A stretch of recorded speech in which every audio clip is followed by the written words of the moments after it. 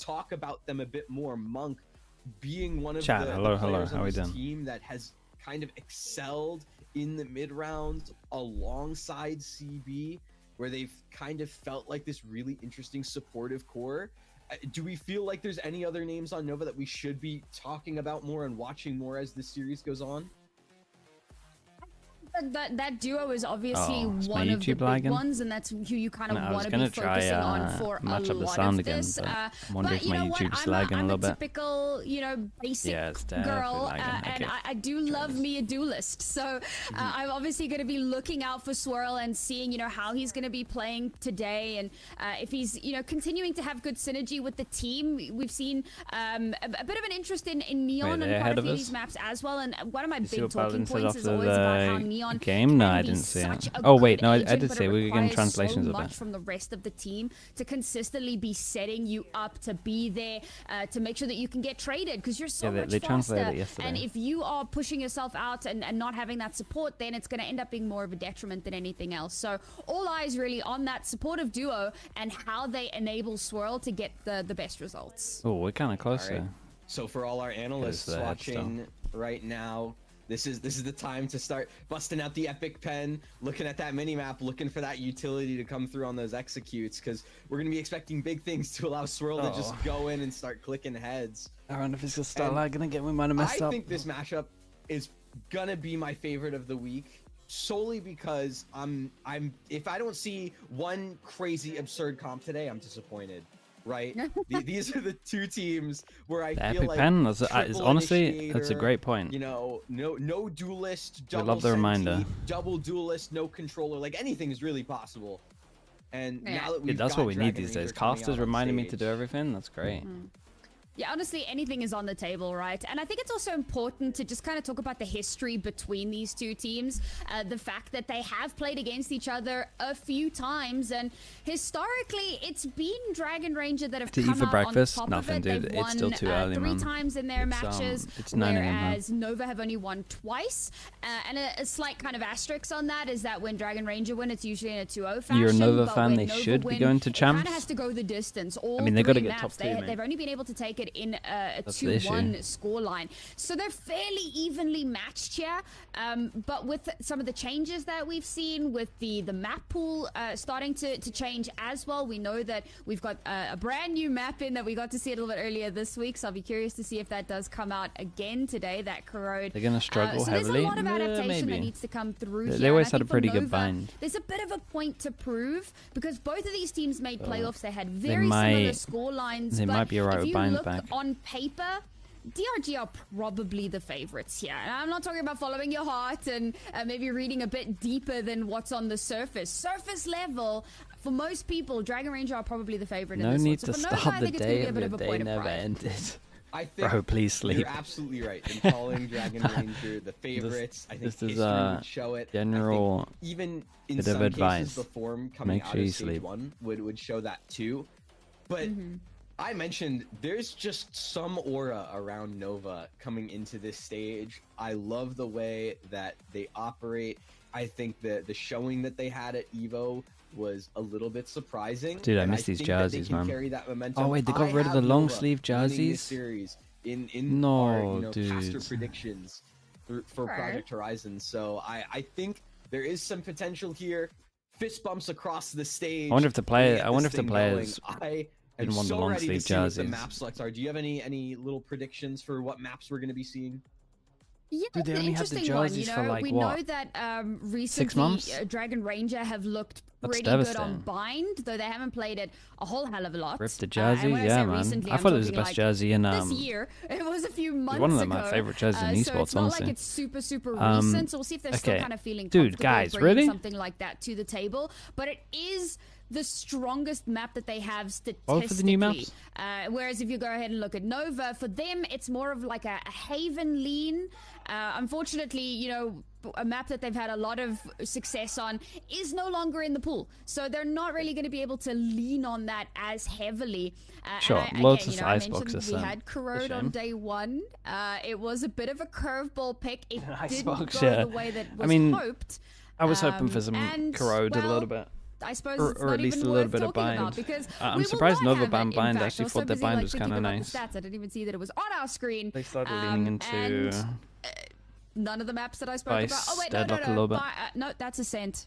Never mind. None of the maps that I thought would come through. That's disappointing. I feel very happy. I feel like my Icebox background has been vindicated here. Thank you, Nova. I actually thought that Vice Lock, yeah, they were still playing it, but again, no one really knew how to play it they against it back then. Playing on Icebox, they kind of treat it as almost like a secondary. They beat them last time and played them bind. Yeah, that's probably probably why they then. opt for Lotus instead for map 1 to start off the series. Nova decide to pick in to Icebox as map 2, and then if we need it, it's gonna be Ascent on map 3.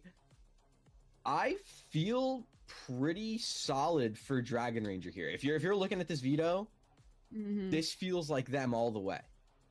Yeah, like sometimes you kind of have that I suppose it's a bit of a crutch phrase, winning in the veto, but sometimes that really is the case. And if you look at how performances have been across the board, then maybe that does lean a little bit further into that. But now taking a look at these compositions, and okay, you said it was the wacky comp matchup. We got Breach, you know what? Neon. How are you guys re-clearing A control? Because I don't want to. Instead, I don't I'm going to talk about the double duelist, the and then, Neon and the Yoru, I guess you're blind using while Util. neither of them is a raise and then, on Lotus, and then I think that they we got to both raise actually Waylay. have some merit. Now, Jesus. you're not having as much space Sure, denial let's as see you what they have got. with things like a paint shell, but you have a lot of mobility, a lot really of don't like this rotational comp. possibility. The stuns from Neon can really help with getting early control, either towards Rubble or towards Mound, and that can help really facilitate some of those aggressive plays. So I don't hate the duelist lineup. The Breach is certainly an agent. I'm not gonna lie, I like the Breach. I like the Breach on Lotus after seeing it a while, especially over in the Americas. Dude, and in North two double America, duelists is kind of crazy. As two double duelists duelists. allows teams to really fight. This is the most recent patch, right? So Waylay's kind of crazy at the moment. On the side of Dragon Ranger, they're not running any. Not gonna lie, no idea what the you don't have things are called on Waylay. The one that makes you go slow mo is huge now. Still have the Breach, so you can kind of just go about your days of fighting. The buff Waylay actually does have some really potential. Interesting brawl-heavy idea from Dragon Ranger. Okay, chat, we're gonna need to try and get the sound good. Fight. Nova on the other side, you've got CB and you've got Monk. We've never had this before. Up mid, going straight towards B. This could be interesting. Here, alongside Guang and Swirl. There's that refract already out. Into the site they go. Plant immediately from CB, and it's going to be a full 5-on-5 retake for DRG. Okay, how close to? 5v5 retakes are never ideal, but there you go. Nova Kirk's, I think it needs to go up a little bit now. 5 versus 4 as Swirl gets caught on the rotate. A beautiful flash that Ackerman can swing off of, getting 2 for himself. Guang's going to try to trade it back, but unfortunately Ackerman it's not too bad. Much better. Perfect retake despite being We'll see if we can get it better in a sec. Yeah, I think we're going to start to see the goal for DRG throughout this half on this defense, which is going to be, we're going to fight for space early, give up the sites, and then focus on the retakes, right? You have so much power in running the double duelist and the breach to take space that if you how just you focus building on back the on this action of question, taking, my instead mindset of as an keeping, IGL you're gonna has find a changed. lot more I'm value. playing Ackerman with more proves it confidence and perfectly. Nice freely. little 3K there on the retake. Nick Okay, that's kind of cool. That's pretty cool. Okay, sorry. Let's try and get back to this. We've got DRG on defense, we've got Nova on attack, and it was a nice retake. Going to be able to hold down the B and C, while A main being the focus early. Ackerman wants to go active and immediately starts things off. Flexing as well, gets one with the judge, but Ezir at the very least. Honestly, though, it's a pretty good eco. 3 on the classics. They also buy double outlaw. But only 2 bullets. I mean, Spirits can clean things up with that double outlaw. I've never seen a double outlaw on the second round. There's so much crazy stuff going on. Still around going to DRG. Yeah, I mean, that is a solid eco for Nova. I need to speed it up a little bit. I think it's crazy that get the sound better. Is the sound okay for you guys, or is it gonna annoy you that it's not like 100% way more value than he really has any right to. But that's a lot of economic damage done. That's a huge boon for them. They got the judge off the board. It's pretty close. Okay, the outlaws were still maintained, and they could have maybe a little annoying. Yeah, it's annoying me as well. So the judge remains on the floor. The problem is it's so hard to get it exactly right. Yeah, as well, bringing in the Bucky and a Bulldog. DRG feeling very confident in their ability to maintain this lead. Jesus. Really good, but so is Swirl off the swing. Takes out Vukashu immediately over towards that seaside. Dude, look at them. Completely opens things up. Nice little. They're playing outlaws like they're ops. There on the rotate. Takes out a pushed out Spirits. Refresh? Nah, it's not the. He's gonna be able to stick that plant. They're not synced. A 5 versus 3 for this post plant. Crazy, just absolutely outplaying those outlaws just with rifles. 2 big pieces off the board. This retake. But part of me wonders, do you even go for this? Now you are still going to have money into the next round, so perhaps you you just try to do damage. Cheeky, and that's exactly what Ackerman's going to do. Did he popped all? Yeah, they figure you're saved up. You have that overdrive already thrown in. Ackerman on the swing and flexing with 2 of his own means that it's now a 1 versus 2. Flexing in Mound. I mean, honestly, they kind of nearly won this. Is calm in the moment. They did incredible damage. Nova can finally pick up that first round. I'm unconvinced that the Waylay, sorry, not the Waylay, the Neon Ultimate. I like the comp from Nova. I think I prefer the comp from Nova than DRG's. Wait, which is the one with the as you were retaking, they were still incredibly slim, and it's one of those really awkward situations. Yeah, I think I prefer the comp from Nova. Yeah, that was totally worth it. I just don't think they can re-clear but they didn't. And so instead of saying that, we're going on attack. Was it really worth it? The one caveat to that is that Ackerman built that up in like 2 rounds. So you watched the Wolves game yesterday? Yeah, the Wolves game yesterday was fun. Really quickly, not going to be too concerned with having spent that. Okay, big buy round though. Big buy round. Start building. Yeah, and it was that A main fight again. You had to see the refracts come out from Guang early there to get out of danger. Spirits, though, pushed up towards C-Mound. If there's no util to help Nova clear this, this could get ugly. That's the first. A second as well from Spirits. Looks for more and has 3 Bro, already. did unbelievable. By the C site, and so Swirl and CB need to have the mid-round of a lifetime. I mean, if the individuals are playing like this from DRG, then I don't think it's going to matter about comps. CB. We'll see. Just gonna give DRG or slightly greedy, yeah, he kind of just did it all, but then it's like, well, might as well stay. He must have had his TP up, right? Right into this, get his head knocked clean off. Oh, there's the hold. That's 1. Stun goes in. Swirl's just trying to B-hop away. Trying to maybe potentially save the rifle, get at least 1. That's Jesus, good. Dude, it's so nuts at the moment. 3, but, yeah, the Fury's so weird, man, because like at the moment everyone's playing double duelist, and you can kind of play double duelist because you have a Yoru. Yeah, I mean that's a really tight but then to be in. that's like that's pretty much the hard rule at the moment. Very then Nova's looked at that and gone, do you know what? To adjust. And to be fair, they how about a Waylay? Close, but that doesn't really make the hugest of differences. There's still enough of a gap in the economy that they could potentially capitalize, but if it does start turning into a snowball, then that's Lev's looking nice in the problem. sassy off-season thing. Yeah, problem with those is everyone wants to get different things out of those events, so you never really can be a good gauge of what's going on. Was that through the smoke? Vukashu finds that kill. Yep. And then another one from Spirits. I mean, Nova, it's just a Hail Mary out towards C. Sure, CB's able to find one, but they're farming so much of the outdoors as well. Okay, next round's gonna be sick though. Next round we're gonna have so many ults. The other end. Jump out of the smoke, trying to isolate a kill onto Nick. You do swing around and get Spirits, but there is one sitting in water. 2 out from Mounds now. 3 bullets and not enough time. Ackerman slides in. A 2G looking at a good spike. I haven't watched much of that. I watched 2G crew on the new map yesterday. Crew have a good understanding of that map. I'm not sure that 2G I agree with buying into it every single round, but I say that as a precursor because so far so good.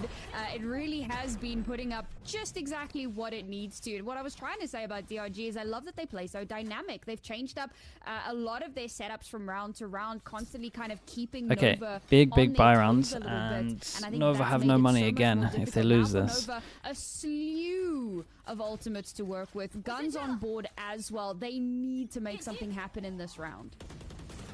Especially because if you don't, and you can, they stun, they pretend that they go and aggro over towards A. It's kind of nice from DRG. Make it look like you go aggro over towards A, but actually you got a Cypher far back. Wouldn't even be out of the question at a 7-1 scoreline. Dude, So they're calling it perfect. They go punish over towards B, just as 2 passing goes default B. Here, trying to find something in between off the paint shells, trying to swing in. Still nothing found. Ackerman able to get away scot-free, just taking a little bit of damage. Means the pressure's going to be on for Monk to try and make something happen here over towards A main.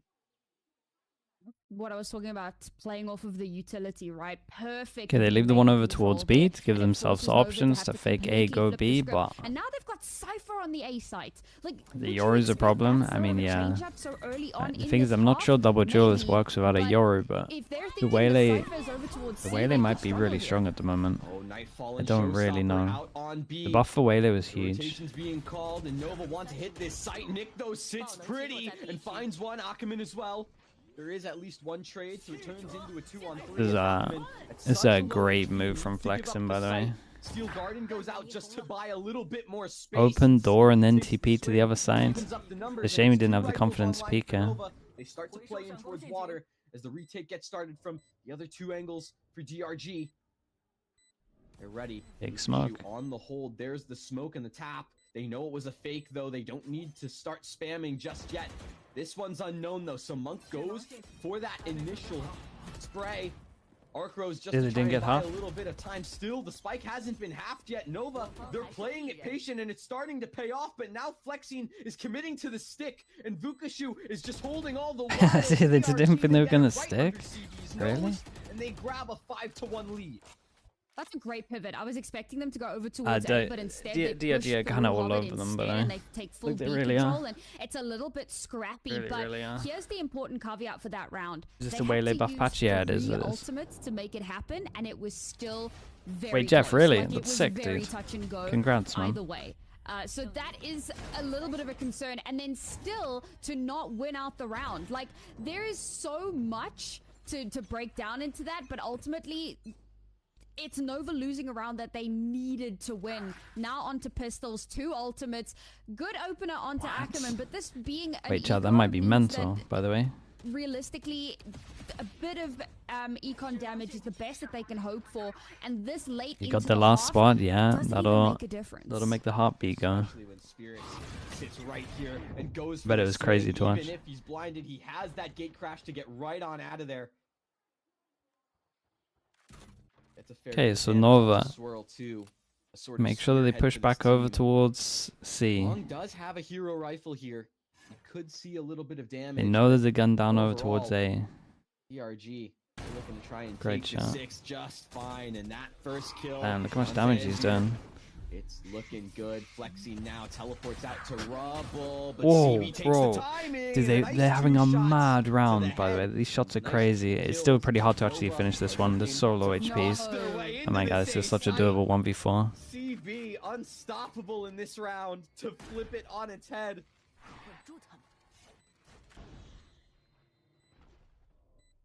This would have to be an absolute miracle run for Vukashu. I don't think there's really dude, it's so doable if he takes some Vice. So perhaps just hold on to this gun is the best that he can hope for. I came into this round saying that the best that Nova could hope for was a bit of economic damage, but you know what? My apologies, CB. I was not familiar with your Sheriff game. As soon as he missed the shot there, that's the 180. Bring this back into a winnable scenario. Dude, they just hit some mad shots. Played Sitar, thank you so much for the 29 months. Thank you for the tier 1. So they get into this next round, and all it took was a little bit of fancy shooting from one of the players to get a few nasty headshots to survive. I mean, the jump's not great, but it's a nice shot. While reloading, still being able to get the gun out and confirm that shot, just outrageous.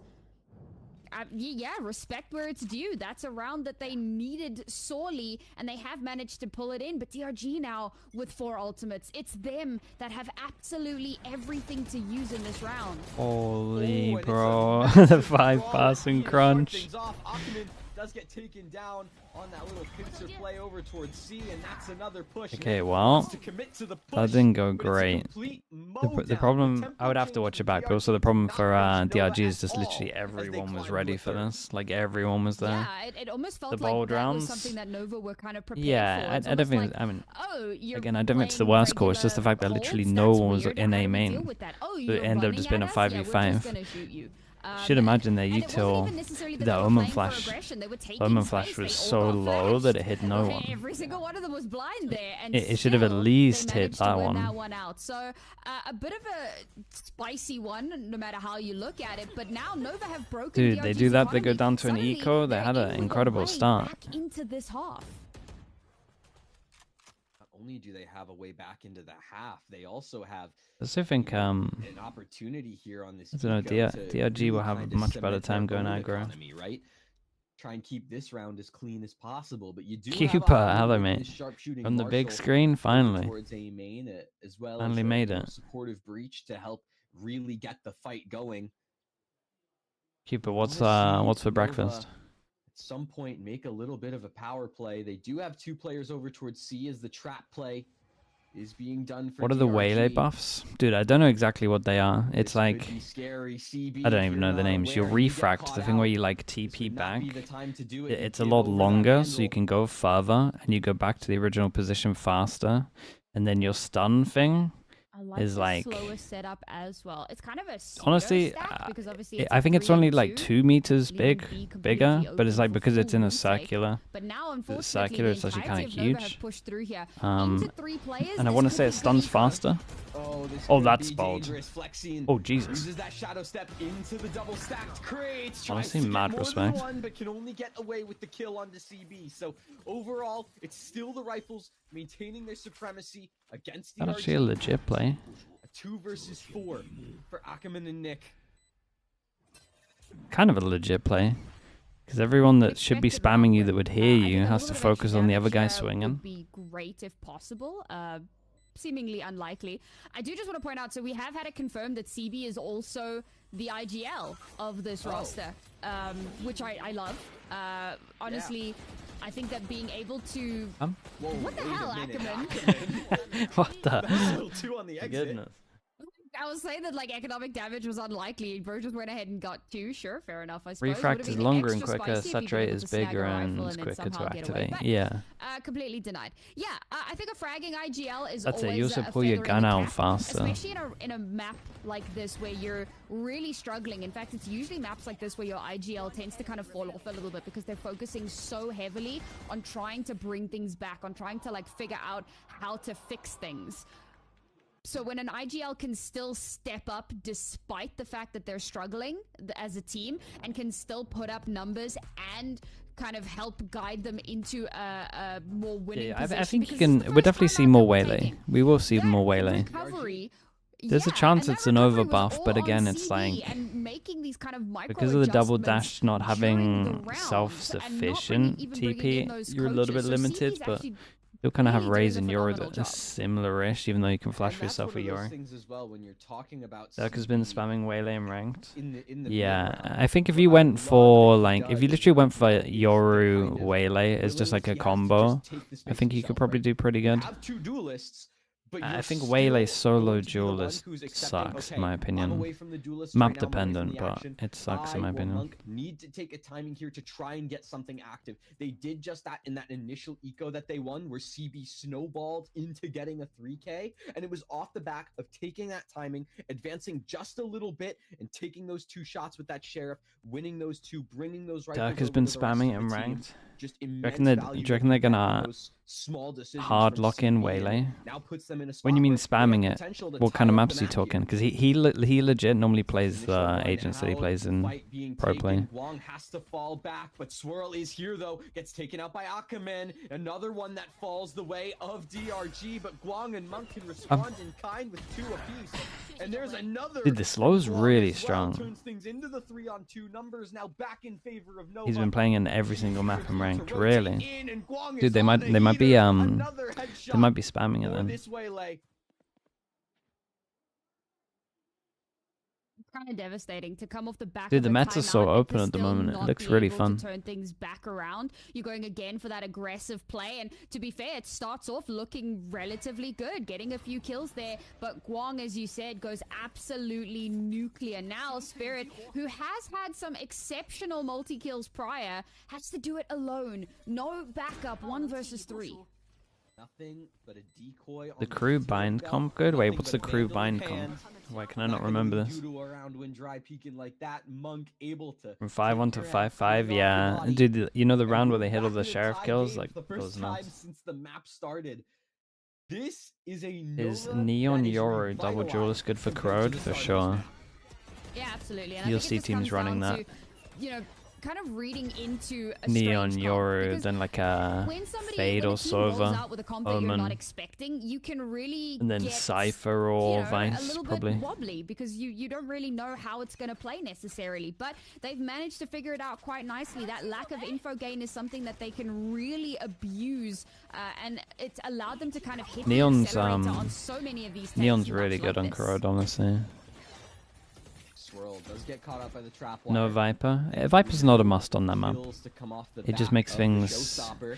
Most people, when a new map comes out, Viper just makes a lot of sense. Just because it's very hard if you use certain things to deal with.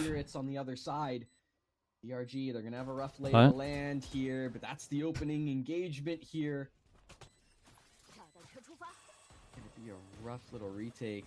Just waiting for some sort of an overstep, but Nova are not giving it away. Wow, that's quite an investment in an anti-eco, but not willing to take any chances. Neon shut down once again, and while Spirits is good for 1, Vukashu with 1 extra. Little bit of 5 rounds in a row, dude. It was looking insanely rough for them, but they were just getting wrecked by like individuals. Now it's kind of like stabilized a little bit. Swell's also just absolutely wrecking everyone. Now at a lead. It's looking way better. The first time in this map, they finally grabbed themselves. Did you ever go back to coaching? Especially when you're talking about the coaching for less than tier 1? Nah. It has. If I go back to coaching, it has to fill 2 criteria. It has to be a good enough team to win, like champs, masters, everything, and then the pay has to just make sense. Because it's so stressful, dude. I love doing what I do now, and it's so many hours. And I know that people say I do so many hours when I do like watch partying. It doesn't even come close to what you do in coaching. Like I watch pretty much every region. I feel like I'm getting so much sleep in comparison to when I was coaching. Finding ones of their own, but CB lines them all up and knocks them all down. 3 on the round, looking for more. Still going to be able to stick that spike.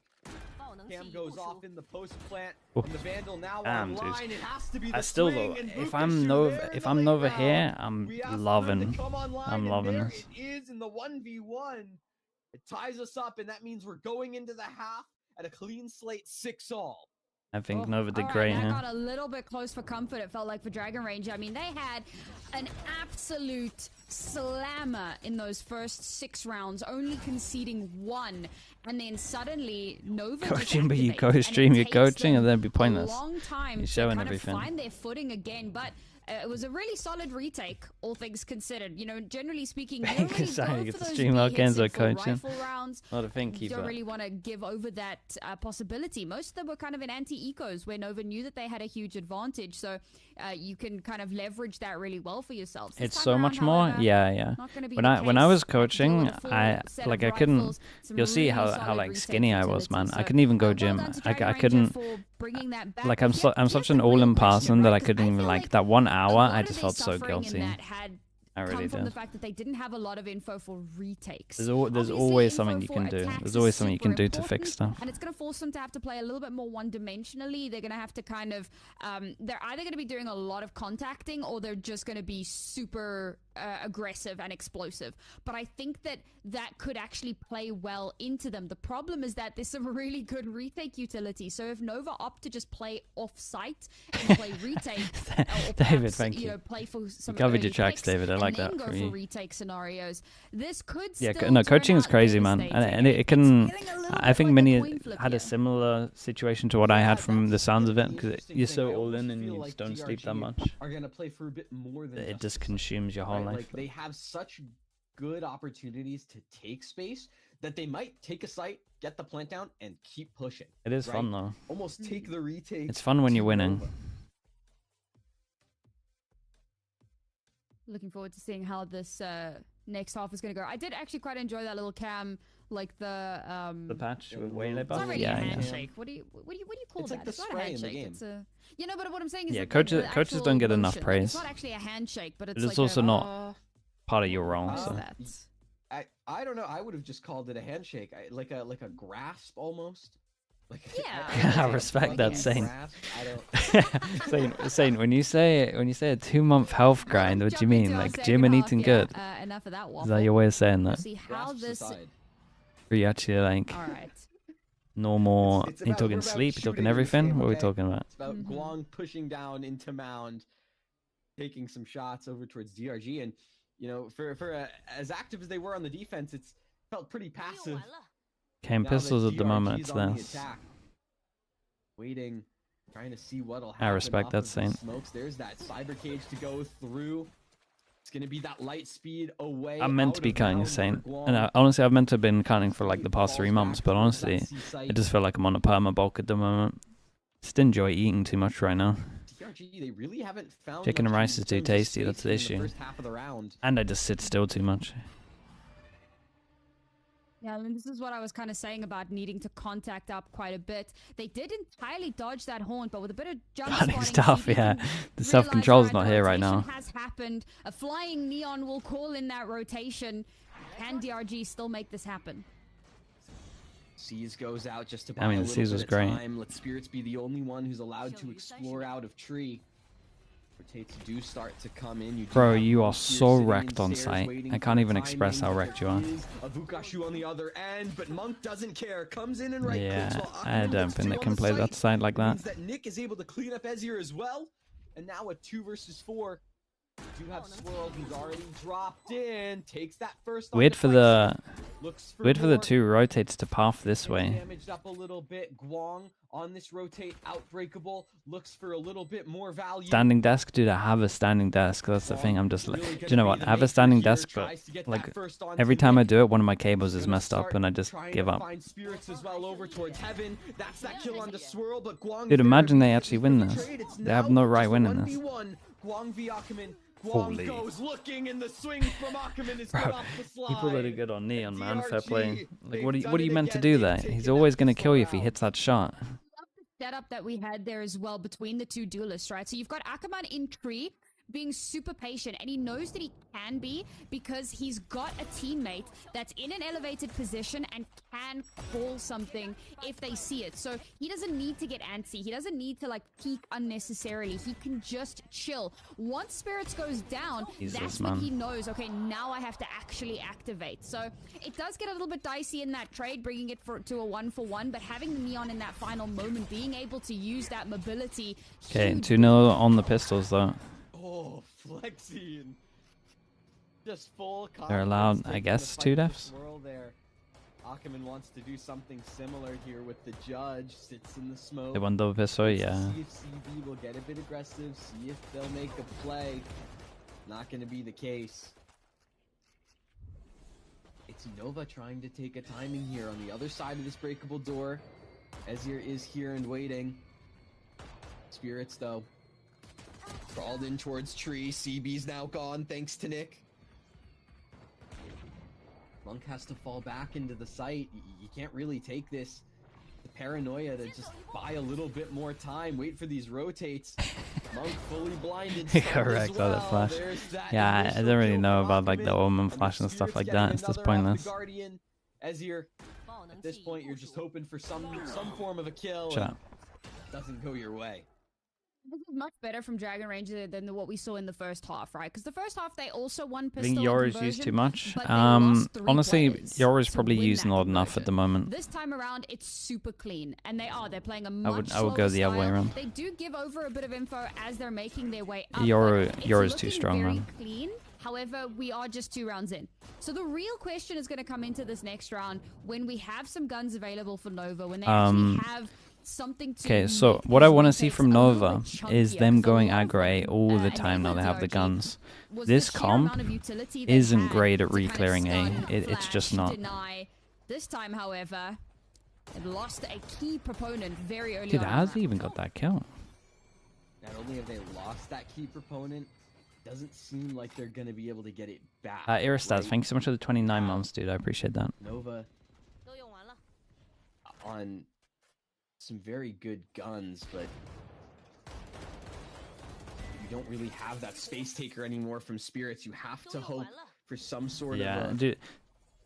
Yeah, DRG just got so wrecked with this fast pick. They lose the Yoru, that's the person who's meant to clone and break the wall. They then try hit over towards C and it's just one person, because the wall just isolates the other. I just love that they play this so patiently. I think Wolves are going to perform as good as they did in stage 1. I think Wolves will be fine. I think they'll make playoffs. I think they'll get to champs through champ points. That's where I'm at. They flush you out with the most perfect set of utility imaginable.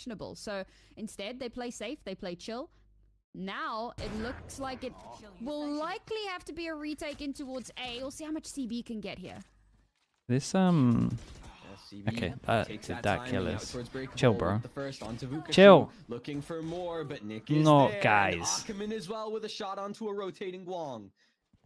Now puts things into that 2-on-2. Where are you going? Remain. Nick has to run it Jesus. all the way to B. There's just barely gonna be time I'm left. not sure you got the time for that. That's close. Gets that kill onto Monk and just barely with half God. a second remaining. No! Absolute They were shocker out of a round. time. The spike went down just a bit too late. And it's heartbreaking because Ackerman is doing so much, right? Throwing up the fast lane to deny sightline from Heaven, throwing out the stuns to stop a swing from Connector. This was so stacked. This was so stacked. Was part of the problem. If they hadn't stopped to flash, they may have had the time. But if you don't stop to flash, the call over to go back towards B is so nuts. And then Nova win the round and they decide to eco. They want to make sure they prioritize their money. 4-person aggro here, though, might work alright. Dude, he should have got that kill. That's nice though, 2 guns down. The Sheriff doing even more damage. Dude. For God's sake. Why is everyone tunnel visioning so much for the guns? Still being consistent force with this Sheriff. Oh, man. Forces Monk to 1v2 to try and keep the rounds alive for Nova, to try and tie us back up. From? Even though Nova won that round, it still forced them down to an eco because of how close it was. And Ackerman smells blood in the water and strikes like a shark for Dragon Ranger. Where did they pick this guy up from? Whoa, this guy's got a crazy VLR, man. Look, he's only ever played 4 games. Even though they won that round, because they lost so many players, because it was so unbearably close, they had no money into this next round. And so it was still just a bit of a walkover for Dragon Ranger. Okay, Dragon Ranger. He's only ever played 4 games. These ecos from Nova have been kind of outrageous, but ultimately, a win is a win. Dragon Ranger will put another round into their pocket. 2 ults online here, 2 big ones craziest neon stats in the world. For Nova, still because he has such little amount of games played. Okay, this is the big round though. We really do have to focus for this one because Nova pretty much saved for this round. Yeah, this right here, what you just saw, It's literally the biggest issue with this comp. Like the Yoru just has to send it to make space. That's the thing, and like that's an incredible satchel. Oh my god. He did so good, bro. He got hurt.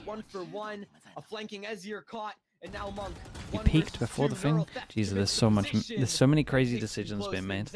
I think that might be the map done. That might be the map done. Not the first time Monk has been put in a position where he has to 1vx to try and clutch out a round. Yeah, this pickup's wild. It's another one where he just cannot find these pickups are always exciting, right? Where they have like they have no official games. And you know that they just got like they just got found from ranked basically, and then they played so well in practice that they were like, oh boy, this guy's a monster. Like when you get these people picked up and they only have like less than 10 games on VLR, they're just understood the assignment. You know they're gonna be absolute monsters. Not really slipped up so far in the second half, except for the one round where they ran out of time. It's looking. He played in Chinese tier 2. It's just not on VLR. Was he farming? Eco, and despite all of the utility he must have been farming. Under their belts, they have not managed to leverage it in any sort of a lot of the tier 2 Chinese games just won't be. Okay. Into that stall with a composition like this, you have to slow it down. The stats aren't available anywhere. Okay. Well. Still kind of stands. Unfortunately, it doesn't feel like they're going to be able to, at least not in this round. DRG just full out onto this site. Gonna go down to 11-7. Dude, it's gonna go down to 11-7, but they can have so many ults that it's actually doable. Basically everything, especially with the weaponry being the way it is. I'm kind of believing for Nova. It's gonna be rough, but it's doable. Ackerman goes for this. Takes that opening kill on the Monk. 2 players on this flank here. Oh, that second shot was pretty close. Looks for a second as well, and it's Swirl who's going to be able to get a nice shot as well. 2v3, but ultimately we know where the HP's at. We know what the weaponry was going into this. Any other shots would be nice, and thank you, Swirl, for another. Okay, a lot of ults against the Yoru ult, basically. Up to 11.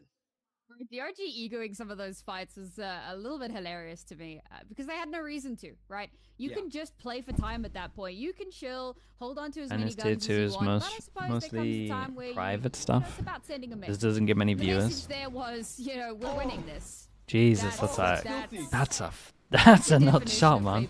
Shooting, all right? I use that term a lot, but that was nasty, perfectly executed on something that really was just whizzing through the sky. And that was the opener, right? That was the thing. Okay, this is it. And this is a great timeout. They had that under their belts and they could kind of springboard off of that. Now Nova taking their first timeout because when it's broadcasted, it gets a lot of views, just not so much is broadcasted. I mean, some teams, right? I've seen crazy timeouts in like round 2 or 3, which to me is really absurd. But generally speaking, you give yourself 4 or 5 rounds unless you can see that your team are playing absolutely egregious nonsense. And that gives you time to build up a bit of an economy, potentially try Thoughts on giving Chamber a buff? Nah, Chamber's in a great spot. It doesn't need a buff. Some of the more nuanced issues are. So I think that's what Nova have done here. If you take out Pal, every Chamber Vice has a 100% win rate on every other map. Now, it's 2 rounds that DRG need to close out this first map. 100% W. They can't afford Chamber Vice is like insanely strong at the moment. To not get the maximum value humanly possible, because if they make a mistake here, we're on map point, and likely money is a problem. This is the thing. 5 ults. 5 ults, and they only need 5 rounds to get to 12. One person. They don't go aggro A though. This could be a little rough. So contact over towards here, and then raise all over the top, I think was the idea. No one goes over towards C. Dude, you guys are pretty much going to duel out before you use ults though. Swirl took that peek into B main as well as CB just starts to jiggle. Dragon Ranger though, they've made the call. It's to follow spirits over towards this A site. See what space he can make for Ackerman to fill. A rookie at 24 and 11. Dude, I feel like they play so risky with ults here, but maybe I'm just so wrong. 50 seconds now. Execute. Jesus, this is great though, but is he not just gonna get spam back? No one spams it back. Before it can even start, and now it has to be the pivot from DRG. They can't commit to this A site, not anymore. Oh boy. CB uses the oh knife. no. Who takes the timing though and takes out the IGL for Nova. Okay, that's a great kill though. And honestly, the Raze is just gonna own this. Ooh, that's a sick TP though. That the timing from Monk here is like so good. It could have been so much worse. Yeah, it was from the wall going off though, obviously. 10 seconds now. DRG, they'd have to go now, and the time, it's just too little, too late. They won't have this flex. Okay, they win the round, but they use 3. That's my issue. They used a lot of ults for it, and they were like the big ones. They still have way late ults, so they could probably just heavy retake a site if they want to gamble a bit more.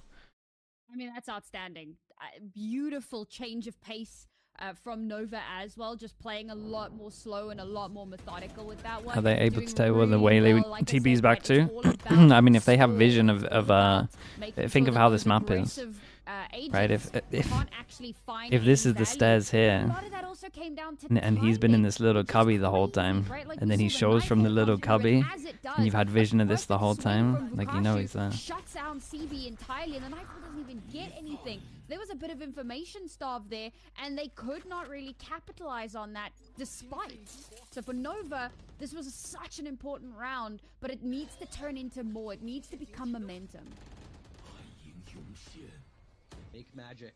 Turn one round into 2. And turn 2 Sleeping. into more. Nova, they got that opening kill thanks to Muck. Flexion. They're so fine to retake this. They just need to not overstep. Yeah, just let them plant. Fast flood with the ult. Fast flood with the ult. Fast flood with the ult. Ah, for God's sake. You do have that convergent paths that goes through. Guang trying to find a kill, but no one peeking around. Eventually, CB and Guang will be able to find 2 of their own, but they need just a bit more. And with spirits flashing out of drop, takes that kill onto Guang. It's a perfect yeah, it's done. for DRG to I mean, the overall idea was great. They were fine, Yeah, but then this was weird, two because they go from a oversteps round where before they the ult. play stall to a round where they play retake. And as mentioned, retaking is tough.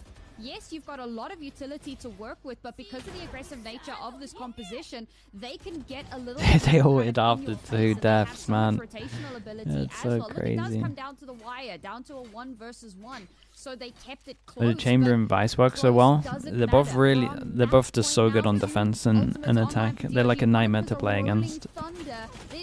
The easiest way to explain it is the Vice forces you to default, right? So you have to go around the map to find the wall to create a lot of pressure. And you normally don't want to default too much against a Chamber that has an op, because it can get 1 kill, get out of there, and you've used so much util. And then on attack, the flash and the trip end up just working as initiator util. So it's kind of like together they're an initiator as well. Headshots the enemy IGL into oblivion. Fnatic Ascent is probably like the best. Fnatic is damn, bro. How does end of a casual ace? Dude, DRG individuals. I don't think they played that great as a team here, to be honest. I don't think it was like the greatest game, but the individuals here really popped, and like multiple of them. That's a good sign. Those are 1 double pistols, so that helped a lot. 6-6 on defense is pretty impressive in and of itself. Only conceded 2 rounds in that second half, and of course we've got but Fnatic used the chamber Vice pretty well on Ascent. Debut, and honestly putting a lot of players to shame in this lobby, even his own teammates to an extent. I do love that we get Flexin acing it out for the final round in that map to just kind of make that it also just works well with Yoru. Like Vice and Yoru is really nice at the moment.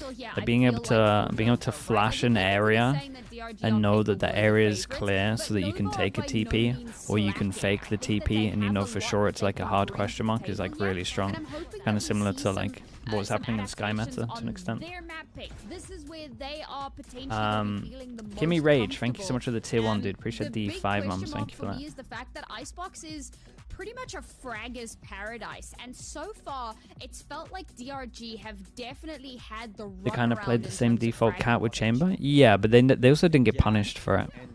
So, but if you actually look at how they played B main each time, they changed it up quite heavy. But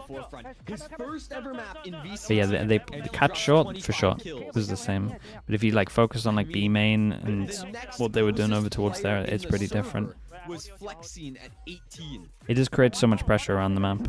They're so good at doing passive pressure on mid. Ridiculous from him. Making a statement in his first game, and you talked about Icebox being the Fragger's paradise. Well, if this is what Ackerman was able to do, time for a truly amazing Icebox. But these teams are playing pretty interesting comps, so we might get something interesting. Give him a bit more freedom to go frag out, to go find those kills. I mean, it's just gonna be ridiculous. Yeah, I think it's going to be quite crazy. I do love that we... bro was pumped to get an ace. Ace. And of course, Ackerman, we've glazed him. Chat, multi-kills or fast kills? I understand it, China is glazing him as multi-kills, right? He won't have 7 fast kills. MVP of that map, a phenomenal debut from this player. 285 ACS with a 2.0 KDA. That is incredibly impressive stuff coming up against some of the best players in the entire region. And I spoke about how important a Neon support is going to be, like support from the rest of the team to enable the Neon to get value. And that's exactly what we saw throughout this map. Good enough for your debut? Yeah, it's not bad, man.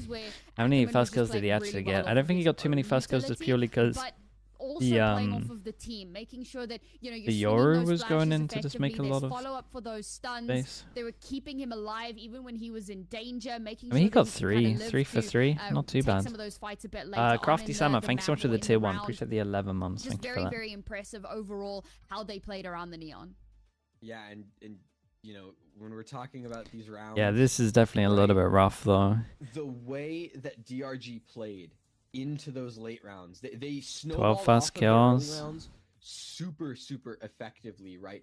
Being able to take those opening engagements and then carry that. It's kind of so this whole game, in my opinion, is double pistol, and then they just messed up like big rounds of ults. Just phenomenal out from DRG. Big rounds of ults, and there was a couple of buy rounds as well. That were like a little rough. To just show off so effectively.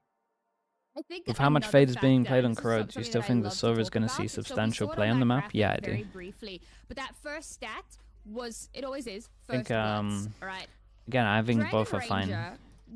But you look at it on paper and you think Fade's better just purely because of the how many corners there are to use Prowler. They came into the round as the handicap. But I think teams will all use Sova as well.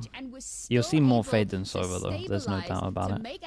Sova also combos well with comps at the moment, right? If everyone's using Omen, Yoru, like the Fade combo is way better with these two than Sova. So it just makes sense for just like synergy, right? You got Omen ult for Fade ult, right? So you can't hear. Same with the Yoru TP. Same with Teva. You can't hear TPs. They just combo better. When you talk about Dragon Ranger, you have to give credit to Spirits as well. We've been pretty. Let me spam some ads. I'll be back in a little bit, right? But Spirits being able to go in and just Silver drone takes like 10 seconds of the round. Yeah, but I think it's also a little better at taking middle just purely because of the spammable walls. I don't know. I think the payoff's okay, but I also don't know. Like in practice, people might just be able to shoot the drone, get out of there, and then you have nothing. So it might be one of those where, in theory, I think the server's okay, but honestly, if people are just really good at actually breaking the drone and then can avoid an Odin spam, then maybe it's not as good as I think. It's one of those when new maps come out, like you can have the best theory ever, but honestly, sometimes things just fail in practice. So that's why I'll always be like, on a new map, I'll always say that, like, I think that I would try these two comps and then I would see what would work the best. You pretty much, you can have an idea, but sometimes it's not going to be fully right every time. Or people will come up with stuff that you didn't think of. Okay, chat, I'll be back in a little bit, right?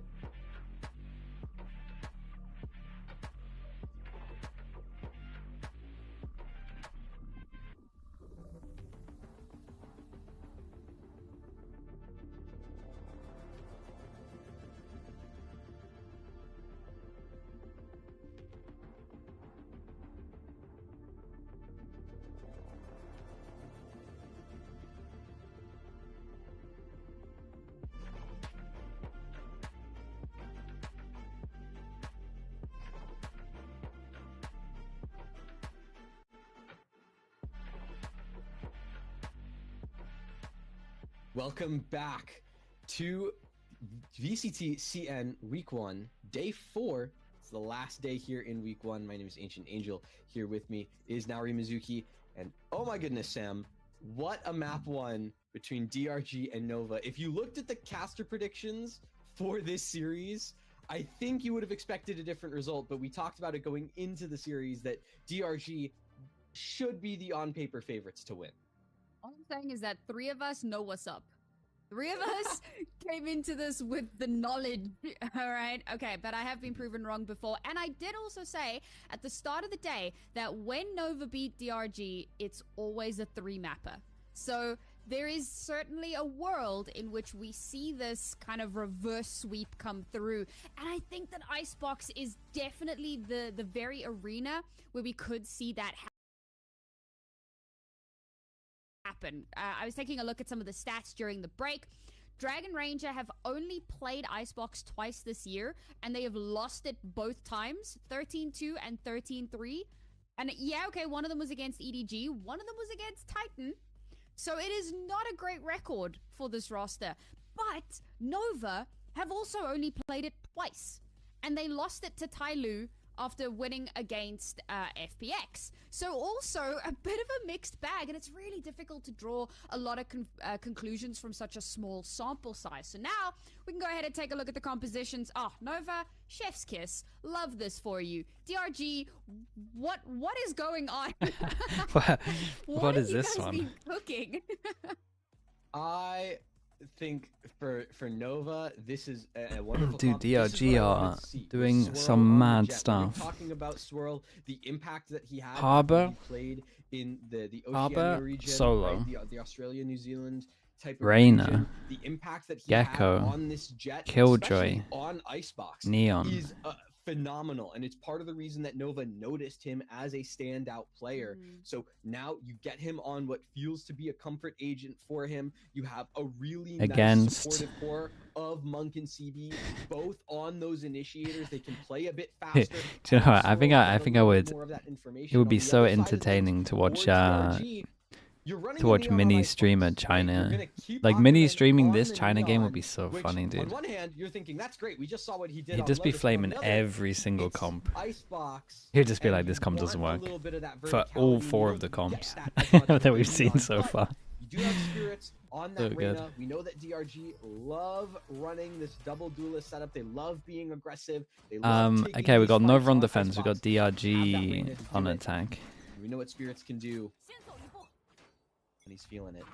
So pistol round okay, away. let's see how. Dude, this turret here should just own this turret, and the oh boy, and the Killjoy util in general should just own everything. And we're really far behind, right?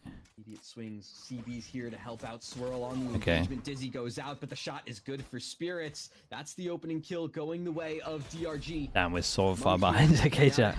I'll wait for the kills and then I'll try to get the sound good. And another as well onto Flexine, and they fall away. So they keep the numbers 4 versus 3 going into this mid round. Spike. I can't do it, dude. It's killing me. Wingman goes out. There's gonna be that plant. High tide falls. Swing in. Nick takes care of Guang over towards Snowman, and it's now that 3-on-3. Players suppressed from the 0 point. Swirl swings in. Monk on the tap forces some peaks, but it's still shots from Nick and Vukashu, looking good. And it's not too bad. Vukashu, nice little 2-piece to end things out, and Dragon Ranger. It's not too bad. A little bit of hope there for Nova, just in the fact that Monk was kind of playing aim labs, dealing with all of those flashes that were coming through. It was kind of nasty how clean he was with it, keeping vision available for the team, but despite that, still able to get in, still able to get that plant and hold that post plant absolutely perfectly. Now, even. Okay, this is 3. It's 3-0 on the pistols at the moment. I think that is still a very strong agent, but I know she's not Nova look like they're struggling a little bit. I lean a little bit more into I mean, obviously getting no pistols is rough, but even just there, like, purist not massively together. 3-person setup, the one close over towards Beast. They get the infos, they can 4-person stack here. Again, turret's going to give them full info every single time. So they can actually get 4 over towards the right side. So that they've got more crazy firepower. Again, we mentioned that this is more of a frag-heavy map, so they clearly are leaning into that fact. Wait, this wall has a gap in the middle, so the person will come up on radar if they peeked at the back. I'm not sure this defensive wall is good. Still, the weaponry on DRG is just too much. All 4 fall, and now it's just Swirl alone on the flank, trying to make some magic. Feels like a round done and dusted. He even looked over at his coach or his team there. Can get done here. A little bit of damage would be quite nice, but we are seeing very similar to what we saw on our previous map, right? We're seeing that pistol round going in favor of DRG. This is their 3rd pistol. It's the 3rd time that they'll get the conversion as well. But it's only the second time that they come through the conversion round. Hello, Bacant. With a little bit more. Recommend the spamming Neon. Yeah, maybe. From the previous round, obviously the first round on Lotus. You could play Neon on. Well, won the round. This map's a bit of a stretch. I'm not gonna lie, but third, and off the back of that, that kind of gave over that first round that Nova was able to take advantage of. Jesus, so this time around, keeping it nice and clean, holding on to the vast majority of those weapons, which means that heading into this next round, they should still be feeling relatively DRG have to go break this though, right? You can't just keep sight hitting. It's a similar situation that we saw on Lotus. You have a solo harbor. This aggressive, explosive composition. You need to be slowing. Dude, even Nova just like they're coming for this turret. They got 3-person on middle. They're trying to punish the swing over towards here. Molly goes out. We're gonna shoot the Molly. I think it was the Molly for kitchen. Stop them from getting in the first place.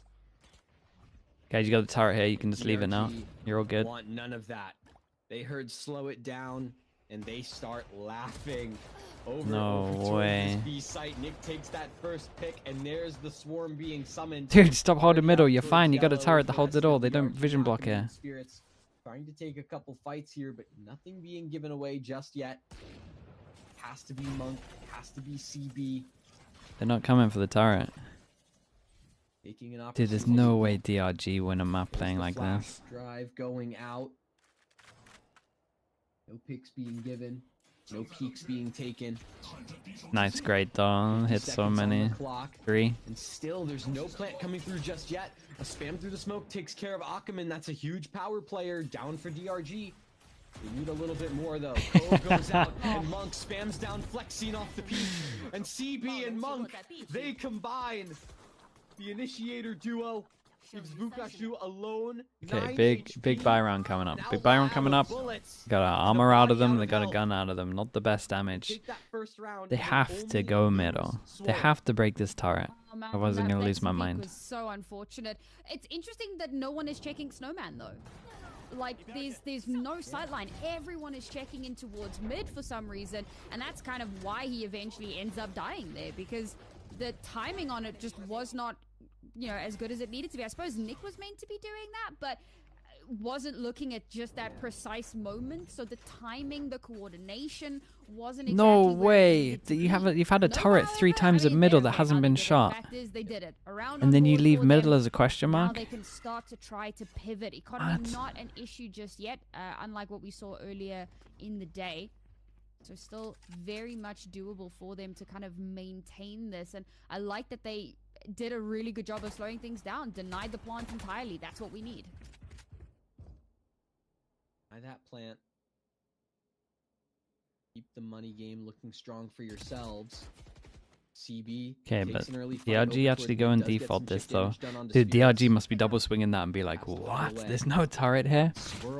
What the hell are they doing? That's so funny. This could mean something, especially now that CB's fallen. You need to make some value here. That's good though, good dash out. 11 11 HP is pretty lucky to be alive. We've got luck over towards B. That probably has the alarm bot pretty soon. 0 point does get destroyed, so again, this A site's still going to be tested, but with 3 players here for Nova, this is a defense that's about to be broken through. Dude, that's like my nightmares. Turning around to see a wingman slapping. Kill onto Ackerman, but Spirits and Flexing both still here, both Jesus, still looking good, that's a horror game I won't be playing. That's for sure, man. Jesus Christ. DRG 3-1 lead. That was terrifying. Like Lotus repeat, about to get started. Yeah, I mean, this was my concern. Dude, he was just floating midair. Frag is paradise, and DRG, a lot of those, you can actually see a lot of them. So the individual fights, DRG are winning those. You know, when they're not getting caught with their backs turned. And then the fact that they're able to isolate so many of those duels. And on top of that, they tend to swing off of each other really well. So Nova... How DRG winning? I mean, it's a crazy overwhelm. It's a horrible... Oh my God! It's a horrible overwhelm comp on Saints. Faster, why don't you? The rest of DRG will be there to back you up. 4 kills in 15 seconds. Make it 5. That was fast, man. Wingman didn't even get a chance to plant. Wrap up the 5th round in just 15 seconds. Yeah, I mean, we talk about sending a message, right? It was an anti-eco. They were just like, yep. We're gonna deal with this. Great. And again, it's another round of perfect coordination for. So you've got the Neon running in like crazy, but dude, now they're gonna go up against these ults. The overwhelm of a Harbor ult as well is actually disgusting. I'm not sure you can play sight. You might have to go aggro and make him use it. But to follow up with even more, dude, I can't believe we switched that turret up though. They are very focused on trying to shut down A. It looks like they know there's gonna be a lot of spams. Jesus, I mean, where are we? Oh, Akaman, another opening kill. This time on to CB. IGL for Nova out of the picture now. Nova need this? Yeah, dude, I think they're gonna get 2-0'd. Over towards this A site. it's really looking rough.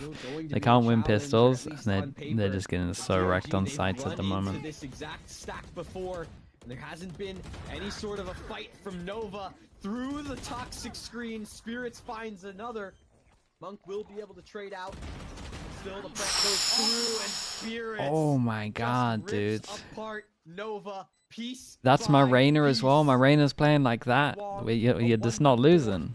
No initial peaks, and Vukashu eventually Jesus. Well, dude, the individuals are great on this team though. I mean, we talked about their icebox. So what are we thinking? DRG have to go for a run. FPX have to go for a run to make it to champs. And honestly, from what I've seen, I think they can both do it. I don't think the DRG comps have long-term... I don't think they work long-term. But they can definitely get some early wins. And the individuals are pretty good, so maybe they can...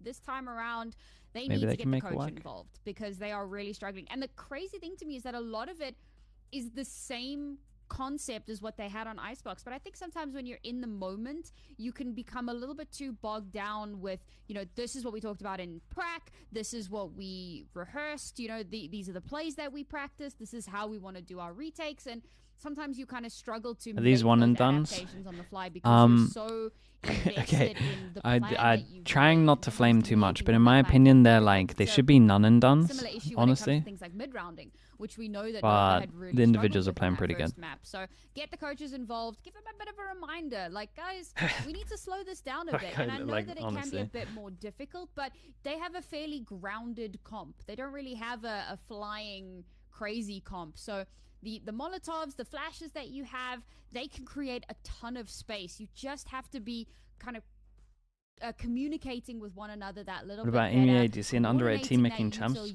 For sure. I mean, one of them is going to do it, I think. I'm not sure the Vitality, unless Vitality come up with some really good stuff. I don't know, man.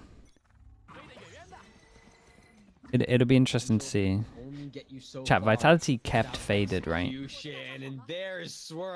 This is a big test for Faded here. Immediately in round number 7.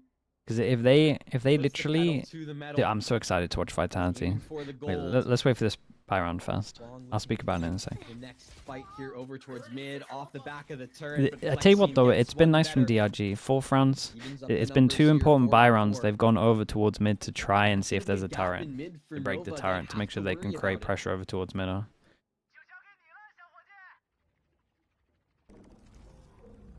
Thrash committed as well. CB does clear it out. Yeah, full retake on the site. Now there's no one to stop this plant from you got a Reina that can fight on site. Dude, the double duelist though, man. With Ezreal finding that they can just freely fight here. Nova think about going for this a bit earlier than expected. Fish hasn't seen this guy.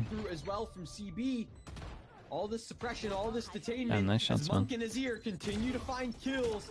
Nick gets damaged down by the fragment. Okay, nicely done. Let's see how many they can get in a row.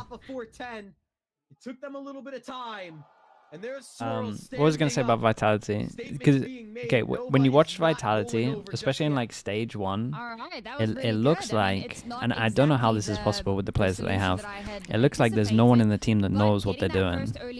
Like when it comes to just like planning strats and just like a strat book. So I'm wondering if it was like Safe was fully in control and then he was like wanting to just on the fly stuff more, and that Faded had no power. So it's like a real big test for Faded at the moment for Vitality, like how they actually look. Beautiful retake from them. Because if you actually looked at how Vitality played pre-barrier, there was never a call, in my opinion, or there was never like a set call of this is like the default that we do. So I'm kind of interested to see, because when I look at that, I'm like, well, the guy doesn't know what he's doing. But I have known that teams have like full power, and you can be like powerless as a coach. Like some players can have full power, so we'll see. It's gonna be fun to watch, man. Nice shot. God, that's such an important kill. Over towards that yellow position. 2-on-2. Nick finds Monk. K-Cup and Fury, yeah, it was along those kind of lines, right? I think maybe it was like a little bit worse than, because K-Cup's obviously the worst out of that, right? Because your expectations of Fury are a little bit lower, but I think our expectations of Vitality was so much higher that I think it looks kind of worse. But it was very similar. But the thing with K-Cup is like they had a strat book, it was just one strat book. That was the issue. It was 6 pages and all the pages were the same. So as soon as they've shown it once, it was obvious. And then Vitality, it felt like there was no pages. And that for me is like a huge worry. Stall and how to retake a bit stronger. We're just going to make our utility that much more oppressive. Go back to the B site where they're getting crazy amounts of value and make it super difficult for those retakes to actually come to fruition. Which K-Cup you talk about? 2023. Scream Nivera. I'd tell you what though, it does kind of apply to the new K-Cup. But I would say that the strat book is like 20 pages, but it's just a lucky timing. If that is the current K-Cup. Problem with the current K-Cup is they put all their eggs in one basket, and all their eggs is relying on the worst agent in the game. So it's like, well, but you've got okay theory. The thing you're building around is like crap. Dude, the individuals for this team, like these 3 are crazy. These 3 are just gonna frag so heavy. For DRG as they are pushing 7. Yeah, it's crazy to me just how much respect they give to Nova's. What agent? Harbor. They get that we know that Nova's 2025 K-Cup. So this year K-Cup, they're a good team. Like on paper, they're an incredible roster. Like really good. Like can make champs roster. But they put, do you know what it is? Well, again, this is my theory. What I think happened is Sadak looked at Vice and was like 15 seconds recharge of the Vice flash. We can do what we did with Harbor Viper, similar style, and with the Sky, right? And use the Vice like a Sky. It just doesn't work because Harbor's too crap. And the Vice, honestly, it can just get shot. And so like there's some stuff that has okay theory, but when your whole plan is based around something that doesn't work long term, or doesn't work after you've like shown it more than once, then it's pointless. So that's where I view it, at least from an outsider POV. I have no idea. I think the Sadak had full control and he just had a bad read of the meta, which happens. He also had one of the best reads of the meta when it was Harbor Viper, so sometimes you win some, sometimes you lose some. Interesting, because what I saw from Nick's utility was phenomenal. Harbor Viper Vice stuff. This feels like sorry, Sky. Step up in the fragging department for him. Jesus, bro.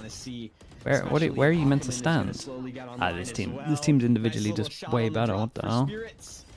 They're just shooting, man. No, I'm saying this year, Bacon, 2025. On the other end of things, it's now a 2-on-2. Lockdown committed to buy a little bit more time, but Swirl in his ear. They lock it in. Sure. How many do they need, though? To bring Nova back into the swing of things. This counts as a cuss, actually. Getting hype. This is crazy. Hype man for this team. Yeah. Your point is they didn't use it before? Yeah, that's why it looks like it's Sadak's idea, right? Killjoy dies towards Snowman, where she always is. We've got somebody dying up in towards Kitchen. I don't recall who it was, but again, like they used it before. I mean, they used it on insanely one map. And DRG managed to take a lot of advantage of that, but unfortunately, they do lose some of these fights. One map, I think. Outright. Didn't they only use it on they're going to be Lotus feeling or something? so good about how that round went because it gives them a little bit of room to breathe, and they baited out Abyss, a lockdown. The Bind, and impatience from Split. DRG. 4 maps? Okay, that's pretty rough. Randomly swing stuff. Like, yeah, then somehow they managed to get the 2 only Harbor believers in the world and put them in a team. Swirl looks for that opening pick and takes out the raid boss of Spirits. DRG have shooters? No, DRG really have shooters. No yeah. chance for him to get active here. He's shut down immediately, and you talked about opening picks. Well, Nova, they've got one on the board again. You want to see that mid-round. You want to see them not give away this advantage. 3 players over towards this A site. There's a swinging his ear to get some information. Quick little pop-up from the toxic screen. DRG. Now that they're going to be joined in by Vukashu, and it's going to be 3 strong towards the same side. Knife hits 2. Should be expecting a hit soon. What do we then? Do the Killjoy util just gives them so much every single time. Yeah, they're going to get pretty early info with the alarm bot. Worst call, losing such a powerful proponent in this, and there's every possibility that the Empress was a large part of the plan for this round. Oh, it's probably the most perfect timed Killjoy. It's just the fact that it has a little bit of a cubby. Wait, is Wingman gonna get this in time? Yeah, it's all good. You can just tank it, right? A few kills to come through, but now they're trapped. But there's no one to follow up. Azir's just arrived, but there you go. The kill to connect. Ackerman is ridiculous. I've seen him win these though. I've definitely seen him win these before. Oh my Jesus, that is incredible. Good reposition. He's fast with it. To play a little bit of time, play off of the turret. The turret is now destroyed. Has an inkling of where. That's so owned by the timing. Does he consider? Ooh, oi, that's a masterclass. Fair play, man. That was so nice. To clutch the unwinnable round. And this, Salute cinema. God, that was really good. That is why you don't count him out. Ever in these situations. We talked about him coming into this series as being such a dominant force in the late rounds, on the lurks, in the clutch, and he was quiet on Lotus. It was Ackerman, it was the Ackerman show all the way on Lotus, but here he shines beautifully in the 1 versus 3 to put these coaches, man. Yeah, they're gonna lose their mind a little bit. Someone peaked pretty early on site, 2v1. With potential for a 9. As Ackerman goes fast. The individuals again? Yeah, I mean, that was the first map also. 5 from Nova is so unfortunate. 2 rifles, that's all you've got. They're close to a null. That second kill was pretty impressive. Off of a Viper's Pit, so unlikely to see that come out. That being said, I feel like we haven't seen a Viper's Pit. Am I tripping? We saw 1. Damn. Yep. He must have. And it was over towards A. And it was around the mid B. Oh, there you go. That'll do it. Oh, that's rough. Oh.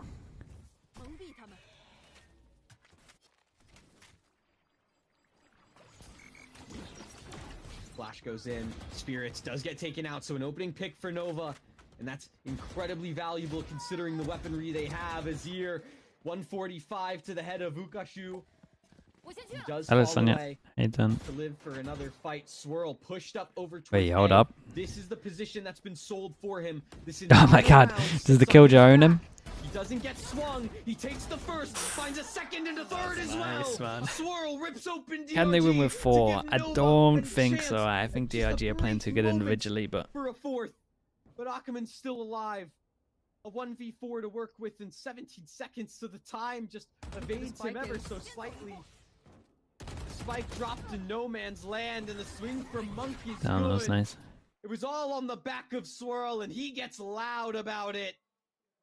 Puts it to note that he's responsible for Nova getting a 4th round. It's Icebox. 0 could be enough. That's actually true. So not only was the spike in no man's land, but it was also like up on elevation. What about Ascension? Do you see Apex or Gentlemates going to champs or not getting relegated?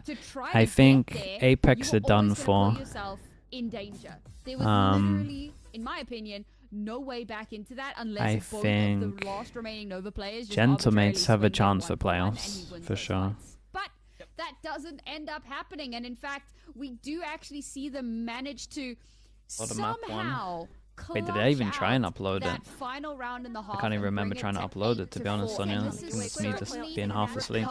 Because we know that this is a really strong attack-sided comp. I'm gonna let this interview play. Oh no, I have no idea where the thing is.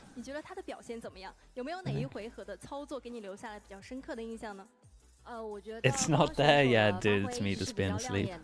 You didn't upload it, you just talked and left. Yeah, it sounds about right. Okay, DRG versus Nova. Curious about how the second half is going to go, purely because of the fact that we know that they have. Do I like fighting games? I used to play fighting games when I was a lot younger. Denying space. But I never got like fully into them. Like I wasn't like.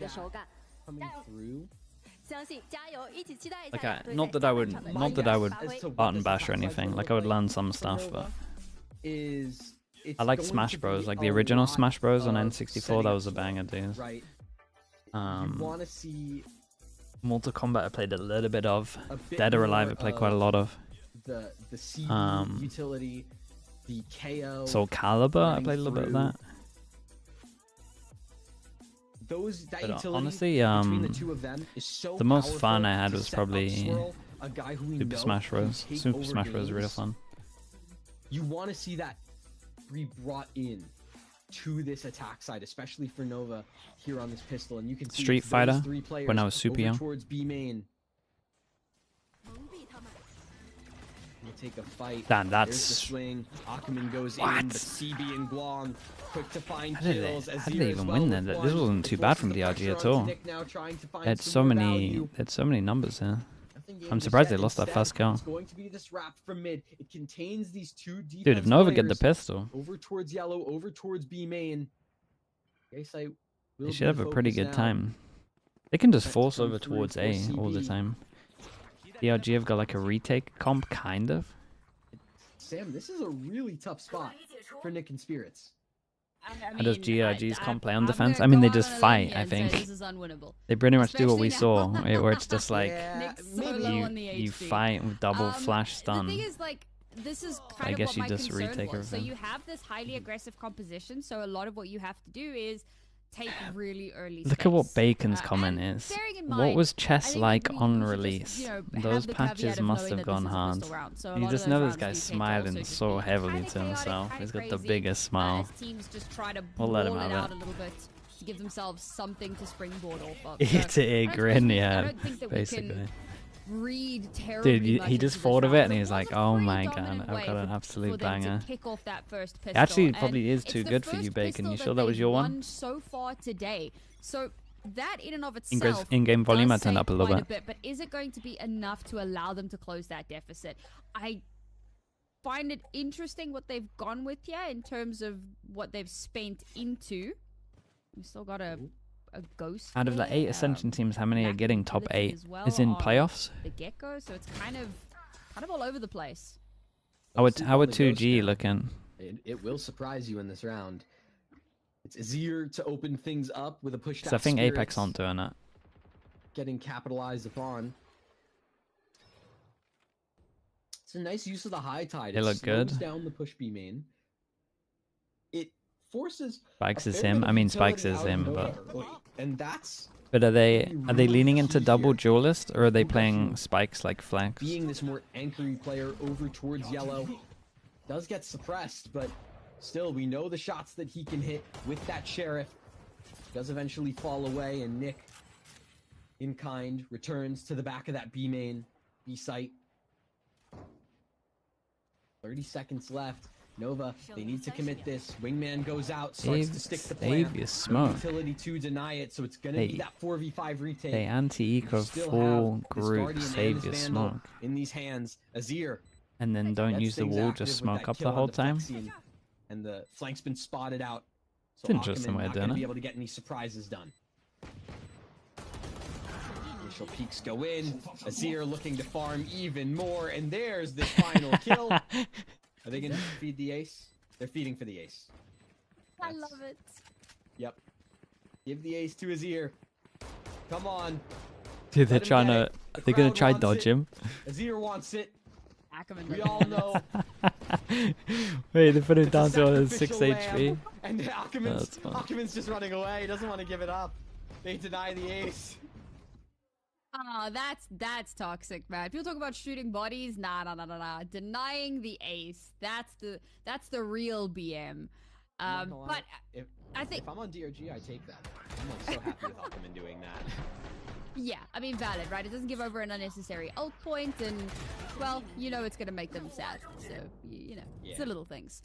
I think that was a pretty good round from them as well, from Nova, playing a bit more patient. Most of them holding out in spawn, waiting to see if they get crazy with the pistols. What have you learned from the new map? Push that gets punished, and off the back of that initial I've kill, learned that the majority of teams don't know what they're doing. So, perfectly That's what I've learned.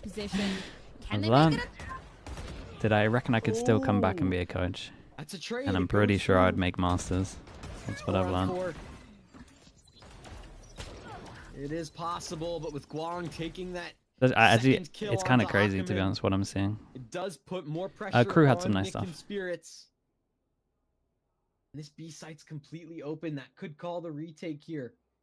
Could be the note for CB and for Monk. Move through mid, back towards B. Because Azir has so much space.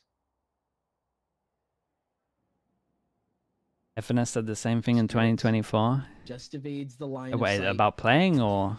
Monk and CB both here. There's that dizzy that goes out. It's a little different when you're playing, dude. Like if I don't have to hold a mouse and it's all theory stuff, then trust me, we're okay. If I have to hold the mouse, then we're in trouble. Rifles in Vukashu and Nick are going to be so powerful.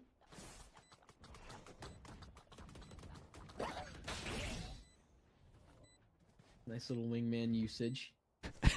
Wait, chat. Relax yourselves. With this outlaw. Relax yourselves, chat. Turret goes out as well just to buy a little bit more time. Wingman's off the spike, but so are the heads off of bodies. Doable. And now Guang 1v2 has to Sheriff. Oh my god, I kind of didn't believe when I said doable. To win things out. I actually had no belief when I said doable, but he hit a mad shot. Bro, if you're a Dragon Racer, that's huge. You force them down to eco again. Bro, because I'm like, there's no way they actually do. Part of me is going, just save. Just like, save your weapons. Back away. Don't even worry about it. But they get so much done. Wingman on the spike actually draws some of those swings, and that allows a lot of those kills to come through. The full commit into the crouch? Has no right, man. Double headshots with the Sheriff. We saw that from CB as well in the previous map. We know how deadly these Sheriffs can be. And to allow that to become a clutch moment, Nova now on the precipice of evening things out in an anti-eco, so the chances of this not happening are quite slim. This was the concern. DRG, great attacking roster, attacking composition, but on the defense, they just cannot find any space. Pikachu holding firm on this A site to keep things going. If that kill didn't go down. Oh, Jesus. It's too heavy. And Swirl, a 3K of his own. God, they're not convincing. Okay, another big buy round. On a bit of a roll now. Damn. And they just need to keep it going. If the individuals aren't here, then this comp can't really do much on defense. Just keep going. They've only had one buy round. Just keep winning. Just keep winning. Bro, some of these shots have been nasty. Some of these, like, Sheriff shots in particular have just been devastating. You think... And I'll do be you reckon honest, T1 can make a comeback? Like a round. So I'm a little bit and come top 4 at champs? T1? Yeah, T1. Dude, Team 1's a good enough team. T1's a good enough team, and they in theory can just find a pretty good meta that suits them. So like double duelist is great for that team. They've got to have some sort of an idea. They're not going for crazy aggression. They don't have a ton of info gather. How about DRX? DRX are weird, man. DRX like to change stuff up all the time. In what you're able to get. So the funny thing is, I think if DRX actually like stayed stuck with their original kickoff comps, I think they might have. I mean, would have got like. I think they would have got to at least the final of. Goes in, but no one found. It is spotted out, but Bangkok. no detains, and that's the big I can't believe they key moved here. away from what was Able to working. find a kill on deflexing, but Spirits with a response. It does put things in kind of an awkward spot as the spike is dropped in no man's land. Shot. No way for Nova to recover it. They have to now just take Wow, fights. bro, he hit that before he got CB flashed. trades Whoa, out he Spirits. tanked the whole. Vukashu Okay, also I falls swear to the Vukashu has to get-go. swing earlier there, but Nick has to fall away thanks to that lockdown. that's kind of insane that that guy got a double kill while eating a flash. A lot of work to do. 30 seconds left. Toxic Oh, screen he's a goes little up. bit late. Wong will be able Think to he can stick jump with out? plans, Yeah. But that mosh pit is going to confirm his death. And now a 2-on-2. Well, we got the plant down. He did the CB and Sage Azir. Gs. 2 power players for the side of Nova. A Thrash goes out. It will be taken out as Ackerman reaches the site. Fast lane goes up. A travel over towards No way, yellow, but what a CB round, not gonna be mate. stopped What at a all. round you've had. 3 on the round as the wingman gets taken out. But Nick has to find these Holy, kills, and with what a just round 30 from CB. That was it's insane, just too dude. fragile. Nova, they continue their reign of dominance, and CB gets that round strong. Damn, Dragon Ranger do so much in that round to just keep the control for as long as humanly possible. That was my concern with the Harbor as well. That advanced position could have been massive, but getting caught out is a massive problem. Yeah, it's because a that late takes swing away a on lot this. of your sight denial for when Late you're trying to go swing. for these retakes. So you're relying so heavily on things like Molotovs, right? Or space Yeah, denial, you guys rather are in than trouble. sideline denial. So You unfortunately, got 0 rounds in not defense having right that now, and your available comp isn't great. made that Right. round incredibly difficult. And I think Somehow now, got to fight together more. this is such a weird time to me for this timeout to come through. I mean, I suppose we're Saddle still nuts. not How we in doing, the dude? danger Happy zone birthday for just the other day yet. as well, They mate. are only at a Thank you so one-round much for the raid, deficit. bro. The problem That stream was is good. that it has been 5 consecutive rounds that they have conceded. They haven't been able to pick up a single round yet on this defensive half. Appreciate you, dude. Thank you for that. This comp is not finding the results that it needs, and they're trying to be dynamic. They've taken aggressive position. They've taken slightly more like pulled back. Hello, Raiders. holding Hello. a bit more safe, trying to hold angles. We are The one map. retakes, unfortunately, they don't Well, have the 2 maps utility in, that second they map need at the to moment. enable that. And the post plants, In like, Nova you've got to give the DRG. credit there where it's due to Nova as well. They've set up these post plants so beautifully in so many of these rounds. So many sidelines get covered. They make sure that they've still got a lot of utility held onto for the late round. Like, this is not the mid to late round struggle that we saw on Lotus. So it could have just been an issue with the map. Now they're on more comfortable territory, and they've really looked like they're in Prodigy such just batted good him down. control throughout So the for a second fade on half. Crowd, I don't mind, dude. As long as you're using one of them, you're all good.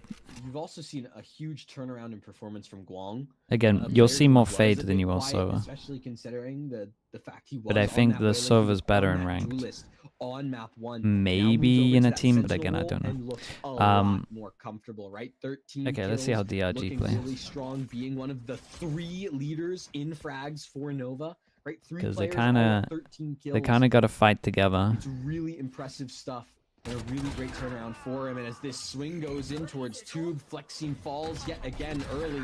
There's no smokes for the retake, and Guang Damn, bro. continues to farm up.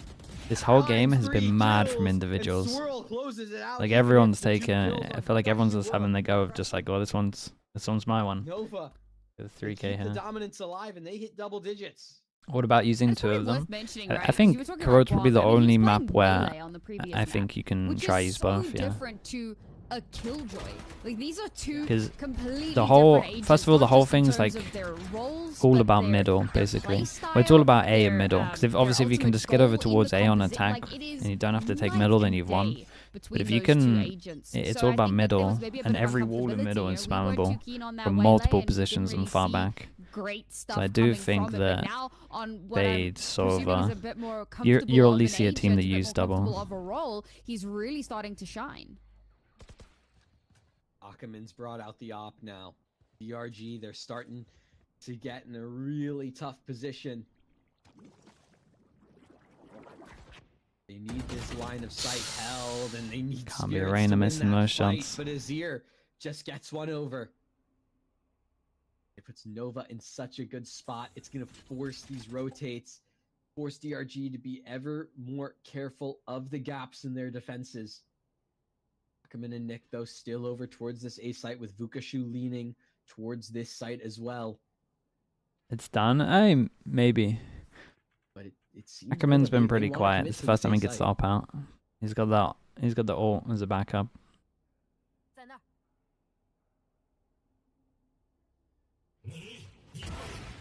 There's the no command, but the shot from Ackerman still good for one. Oh, he legged him.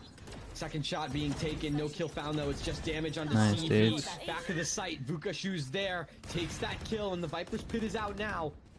Nova, they want this, but there will be a lockdown from Vukashu there to respond. Yeah, how do they play this one?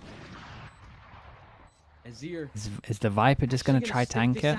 Wait it out in this lockdown as Monk goes pushing, trying to take a timing. It's an opening kill, but nothing more than that. And Azir sitting through the site. There's eventually going to be that stick. Oh no way, he got away with this.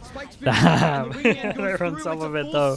God, it was close, man. It was close, it was close. Dude, Wingman in that situation is pretty nice though. You gotta give him that. Everyone being out to hunt still. They insta went for that spike. What we saw earlier, despite the fact that there was a Viper's Pit involved there, they were still able to bring that back into a winnable scenario. And again, from a player deficit, that is really impressive just in and of itself.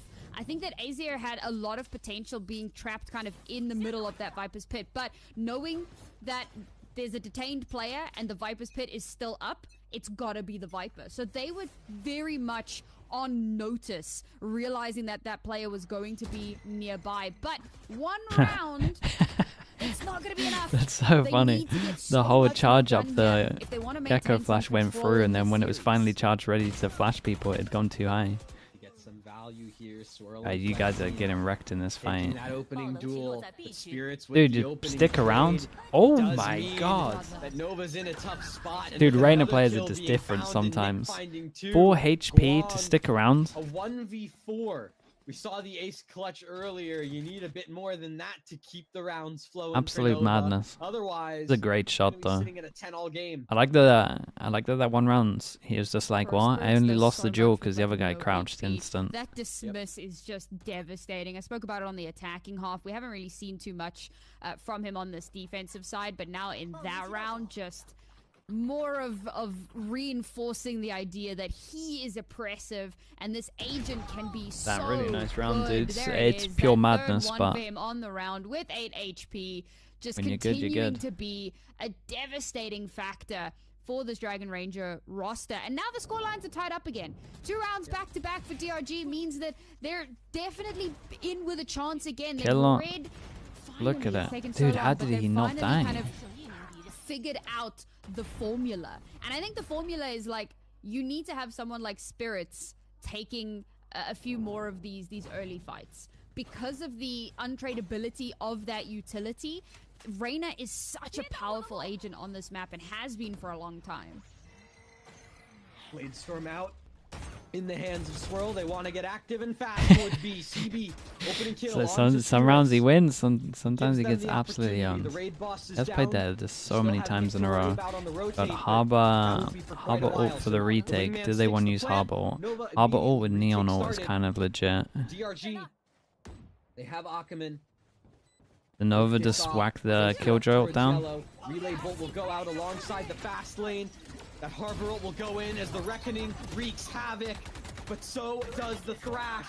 It detains one, stuns up 2. Life was tapped. Okay. Nothing given just yet. Instead, it's Guang able to take out Flexine, and now Vukashu back to clutching ways. We've seen it before. We need it again. There's one looking for another, but the spray, it's not there just yet. Has to stick. And Azir playing the time. It's half.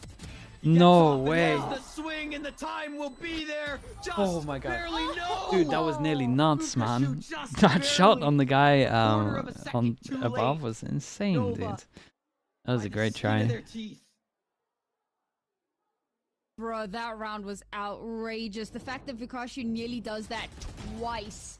Nearly 1vx's. Vukashu, yeah, he's so good, man. But that's great. You have got dude, this next shot is Nova players the amount of time that they were able to buy. Azir, I think that there's a moment where he's like, I don't know if I've done enough. I think they might have this. It was that close. Yeah, but that was he real does close. do just enough. And Nova will go up to 11, and that's such an important round because dude, they look kind of at wrecked DRG's them. economy. They come Yeah, they got an eco.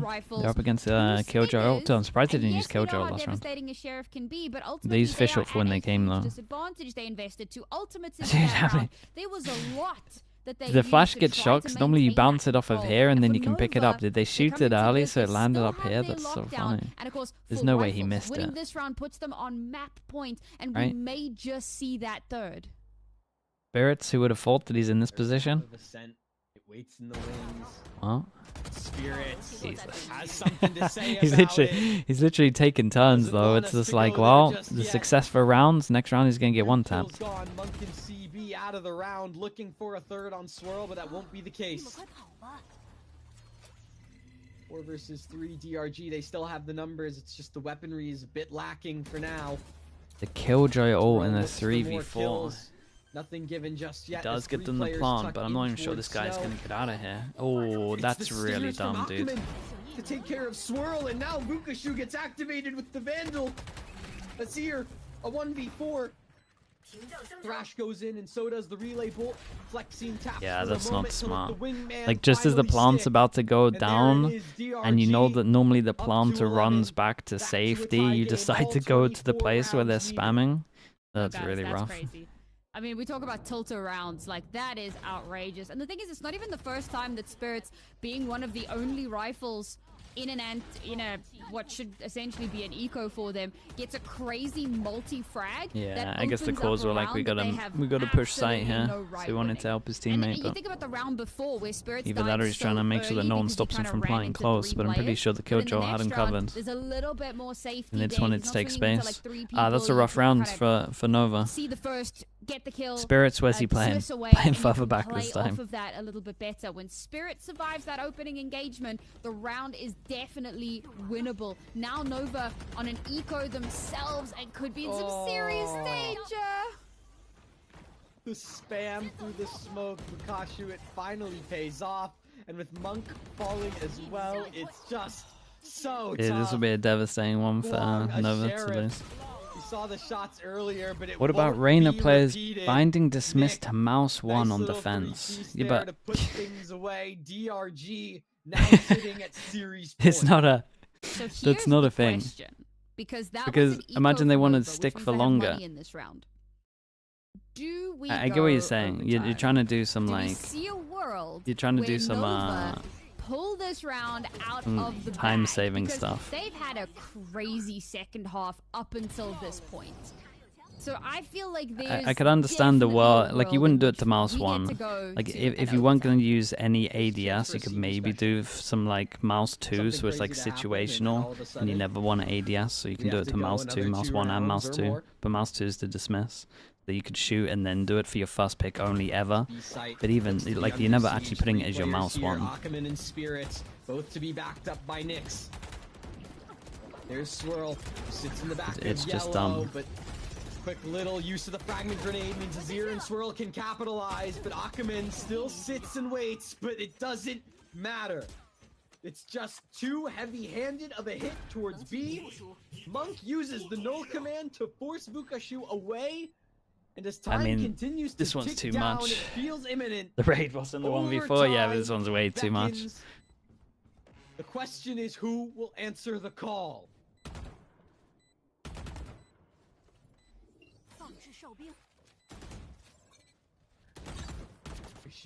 Got a dink, of course. Trying to deny. Yeah, he's stinking everyone. This round is over. Let's face it. Overtime, baby. Okay, and it's pretty much all about who can get the defense rounds. What a resurgence from Nova in this second half. There was a world in which it wasn't happening. This was going to be like a 13-4 or, maybe a 13-8 like we saw in the first map. That world exists somewhere in a parallel universe, but it's not this world because Nova have given themselves that stay of execution, that little bit longer to breathe. That being said, we know how overtime works. Win by 2. see if Nova Map 3 Ascent. their winning ways, as we I mean, saw these guys are playing such mad comms that Nova could be pretty fun. Nova have been on a bit of a tear here. Win 2, lose 1, win 2, lose 1. So set up. Oh, sorry, who can win the defense round? To potentially win 2, maybe? Is this where we close it out? And then they lose 1 afterwards, right? But at that point, it's too late. Because it's win 2. Trust. Okay. I believe. We'll be good. Okay. Nova, this A site has been such a problem for them on this defense. So you have to hope that somehow, in that 30 seconds of transition time, they've thought of a solution. You do have Azir boosted up towards screens. There's potential for a hold. We know that DRG, they want to hit this site all the same. Guang, Monk, Azir, all players who've had moments of brilliance throughout this map, but Akaman deep sliding back into the beneath rafters area. Doesn't matter. Guang takes care of it. Through that little high tide, Lexi will be able to stick that plant as the retake commences. Nova, they have an opportunity and they don't want to waste it. CB and Azir, Guang as well making an impact. That was a nice shot at the enter as well.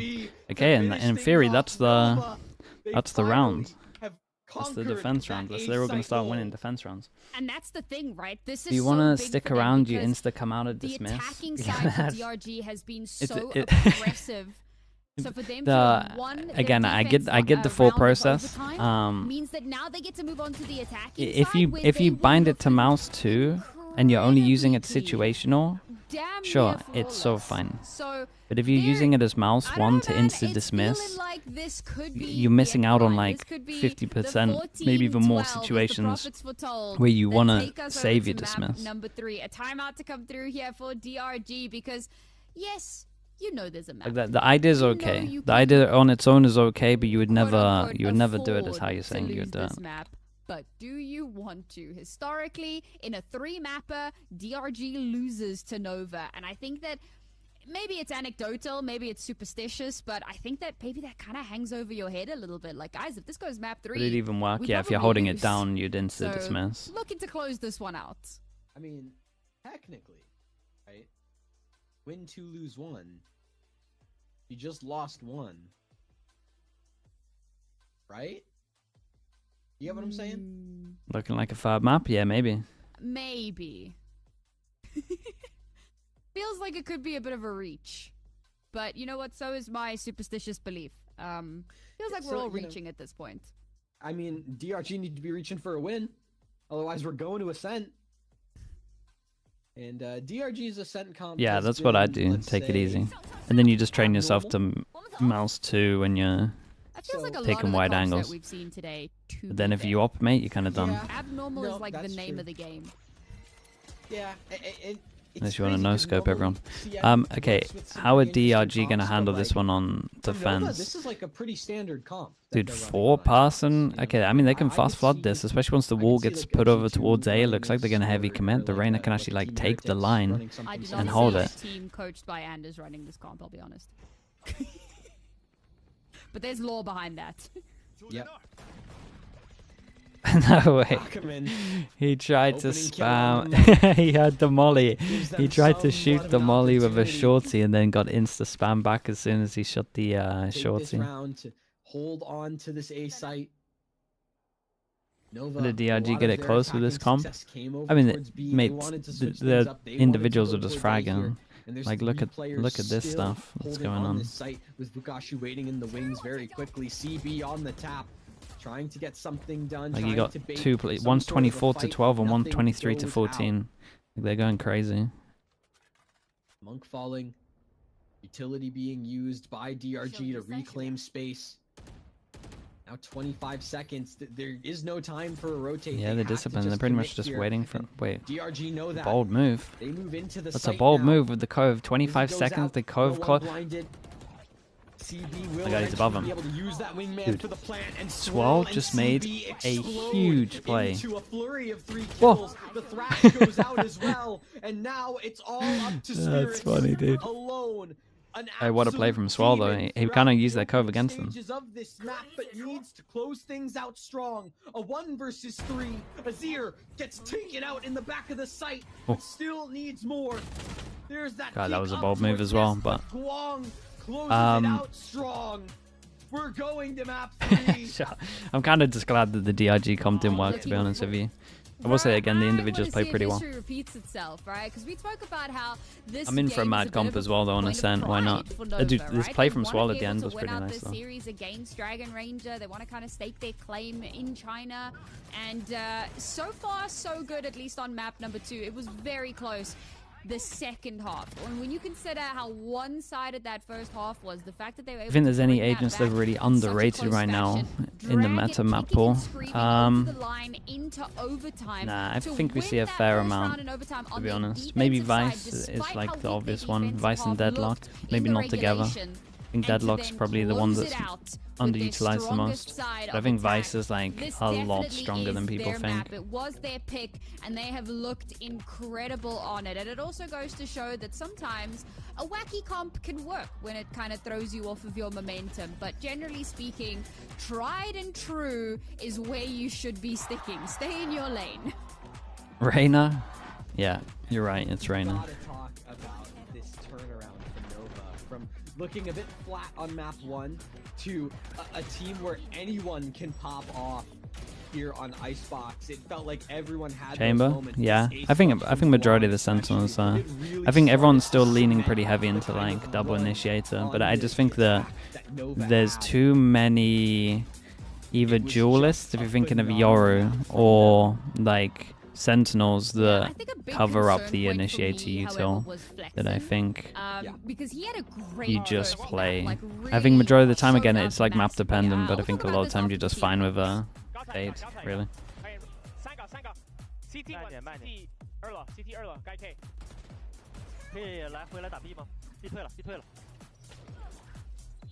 Clove? I mean, Clove's not great in pro play, but maybe not as bad as most people think, but it's still pretty bad. I just like saying Clove's good just to annoy TMV, to be honest. I like when a team plays Clove because I know he's going crazy.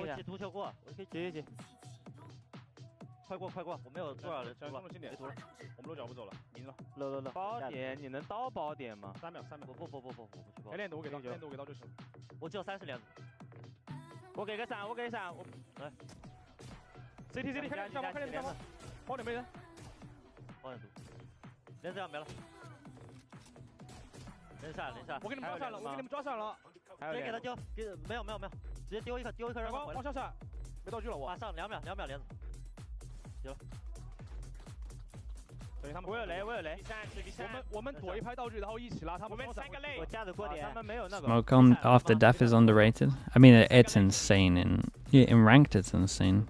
In pro play, it's pretty strong as well. It's just you're so limited with your range as well that majority of the time it's like kind of similar to Brim. That is Guang. Absolutely the MVP of this map. The turnaround that he had from map 1 to 2 was just absolutely phenomenal, and I think that ace clutch just kind of proved it. This guy was an absolute demon on this Killjoy. I think, I'll be honest, the thing that stood out to me from the team comms, as someone who has tried to learn the career paths people can do. Oh wait, that's kind of cool. I have so much respect for you, man. Well done for being able to communicate so well with your team so that you guys can continuously set each other up for Omen is just insane. Yeah, Omen's so good, dude. Very, very much deserved that Omen MVP Flash, man. Omen Flash and TP is insane. The Killjoys were so impactful throughout that map. But again, I was talking a little bit about Flexen and how he had that much quieter. It's a bit like what we were speaking about with, like, you know, the initiator talk where you have and I'm not sure if that's agent like Sentinels, or you have a Yoru that is like a little bit of initiator.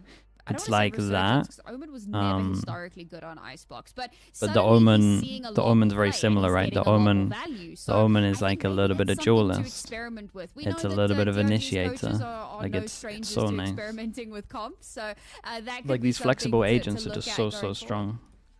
Yeah, just Nabilio, thank you so much for the prime. I appreciate the 9 months. Thank you for that. For DRG and Icebox from where they once were, but it does mean that we have to go to map 3, right? So Ascent has been we got Ascent, and I imagine we get some mad comps as well. This guy underrated. Nah, not really. This guy's in an okay spot. Hijinks, but like a what's the pick rate at the moment? Like 5%? I think that's okay. We'll be coming at you right after this. The problem is it's like Flash, so majority of the time you just play Yoru with something else.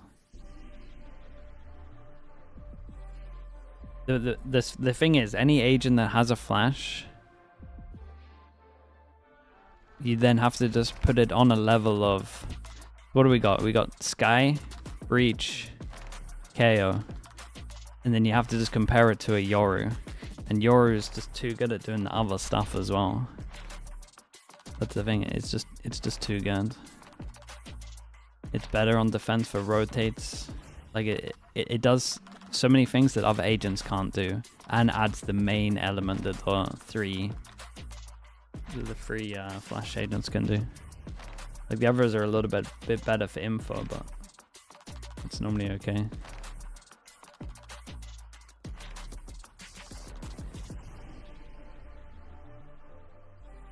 Chat, let me be right back, right? Hello, Turtle, by the way. How you doing, mate?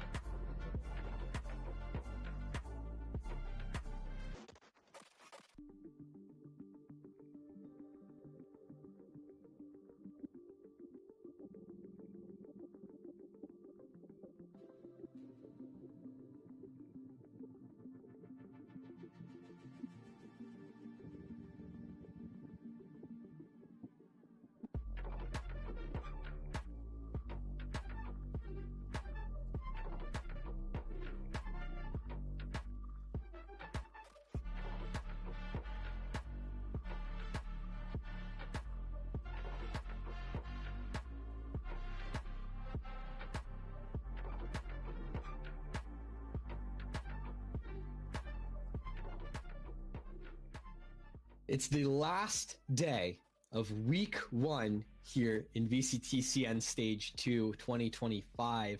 And if you told me that we were going to map 3, honestly, I wouldn't be surprised. It's Dragon Ranger Gaming versus Nova. I'm Ancient Angel. Here with me is Naori Mizuki and Sam. Oh my god, what a map 2 to come off of.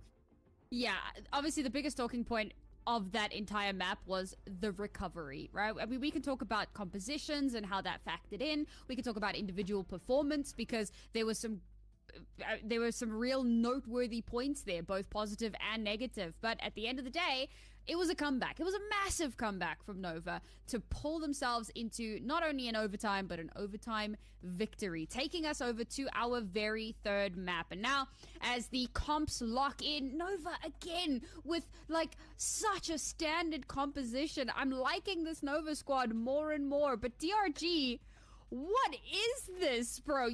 No, Sova on Ascent, double controller with a Clove, a Yoru without a Sova for the information gain, and then a Vice?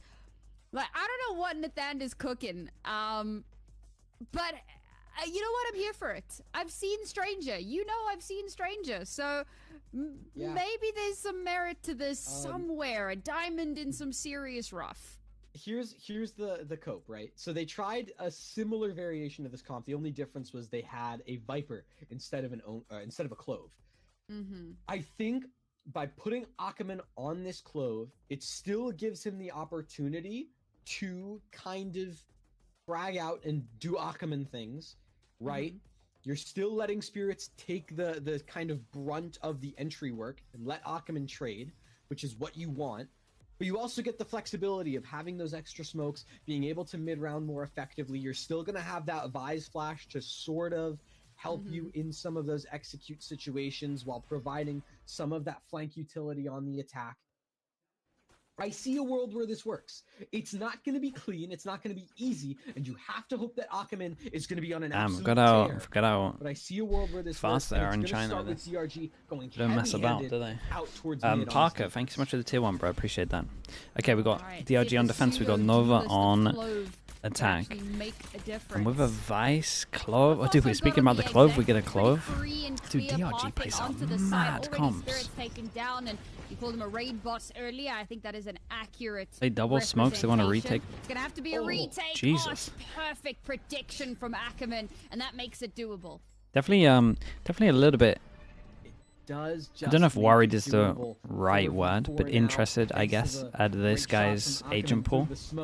Swirl is here though in lane, waiting and buying time. Shock dart though good onto Ackerman, so play double neon Clove. Denies the fight from ever occurring, and Swirl gets that opportunity to fight from lane at his leisure. Damn nice though. And Swirl where are we at with the pistols? I'm pretty sure it's 3-2 now. Second pistol for Nova. That's right. 2 out of the 5 as well. You know, 1 more and we are split straight down the middle, which is what this series has felt like. I mean, it's one of my points when we started, right? Like, these two teams are actually really close. I mean, that was a nuts one. Wow, that really was. As well. That's nasty. They really are Final with the Prime, the 15 rounds. Thank you so much. Chat, everyone say hello to my dad. Did I get the Prime as well, Dad? Damn. Now looking for a chance to change that around. Maybe bring things into a more doable situation for themselves. Thank you so much. Through, but Ackerman, what a shot to open it up. You know, we talked about Spirits being a raid boss in the last game on Icebox.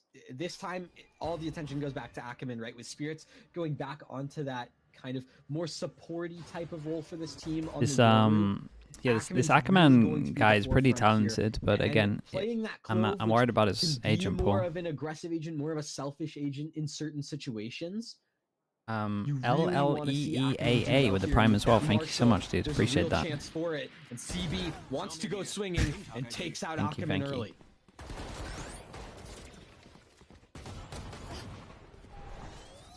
Taking the Vukashu here. He has to fall back. Swirl flashed up, takes a little bit of time, but CB will eventually take care of that. Who gets the plan on this? Plant to come through. Yeah. All of these. I was thinking that maybe they put over towards the server, but. Nova.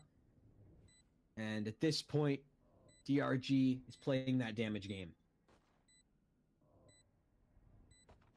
A lot of utility invested to get the Vice off position and get control of the site, but that's the thing, right? Getting control of the site. Now they have that. Yes, they are losing a couple of players here and there, but they still do have control. The spike is down. They continue to hemorrhage players. This is becoming a problem. It got kind of close. They will It got kind of close. 2 players left. Dude, I need to look at this. I need to look at the DRG comp properly. But ultimately, it's such a weird comp. It's good that they won the conversion, but you know, like we kind of mentioned, that's not a round where you want 2 alive. You know, you're hoping for 5, and that shot is ridiculous from Ackerman, but you want to keep most of your players alive, and so the fact that you end up losing a couple guns there, it's like that VIP. That's actually true. You're right. Going to be a super tough round to try and convert, or even just do some damage, and you can see it's actually fairly heavy investment for a bonus. There we go. Big buy rounds. Spirits. And DRG want to fight over towards B main. And there's that trade. Ackerman wastes no Vice, time Clove, Fade, sure can't Yoru, Omen. This Guang Killjoy is still alive, and we saw what Guang was able to do on Icebox. Looking to repeat the performance here. I don't fully understand Definitely the Clove. A show of confidence to reinvest this heavily into a round that should have been a bonus. So far, both duelists are down, but with Ackerman still being up, I think I give a little bit of a favor to DRG, just in terms of like flat the trade game. That being said, trades generally favor your Don't see the vision, attackers, yeah. so I'd much prefer like a chamber or something here, but take some space here we are. B. I think it's just over towards B. Ackerman here, just comfort for him. Could be dangerous, but immediately taken out by Monk and Azir with one on deflection as well. The site fully open.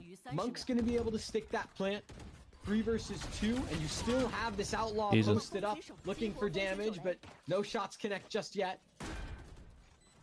Guang falls back into the site. Vukashu takes out Monk. Now 2-on-2. Azir. Like the worst gun for this, really. I mean, wait, they're all one shot. They all have light armor. Some sort of a value here because Azir is in a really tough position. Trap towards lane could cause some sort of damage, but Azir starts to you were good. You were good. Timing goes just a bit awry, and Vukashu. Oh my! Ooh, it's just a dodge, and now Azir a 1v1 after trading out Nick. Damn, bro. That was a nice round in the end. They get the bonus as well. Oh, dude, DRG are in trouble. The string is alive. And I don't think the comp's going to be able to bail them out too much. The god spot, all right. Azir was in the perfect position to hold on there. A little bit unfortunate that his teammate gets flashed out so unceremoniously and instantly does get taken off the board. But he does a really good job of playing around this. And in fact, this Clove Smoke, funnily enough, played into his hands more so than it did for DRG. So kudos to him for maintaining that control up to 3. The force in that previous round pays off, and now they have a huge advantage into this one, but they're about to walk into a party. That was sick. Flexing. Yeah, that's kind of scary. They might want to get out of here. Just do that. It's actually devastating for them because the Solver's like the agent. I love that it's made the anti-eco like completely second guess their willingness to push the site.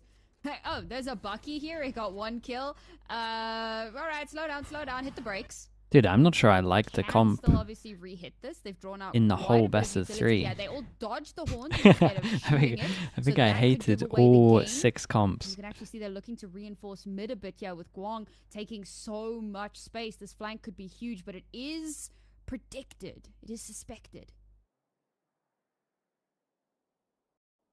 Guang might be known.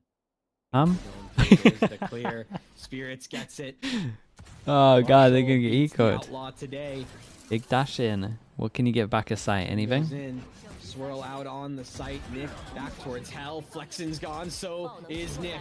There is 1 trade, but Swirl wants a little bit more as this 2-on-3 about to take place. And just Spirits. I mean, he is absolutely wrecking everyone.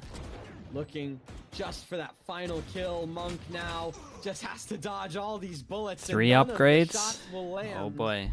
So DRG, not exactly a thrifty, but it might as well. Yeah, that first Bucky kill decided so much. This is another round. Then it just turned into complete madness.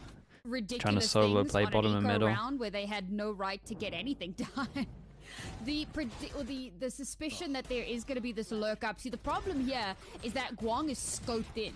So he the reaction in the 4v5 with to solo push all of middle with an outlaw is absolute madness. And he just loses that fight outright. It really is. Puts Nova in a massively uncomfortable position right off the bat. That's our reaction. A really important round for DRG to win, and it's left Nova in a bit of an uncomfortable spot. I say that, so they haven't bought because obviously Swirl is going to be popping the Blade Storm. My initial thoughts on Crowd. I actually think it's a good map. If that can get them some results here. I think eventually either the walls get reinforced in certain places or the Odin gets nerfed.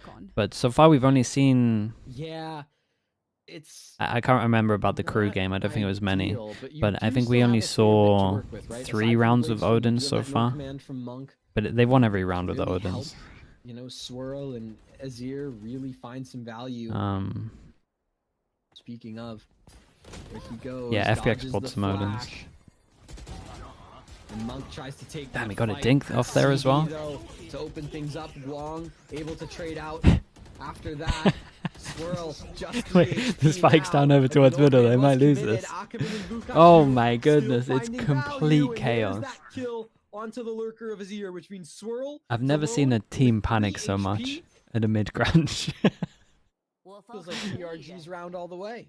There was a weird way for that round to go because once you've committed that heavily up mid, you kind of have to commit. There's no real going back from that. Swirl does attempt to and somehow manages to get away with like 3 HP. But yeah, aside from back that, in the mud. You know, he's kind of left a lot of his team out to dry. They lost a player in mid, which was meant to be kind of setting up for that pincer. And unfortunately, once that happens, they panic a little bit. And they're all trying to I can work out if he had beaten the Fawns if the Fawns are still below him. Change up on the fly.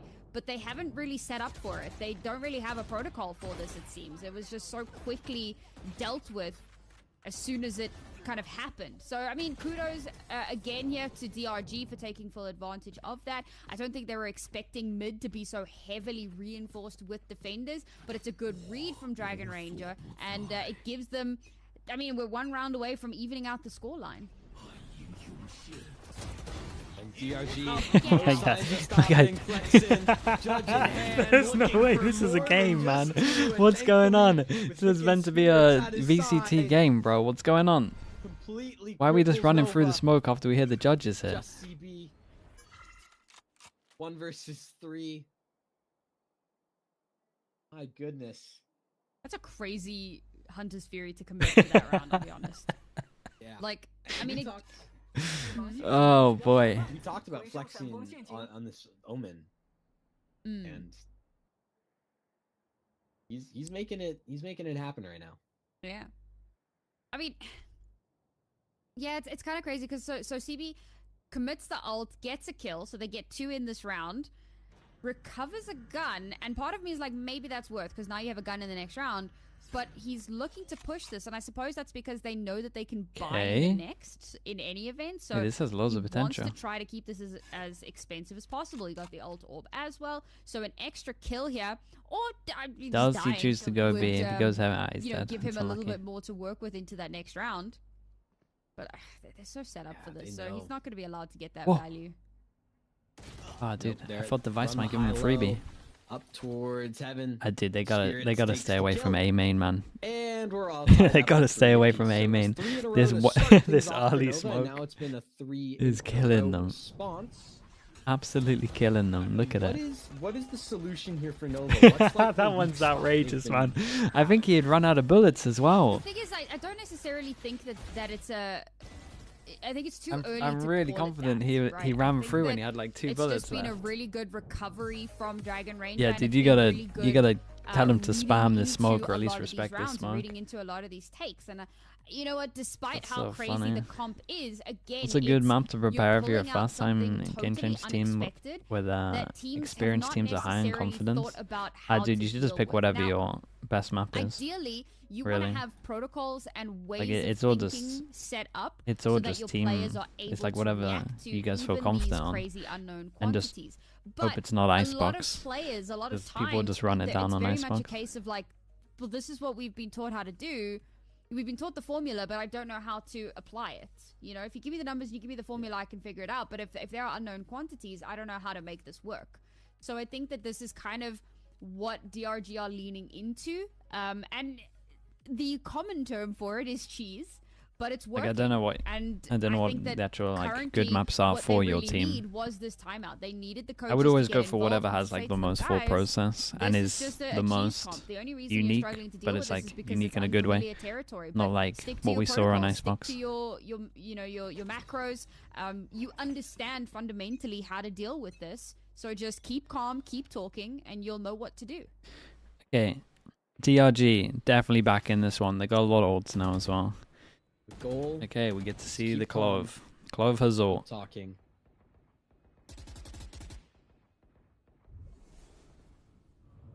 It's just some initial sprays.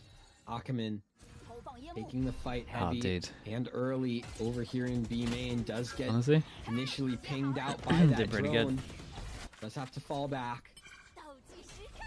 Lockdown. What's the backup plan for the Killjoy going in? They can't break it.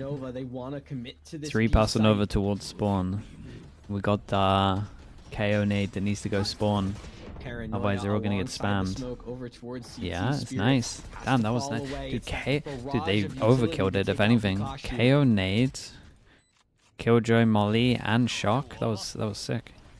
Drift now committed as well from Spirits. A retake started early from DRG. It's a simple round. Okay, well. and they're not going to hit that Omen TP. All the Omen ult. Jesus, they went for the double.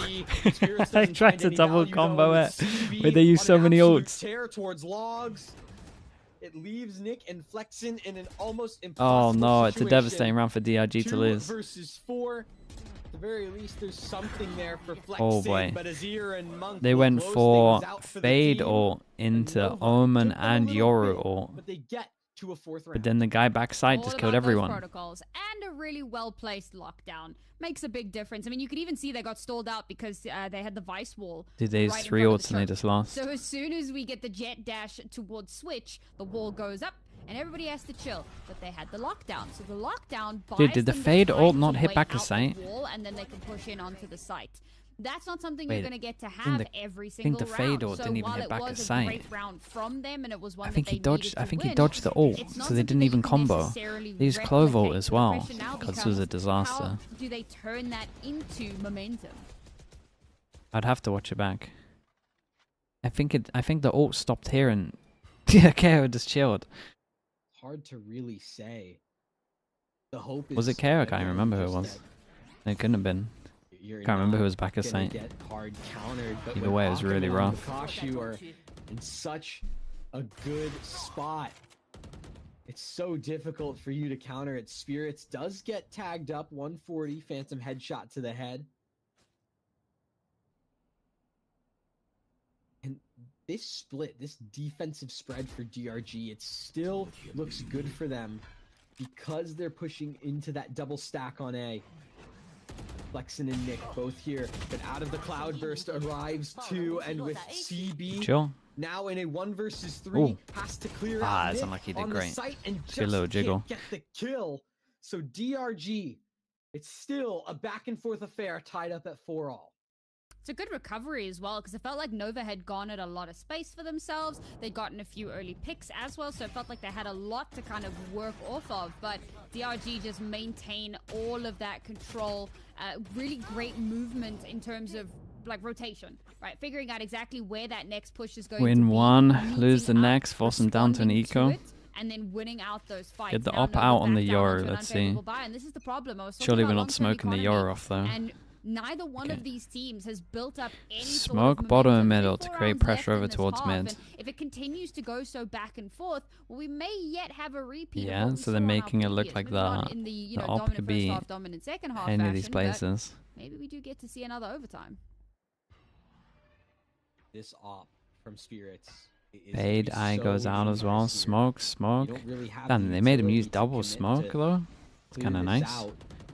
It's not as well as oh shit! No way! No way! That never happens. Spirits just completely rips apart Nova. It's just CB. Oh god. This round went from something to oh dust. my god. Bro, I think my brain just turned off. Like, I don't think I've seen a triple collat. I don't think I thought that was possible.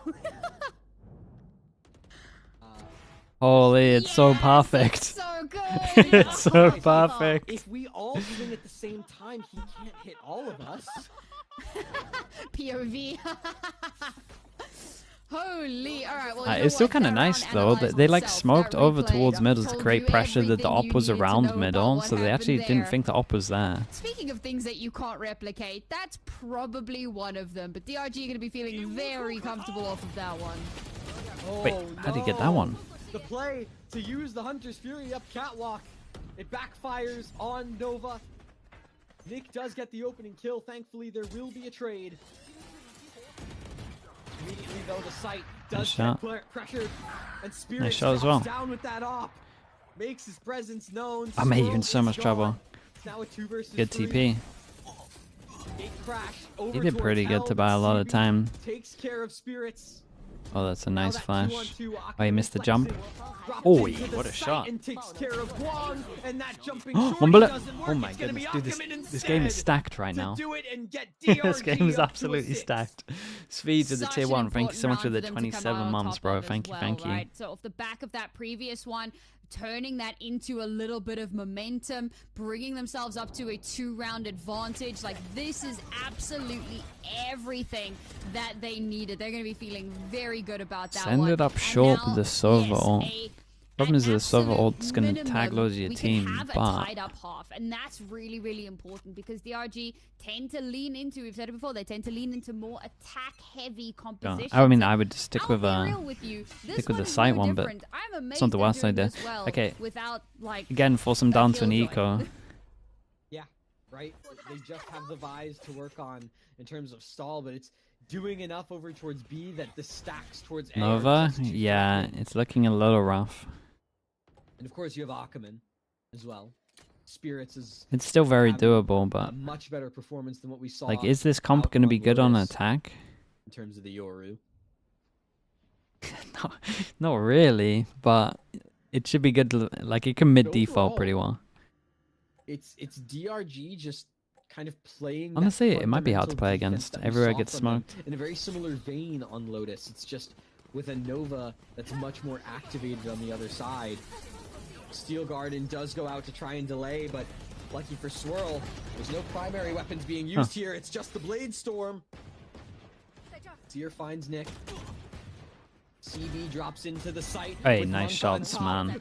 Dude, Vukashi's just so nice to watch, isn't he? Ackerman steals one in the end, but Wong and Azir, they will promise both pick up guns. They got Omenal if they want it, and that's pretty much why Flexen's playing so far away. Spirits and Flexen versus Guang and Azir.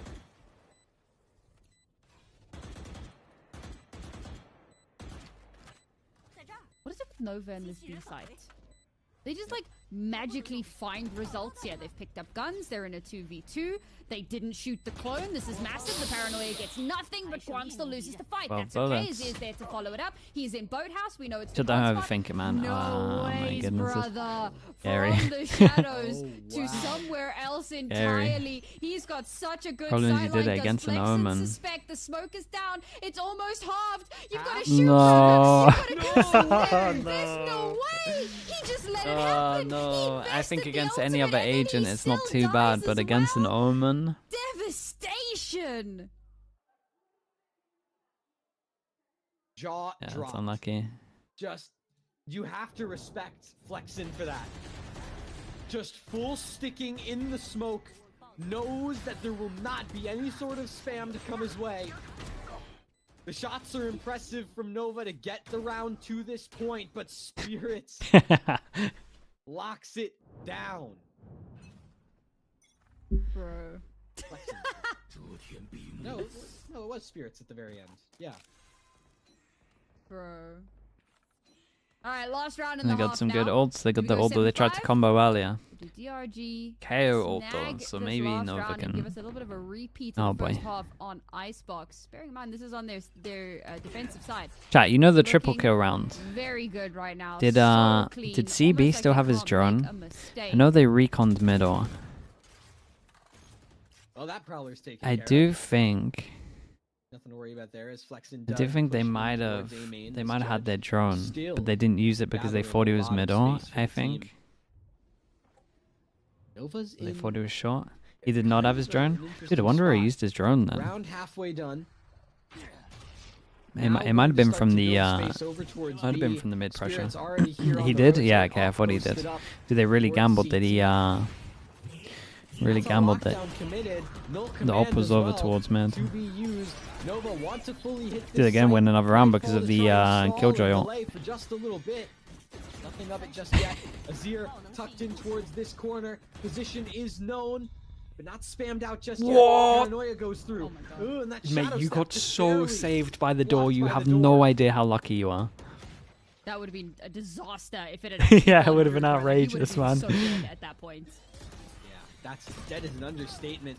Dude, I only got one. All the way around, Azir and Guang both picking up opening kills. Caught out towards logs. It's now just Monk and Swirl. They didn't think you were here. Oh my goodness. That's the lineup. Oh my god. Dude, they had so much success over towards B. You know what, there's a part of me that's surprised every round that they won pretty much was over towards B. So very nearly like it was going to be another DRG round. That retake was coming in hot and fast. The door, if the door doesn't close there, he TPs into them, and I don't think they win this round. Extra room to breathe for Nova. One more Whoever the teammate was that closed the door really saved them. A little bit more of a chance in the second half. Now, I keep talking about, you know, compositionally for DRG, what their comp is trying to accomplish. The match feels like a fever dream, dude. So many of the Chinese games are so funny to watch. Running is standard for a reason. It is the go-to because it performs on attack and it also performs on defense. So once we swap sides here, I'm thinking there's still a possibility, particularly because they managed to snag that last round. So they've got a little bit of leeway here, a little bit of like space to play with. Even if they lose a couple of rounds, it's not going to be like she asked her mate. She's like, "Wait, which one should I go for?" Yeah, this kind of scoreline puts you in an interesting spot, so to speak, especially considering that China games? No, the China games are crazy entertaining. Generally speaking, has a bit more of a... We watch the Pacific games? Yeah, for sure. But they don't start for, what is it, 10 days now, I think? I want to explain it, especially on Ascent. 9 days, maybe? I know that this comp loves that stall type of playstyle between the Omen smokes, the Killjoy. You can't mess up pointing down and left. Yeah, no, they kind of meta-gamed it. You really do have a lot of options when it comes to buying time for rotations. Because other regions are just slowly stealing the left or right, but they really owned it with the down and up. To really put the pressure on over towards B. The question is what this attack side looks like from DRG, right? How do you have this kind of flexible double orb smokes, Omen Clove play, especially when Ackerman, for all things considered, is on a kind of cold spell in terms of performance. We are at 3-2 with the pistols, 1-0 for this map. Inconsistent is a problem kind of across the board here. Okay, this could be huge. Hey, that's nice though. They actually had 2 playing anti-flash, right? Yeah, they're 2 anti-flash. Then we'll have 3 for 3. DRG. I think a pistol win here would be... Yeah, got the orb, got out of there. Try and prioritize that Yoru ult as fast as possible. Question mark create over towards here. And because of the smoke as well, they could have got over towards wine. Smoke bottom of mid and then flash to see if anyone's pushed over towards here. It's nice as well. Wait for the recon. Oh, dude, I don't think you should be reconning that, but the rest of this half. But Nova's still looking to run it back. Get things to that tie. There's a nice shock. Shock dart. Oh my god, extra bullet. The gate crashes out and the dueling paranoias as well. Azir and CB both on this B site. Just holding. Good luck, for now. CB, mate. Spirits takes that opener. CB needs to get some frags, but did it can right. Find one headshot. No way, my guy's on 17 HP. How's he killing everyone? And now Monk just jumping. Classic right clicks leaves Swirl alone in a 1v3. The first fight taken. That's a good shot, but the double swing, they almost 20 HP. Oh my god, I thought he did it. I actually thought he did it. It was so close, dude. He's dinking everyone. But it still goes the way of DRG. Double dink, man. If there was just a little bit less HP on those players, he somehow clutches that. But unfortunately, not enough done earlier in the round. Not enough that he could clean up off of. And it's going to be DRG with, like we said, a potential momentum extender of a pistol round. And important, and you can see the coaches as well. They know how important that pistol was. You can see the frustration on their faces and the devastation. Nova. Yeah, I mean, you know, whenever they beat DRG, 4-2 in the pistol's pretty rough, this but time around, 1-1 on this map. Might So not be given that opportunity again. the armor, no, the armor really did save him. Just a full eco for Nova. Any kills you get would be huge in just providing an opportunity to win that third round, that bonus round. Yeah, they pretty much full invest into it. We know where DRG are headed, right? They're on track for 9. Mm-hmm. Do we think DRG could like snowball through the rest of this half, or do we feel like Nova has more fight than that? I mean, could absolutely. There is definitely a world in which they make that happen. But I sincerely hope not. I've said, you know, Nova have had a lot of shining moments. It was a really well-timed omen flash. Situations where it felt like they Nothing. Wait, did they actually just stop them from going here? Oh, wait, dude, wait, what's going on? So I'd love to see them be able to put they're gonna run up short and they're gonna have like 5 seconds. Wait, this is nuts. So dude, Monk has double flash and nade. The smoke comes down. Dude, this KO molly. In the next round would be pretty good. Holy, the KO molly is so good. 5 seconds. Choke point into a meat grinder. There's a chance here. A jumping Jesus. Man, look at the HPs, bro. 47, 8, 51. How did they still manage to win this round? 2 players tucked in towards hell. God, that was a really... Across these 3 players, that's one. Whoa. Right click for the second, dude, but he was short. not suspected. He thought he was short behind smoke. Just barely. DRG scraped My that goodness. second round by. The cancel of man. the cancel of B at like what 28 seconds. Wild. Close. Closer than it should have been, and definitely a lot more Sean FPS, thanks so much for the Prime. Appreciate the 13 months. Lost in that round. But is it going to make a huge difference overall? God, it might have been one of the most damage, probably the most damage I think I've ever seen from a KO nade. It's so much. Like it must have been in like the 200s. But ultimately, they've gone for a full reinvest into this. Yeah, and this is what they get from the orbs. Trying to snowball on this one. Picked up the orbs on the pistol. Omen flash on top of this, and he's mouse bugged, but he's still got a kill. Oh, mate, that's the game. That is the game right there. Yeah, it's a masterclass in how to snowball though. Pistol round, already trying to make sure they can enable the Yoru to get the ult into this round early. You win that bonus round. Kept it simple. Split over towards A, get the Omen in the corner, Omen flash off. If there's anyone here, they're pretty much just isolated. The person on the other side of the site can't help them. Map 3s. We talked about how Nova loves taking DRG to map 3. This could be a chance for Juniper DRG with the to Prime. change Thank you that so much, narrative dude. Thank you for the to 14 no longer months. choke these series out against Nova.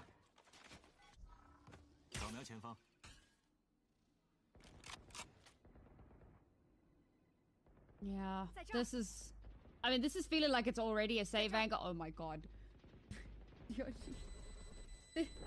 Yeah. Or players make you want to learn like Yoru. Yeah, Yoru's really strong. Just like turned off for a second, it's way harder, man. Started looking very strange. Yoru's one of those agents where like your brain just melts a little bit. I feel like there's two. At least for me, there's two. Neon, my brain melts. Yoru, when I Yoru ult, mate, my brain can't handle it. Brave. That's not the word. It's risky. But there's too many options that I just get lost. Don't lose a single player. It's a fun age. It's really fun. It is really fun. Nova, they force Nova into a timeout. It is really fun as well. Things are starting to look scary. Hitting double digits, not only double digits, but doubling the scoreline. The amount of panic of like. For Nova, the amount of panic the first time you Yoru ult in a game is so funny. Where it felt like they could and they needed to pull back the momentum. But every time DRG have managed to just stabilize that a little bit better, and that mid-rounding that I had spoken about on Lotus is starting to rear its head again. They looked really good on Icebox. They were able to make those adaptations beautifully, particularly on that second half, but that was their map pick. That was the map that you expect them to have a really good, solid understanding of, and solid protocols and solid, like, I mean, yeah, dude, it's great. It's like one of the best agents to one trick. This map 3 is always skill ceiling's really high on it. Map. It's the map where everyone is like, all right, I mean, it's not my favorite, Yoru ult or something Yoru ult. Yeah, okay, are they not exactly? Are they not the same thing? So you expect them to at least look. Are they not just taking a 1v1 with a shorty? One of the most standard comps. I think they're the same thing. Comp because you can. I mean, this comp has been played since time immemorial. So the amount of anti-stratting that has gone into a comp like this. So they managed to keep the 3 save guns, and obviously they don't have much behind it. And Nova decide to go for the vision strikers, and Vukashu realizes early on, and he has his flash ready for the push, and then just pushes over towards B main early, so he can't get shot from the side. Man, he handled this well. Rest of his team can just rush over towards A. And even though they did a normal, dude, Vukashu's great though. For mid, he's actually great. Again, this guy's been playing for a long time. Like he's been playing since the game came out. We used to practice against him quite a lot. He's a beast. This is another save from Nova. That's devastating. Off the back of a very similar type of round as well. And they're forced to have to hold on to just the 3 weapons. Nova, I mean they went for the vision strikers, but Nova invested a it's a little, as well. It's a little obvious when you have when you have your own timeout. Maybe like 2 rifles. Like it normally works if it was like if this was the other scoreline, and a little bit nuclear. If it was like this and they called the timeout, then I can understand it. Like they called it. Wait. Round after round.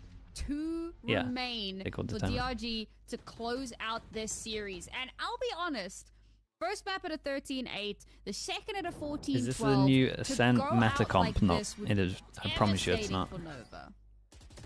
Yeah, especially because this is the stage opener. You got right? 4 good pieces though. To the statement you're making. Like this is great. It just feels a bit flat, so you want to try, even if you don't win, you still want to try and get as many rounds on the board. You still want to show that you're a team that can be threatening, that can fight for a playoff spot.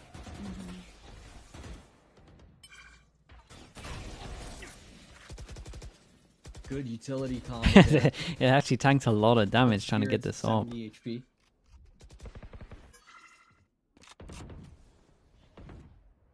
Had a molly and a shock for it.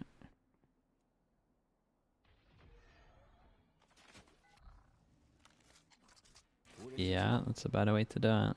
What's crazy to me is how DRG plays so much of this is like a death ball.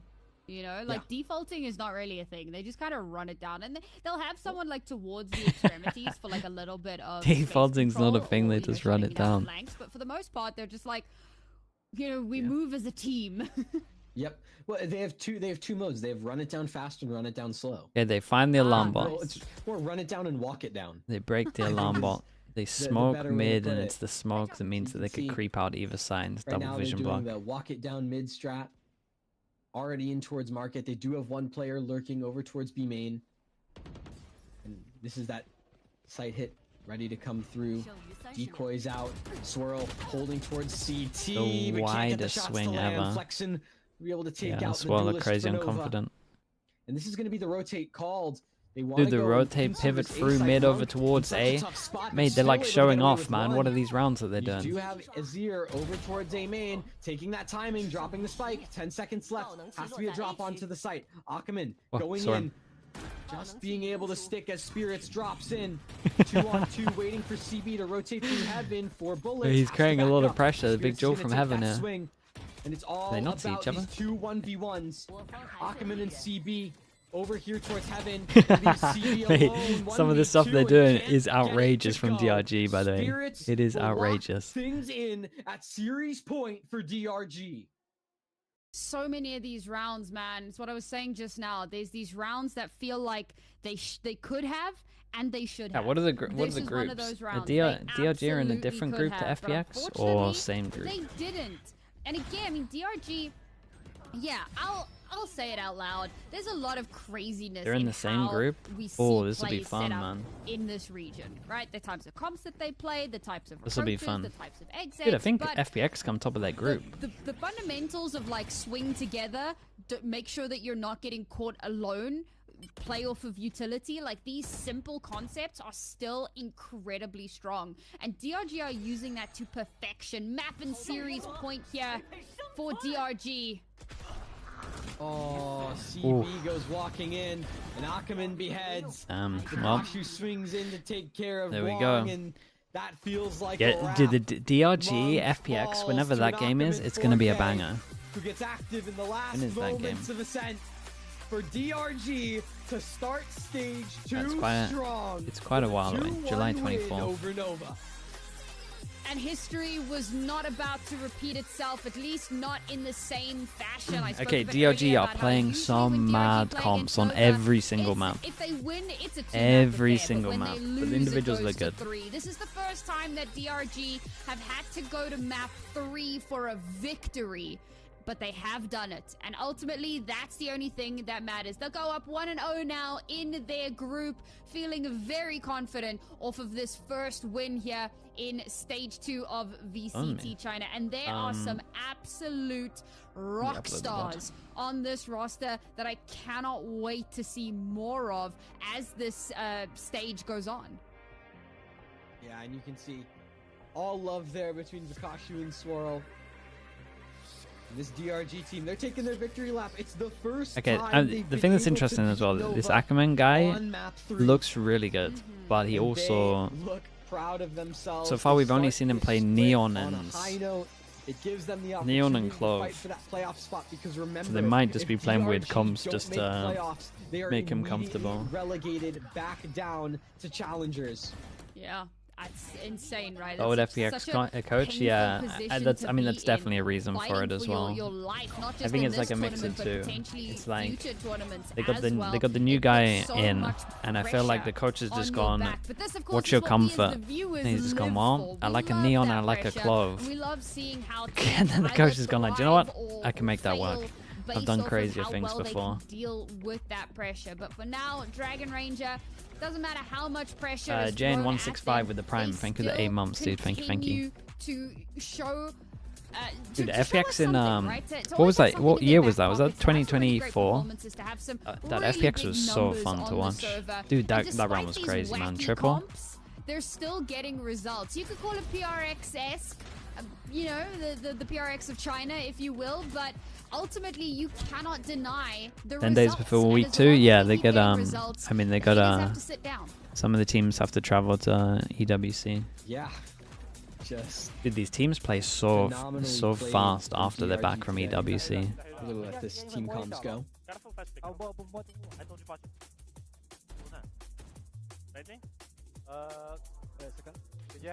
Heretics FPX Icebox game. Oh man, that game was incredible.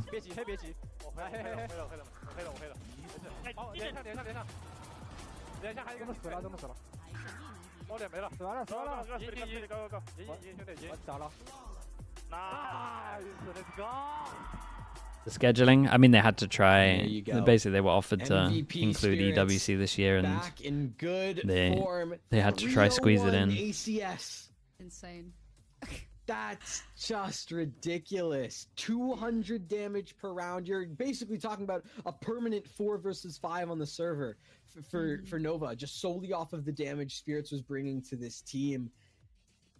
Just a phenomenal. If you're an org that wants to win champs, I think that that's not the best of ones. Nah, the thing is, there's a lot of money in EWC, man. That was, underperforming like what we saw on that second map, but this really was kind of a team effort from DRG to just consistently. Much as I don't like a lot of stuff about the EWC, it's a lot of money. Across the board, statistically, it is a lot of good teams. Like the actual. Like on paper, if you take out the best of ones, multi-kills there like as well, it's pretty entertaining. Just for that extra little bit. So yeah, I'm really impressed. For orgs as well, and you got to remember like if you compare this game to CS, there's not many opportunities for tier 1 teams to win a prize pool that is like decent. But finally, it was DRG. So teams will be going pretty hard for EWC. 13-5 victory on our decider of Ascent. They're going to be feeling super happy with how that one went, and we'll see them again a little bit later on in the stage. But I'm also looking forward to seeing more from Nova. You know, we're kind of gassing up DRG a bit here, and of course it's deserved. They did win that, but I think that Nova have a lot of chances here. We said that they were two relatively close. They're playing on the old patch. Yeah, they're playing on the old patch with more and more Split and Pearl. As the weeks and the months go on, and I think that I see a really strong future for Nova if they continue with this trajectory. Yeah, and that's the thing that's really important about this Nova team is what the future looks like, right? Obviously today, insane. Yeah, it's rough for some of the teams, no doubt. Still chances for them in the future, especially in this Omega group, which feels a bit weaker. To get some opportunities, to get some wins under their belt, to build some confidence and potentially make a playoff push, right? It's not like either of these teams are eliminated from playoffs just yet. There's still a long Specific ways teams. to go. Some of the teams get wrecked, yeah. You know, you definitely, if you're like one of the coaches for the teams, you definitely got to be as a performer. I think you definitely got to be a little bit smart and the energy that he with like how you're handling it. Let me go for a break. Today, right? The bunnies are fighting each other. Being the reason Let me see what's going on. I'll be back in a little string bit. Of rounds together in that first half to bring them that opportunity. Yeah, nine map pool within the space of like impact he had on Icebox. Being a month is pretty rough. In after Swirl, some really good signs. You just want a little bit more consistency. You know what teams are the best chance to win at EWC? Dude, it's best of ones, man. It's pretty RNG heavy at the beginning. Who gets out of groups? I would imagine the teams with the most time. Like some of the teams that didn't go to Toronto should do pretty well there.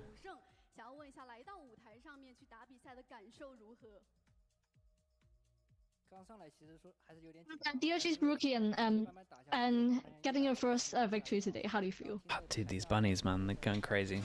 One sec. Yeah, and then it felt better and better as we played on.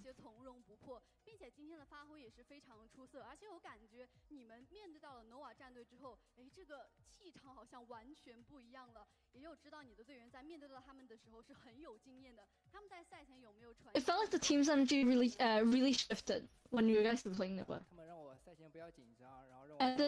And did the more experienced players teach you anything? And he said, "Oh, I didn't really like think about it too hard, and I just listened to like the calls."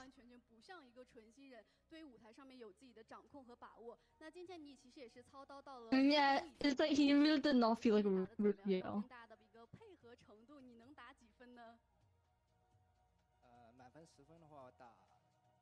How would you rate your Neon today and the coordination with you?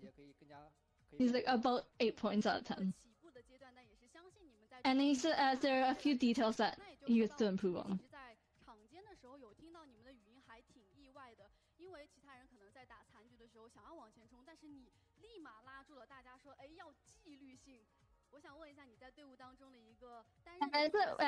In the team calls, we really heard you like pull the team back and tell them to like stop going forward.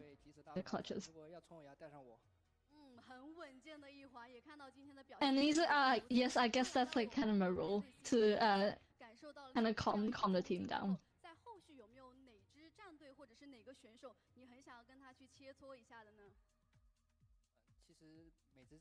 And who would you like to learn from in the future after this today? And he said, "Oh, I want to like face all the teams."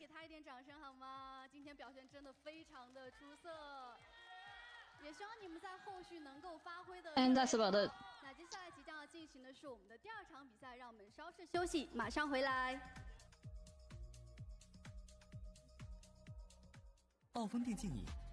So, some interesting kind of notes there coming out from our good rookie of the year, Ackerman.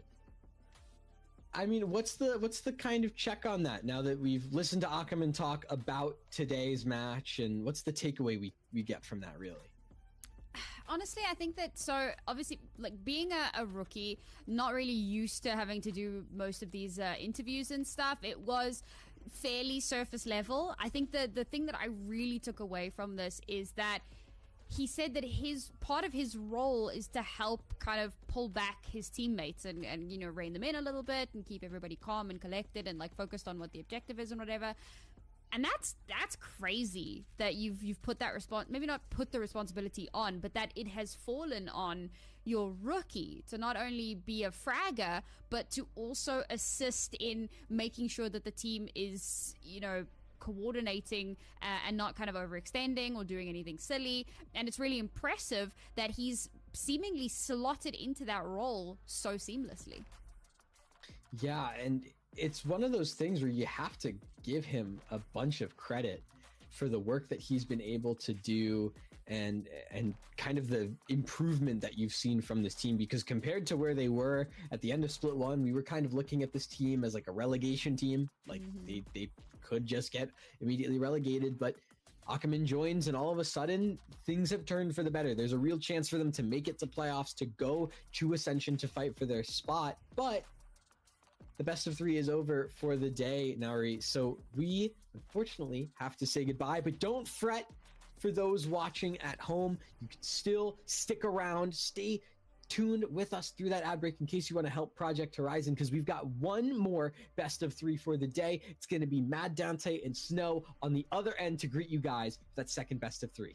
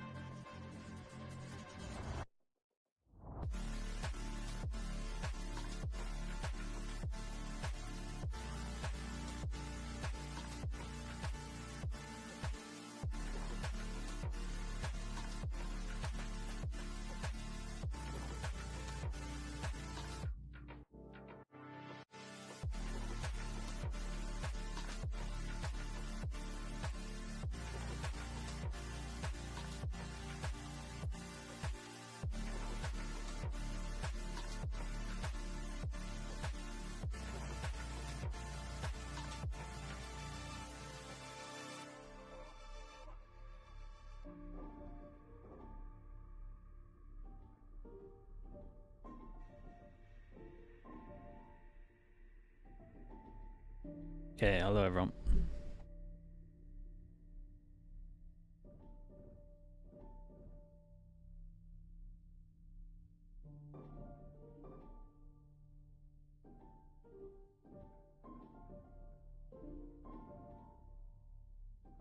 Dude, what is this? Breakdown? Breakdown of the new map? I would love to see some corrode here. Love on Ascent. I mean, yeah, it's not gonna work all the time. Trace with a 2-0 here? I don't know. I wouldn't say easy. They love a bind though, so they'll probably pick bind.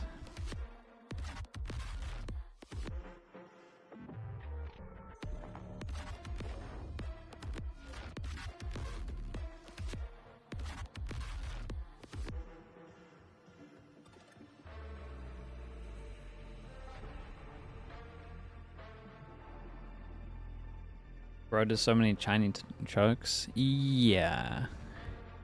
Yeah, but a lot of the walls you can just spam to clear anyway. But yeah, but that, dude, that's every map in Valorant, I feel like.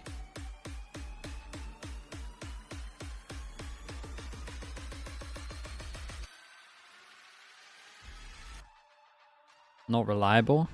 I don't know, man. I would say you've got 250 bullets that you can spam.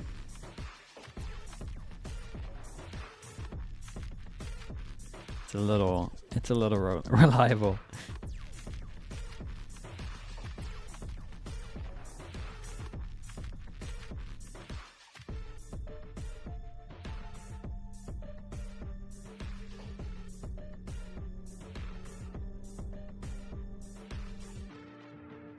What vid is this? I mean, this is just a video that the Chinese broadcast made.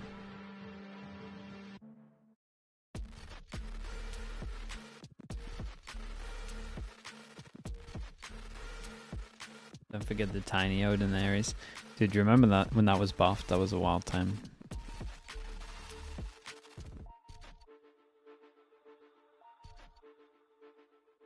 Yeah, I mean, I honestly think some teams might use that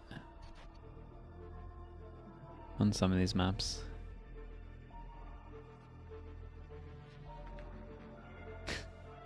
With these bunnies, man, they're out of control.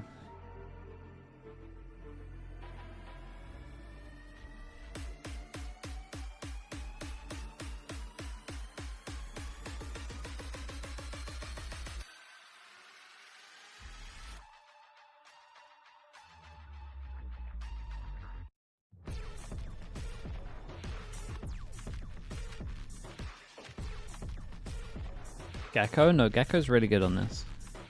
Gecko's good on this map. It's just the fact that normally when you're looking at Gecko, you're like looking at, well, you're looking at two things. You're looking at low ceilings, or like open ceilings, I guess, with low walls. And then you're looking for like Wingman actually enable you to plant a lot easier. I don't think it's the biggest. Like, I think it's only good for one. Like, I don't think Wingman really helps you in any situation from what I've seen. So, although I think the Gecko's good, I just think there's better options. The teams would definitely run Gecko. Chinese teams? Yeah, I don't think the Chinese teams have the best understanding. At the moment, the best understanding's been this. And Wolves had some okay stuff. This attack wall was pretty good, but their macro understanding, Wolves' macro understanding of this was pretty bad. They didn't understand A site. They don't understand middle. They played double blockers on B. They played like Viper Cypher B, and it's like that's the one site that you can retake. The double blockers should be on A. They were playing like weak site on this. They're just playing it wrong. They're playing weak site on A. It should never be weak site. They also like left the site 5v5 retake, and that's just not good. And most teams aren't prioritizing middle enough. I think Wolves prioritize middle pretty well on attack. Then I think they need to have that same thought process when going over towards defense. I think how Crew played defense yesterday was pretty cool. crew 1-3-1 and just fight middle. Pretty much every round. But then their 1-3-1 is always... It's interesting because it's like they 1-3-1, but then it's like if you're isolating just middle, it's like 1-2. So you're actually like 3-person leaning over towards A. So if the 1 spots early, then the 2 are here to help, and the 1 can hold that middle, which is a pretty good way of doing it, for sure.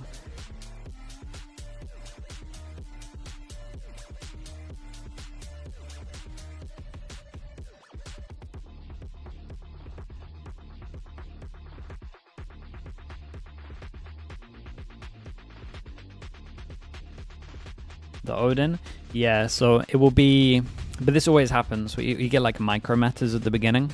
I can tell from how little China's using Odins that most people aren't using them in prac. You'll get some regions where teams are like instantly buying Odins early. It will just be because teams in practice have like heavy used the Odin and just realized that's like how the map should be played. And then comps will be pretty open. I don't think there's like a set best comp on this map.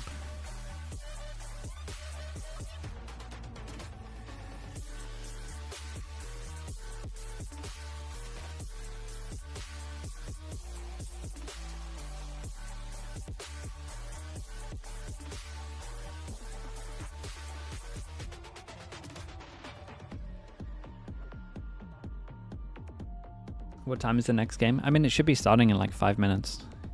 They'll start doing walkouts soon. Hello, ladies and gentlemen. If the UK casters are coming back. China Network is myself, Matt Dante, and now joining me is my good friend and pal. I'll let him introduce himself. Sorry, I forgot that when we went on to this, I had to mute stuff, and then all of a sudden I was like, I hear triple audio in my ears. I don't know what's going on. I don't know what's happening, but you know what, Dante, I'm here and I'm excited to watch some Valorant. Yeah, fam Zeta. It's gonna be fun. Yeah, it should be so pretty we fun. Just have DRG versus Nova. Went to a third match. What's the tier 2 Japanese scene like? The support, like the support's crazy. JDG, but is there like Freaks, actual some, like up and comers? Choice words and choice discussion that's been had. It's going to be quite an interesting segment. Choice words. I mean, personally, you know what? I'm a fan of teams that like to let their rosters settle, like to let their rosters chill out a bit and learn to develop. But JDG has Did you read that piece about Japanese like tier 2? No, I didn't read it.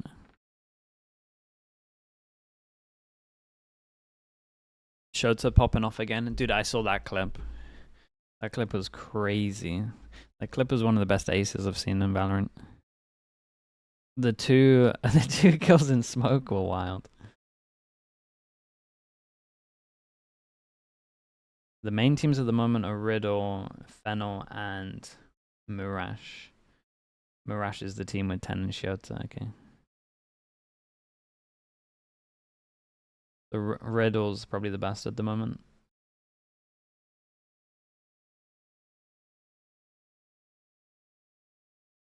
They have this weird problem of tier 2 being more popular than tier 1 in Pacific. Wait, what? They have this weird problem where tier 2 is more popular than the tier 1. Is that true? So most players don't really want to get moved up.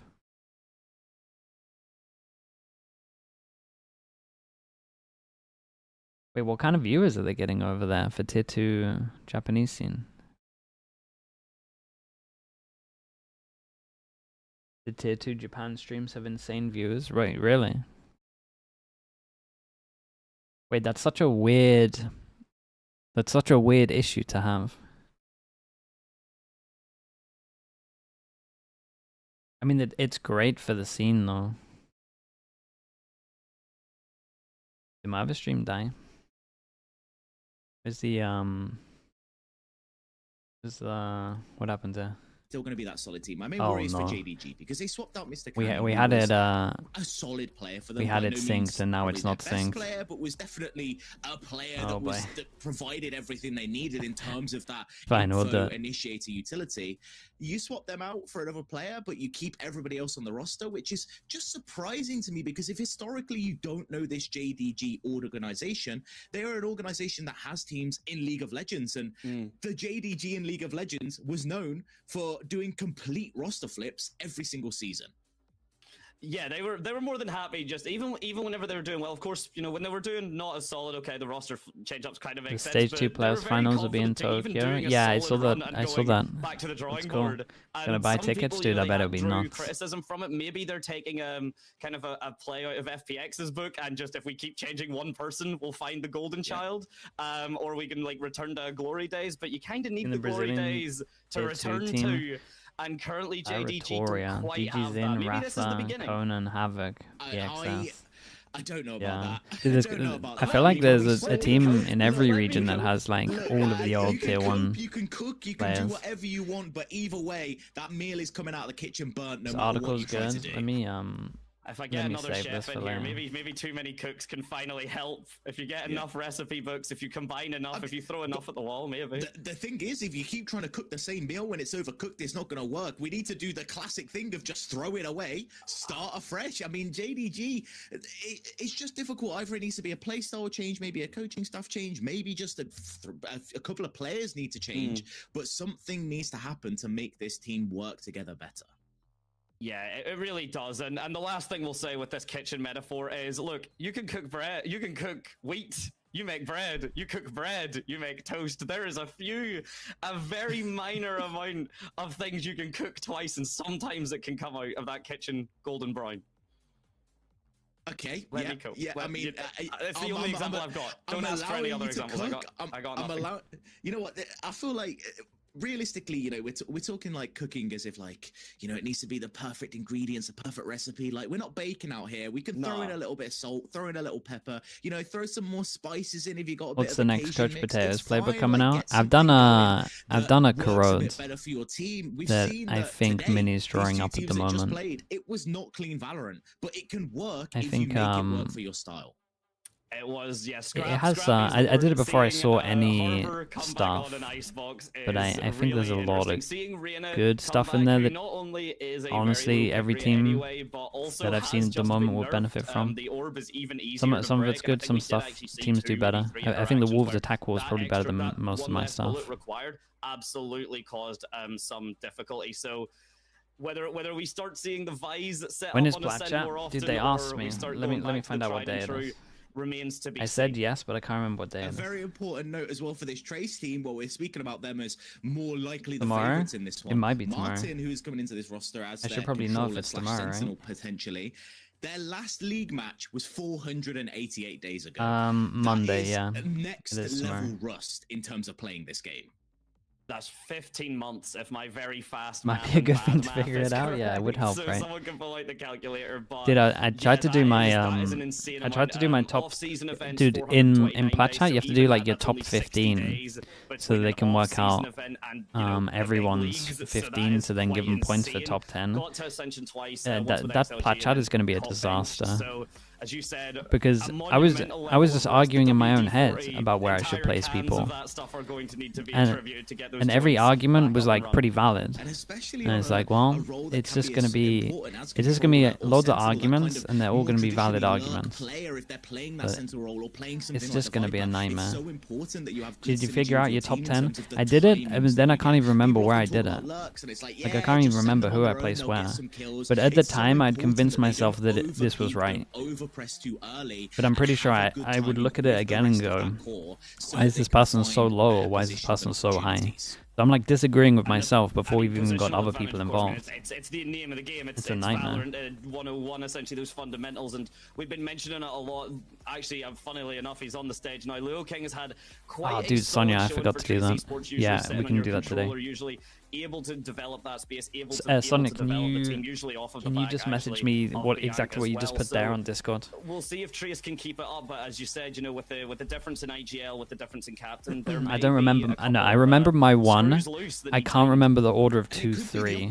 I switched them around quite a lot. Into place. They've got the Allen wrench out. They've managed to build the IKEA furniture together, and this is what we end up with. We end up with and then everything beyond then was an absolute nightmare. If that is what we see, because this team was so close to greatness, right? They won out lock-in. They looked so good going into stage 1, and they just fell short. Who's the third? Aspas Kron and Darker. I would be surprised if anyone else has both sides of the bracket. A few not so good teams in both sides. Actually, would I be surprised? Their opportunity to really pull it through and I think there's an argument for Darker to be number 1, to be honest. And they will have plenty of time to do it. But as well again, it just depends what you view. You know, it's been a little bit now. Teams have had time to adjust, but got to really point out that Redgar has to be in there. Not a chance, dude. Struggling's the right word, but I love Redgar, but not a chance. To Neon getting a bit slower, the relay bolt being a bit slower, Breach's stun being a bit slower, and then Teho falling off the face of the earth. It's very much kind of what Chamber was, where some people rose to stardom off of Chamber, and then Chamber got readjusted back huge down spoiler, to earth. I can't put Boaster in my top 15. People's capacity started showing a bit more truer It's player. colors. Yeah, I mean, the people were glazing. I think he has one of the best minds for the game. And then all of a sudden, GT goes to Masters and doesn't quite look as good anymore without that Teo being there. But with those kind of comments aside, you know, we see this JDG walkout. It gives us he's not in my top 15. I don't include IGLs. We don't know across the board what IGLs do. Even though I know Boaster does like have a great record. But mine contributes to players, sure. But dude, also it's like we're getting like a 120. What is it? 100 ADR in a not even. I think it was it like 80 ADRs like what we're averaging. I don't know, man. I can't do that. I think it's the best mind in Valorant, but it's great as player. You know, you can find that it's when the map gets a bit older. I put mechanics in there too. I rate mechanics too highly. Start to really get those defensive sides, but yeah, working out if Chamber, Vise, Cypher, if Killjoy, yeah, there's a lot of options for it. I can see. I don't have any IGLs in there. Maybe someone should take me out of the kitchen. I can see Killjoy setups actually getting quite a bit of value on Corrode once we get comfy with it. No Sadak, no FNS, no. What came out of your last attempt at cooking? We don't want to leave you anywhere. I got no IGLs. They're not the best players. We'll get you a living maid. We'll sort out all that cooking for you, and that is me. That is my job. I'm here to cook. But in terms of Corrode, in terms of if that Nats, map even Nats is in there. Today, Okay, I have like one. It's a map that maybe I have doesn't one suit IGL. the style But of this this Forsaken region. counts, an IGL It's a Forsaken lot is of there. But It's a very fast-paced region, and on a map that has so many choke points, so many Odin spam spots, it's difficult. Scream's not in the fast greatest style 15. without getting that map control first. Nah, both of these teams, Valorant and to be honest, as you said, most of the teams in the region, they have adored this kind of Yoru Neon switch. Everything's very fast. Boaster hate. I'm one of the. I think I'm one of the biggest Boaster appreciators. But speaking of, I can't put him in my top 15. The mechanics aren't good enough. That's just how I view it. Icebox to me is But is he the greatest mind in Valorant? Probably. At least the greatest IGL. Because I feel like the map sometimes just does come down to who plays But better. the mechanics, I can't put it up Sometimes there. it's one of the few maps where I'm like, dude, if I play this in what's combat, happening, man? Everyone's getting rid of these maps. It just is what it is. There's a lot of long range angles. There's a lot of isolated. This makes fights sense that you because need to take. Trace love It's bind. difficult unless you have a specific comp to counter those kind of long range fights. Yeah, and I mean, to kind of talk about that composition, we might see the Chamber again popping up for the mid. We'd mentioned him for the Corrode and such, so possibility we'll be seeing that. We have Leaf in there. I don't think I have anyone that hasn't won a trophy. At one point I had Leaf, Kesnet, and Mako. They're like the three best, most consistent who hasn't won a trophy. And then I think I just took them all out. We're not contemplating whether they can land the headhunter shots. It's whether they get given the opportunity to land the headhunter shots. It's whether that utility usage is going to put them in the right spot to be able to find those shots. And that is the difficulty, because this region as a whole, and especially JDG, are a team that didn't really click together.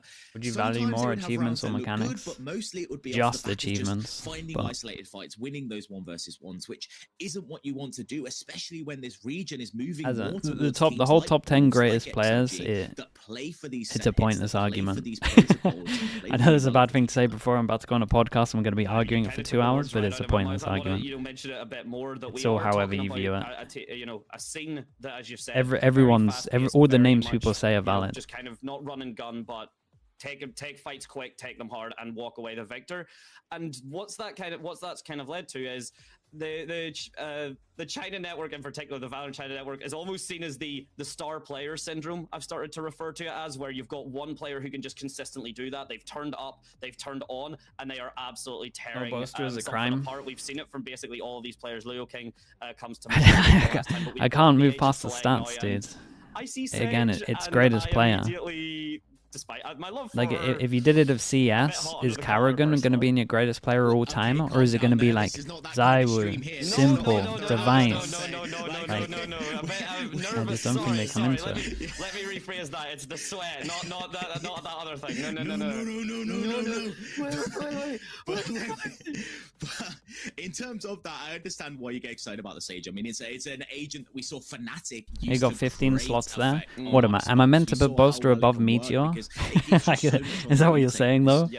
Like, I don't get it. Go on to, but I kind of do get it at the same time, so I'm lying. I do get it. Then we actually see a Sage. Wait, we see a nice comp. They can swing out and break it, but when you're fighting them, you're shooting them in the face. Oh no! They have to choose whether to use their bullets on you or on the wall and stop the plant. And it's just like such a difficult situation. Sure, let's see how they play the Sage, and let's see how they deal with the Sage. Dude, this is gonna be so out of sync. That's I swear. The thing. Whenever you play as what are they? As the China network absolutely do. Yeah, that split second. How far behind are we? Oh, dude, we're really far behind. Sometimes you can just make the wrong decision in the heat of the moment. The Sage wall is a great example. It usually does get committed to on the defense side. It's usually just to kind of wall off tube, prevent that from being an angle. But we have started to see Killjoy, the turret, very much set up just to kind of cover that. We actually even see it right now. The setup is there from Caitlyn. The turret and kitchen themselves. This is it might lag. But we get right into the pistol round. I'll try and get the sound right. JDG on defense. We've got Trace on attack, and we have a Sage, so it's kind of cool. Just a bit of slow play to start this one off. Neither of these teams wanting to take that risk so far. And with a scan out of Stu, it means they're going to have to back away. But two members holding this dude, I think we're going to lag, chat. I think I need to refresh. No, not at all. Especially you're looking at it as well. It's not. There's no Viper, or well, there is the Viper, but the Viper orb hasn't fully gone down just yet. Okay, I'm not gonna see any kills for a bit. We're all good. Let me one way to kind of buy time, which I quite like. It does mean that the Viper toxin, the bar does stay full up. It means you get to use the Viper wall a bit more sparingly, or a bit less sparingly, I should say, a bit more proactively and aggressively. So really interesting to see the double smoke actually committed to that to keep it up. But of course, there's an icebox with Trace's permaban. I mean, it's been a while since we've seen him, mate. JDG playing fully for this retake, not a single player on this site. And it means that Trace has so much space to work with. They've spotted some. Jesus, they're already planning. They've got a bit of information. The question is, do they push forwards or just play this one out? Kai falling off 410 immediately. That's excellent. I want to see that. But yeah, whether they do play it out, that 5 versus 5 retake, as you've said, the Cove does go down. One of the strongest pieces of utility to kind of hide in. It does need broken, very similar to a Sage wall, but JDG seems so confident on this take. That Sage wall that you had mentioned, if somehow, Martin was to get a 4K, they've also got to tear down an entire wall to get to that spike. No dual comp. I mean, this is like one of the only maps you can make it work. And I feel like this is sometimes the difficulty for some teams. When you saw nothing, I mean, at least you heard it though. It's almost like, what do we do now? Like, we were expecting to kill someone. We were expecting. Why did Trace go down after qualifying for Bangkok? Map ball for sure. They were only good at 2 maps. Not a lot of teams are ready for in the post plant, and Trace not taking advantage of the space they could have gained, instead trying to play back and getting cut off, like I said, by the Viper wall, by the Sage wall, and the retake was just so clean, so efficient. Oh, we're so close. Incredible stuff, and it's nice seeing. I really do want to see more of it. The Sage Harbor setup is just more of a, we will build things that you have to tear down. We will put up like an additional 400, 500 HP to rip apart is absolutely phenomenal to see. In this dude. I'm not chat. I'm not sure we're gonna get it. It's so they're going towards B and Martin already. They're so far ahead that when it gets to this point, I think we just get wrecked. Really advised to one-way yourself off. We might have to just go with the China stream. Doesn't quite work. If I can't see them, they can't see me. If I was the 5-year-old playing hide and seek. Yeah, I think they're too far ahead. Work, but they've learned today, and somehow yeah, we just gotta go China stream. Has managed to find a pick and tank it. Yeah, I think so. But it's a bit of a precarious situation for both. Let's wait for this round then. Yeah, we can see the Cove, the high tides, the Viper Wall, everything's kind of going up now. The utility being spammed through here for the... You got to remember as well, this is the low buy for the side of Trace, Project Horizon on YouTube. Oh, that could be okay. That might be the easiest way of doing it. The problem is when the problem with their stream is it's just such low, like they're on 720p. When I stare at the minimap, I can't see much. And again, that tried and tested Sage. Well, the Eagle stands on top of these King of the World. He's trying his best. Bro, they got eco'd though. Can we get a PSA out for these VCT Chat, do they have a YouTube? Yeah. 手感上面，在第二个回合里面看到是非常 OK 的。这个确实很关键。For the audio, yeah. I didn't realize that they did it on YouTube as well. 今天看起来的话还是很带劲儿的。杰克的这个选择也是付出了一点代价啊，在上方其实是在烟后面去混的，但是被找到轨迹了。对，这库鲁是顶前点，然后掉网，然后后续的话就是在2楼上的队友。 They actually do have one? Okay, it's an eco. I'll try to sort it out off screen.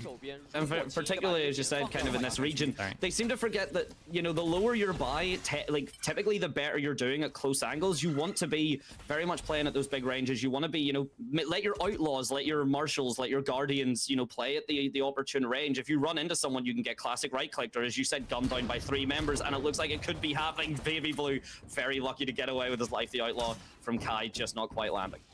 The drone leading the charge just gives a little bit of information that they know there's members on this site, but the question is, do you want to take that risk again?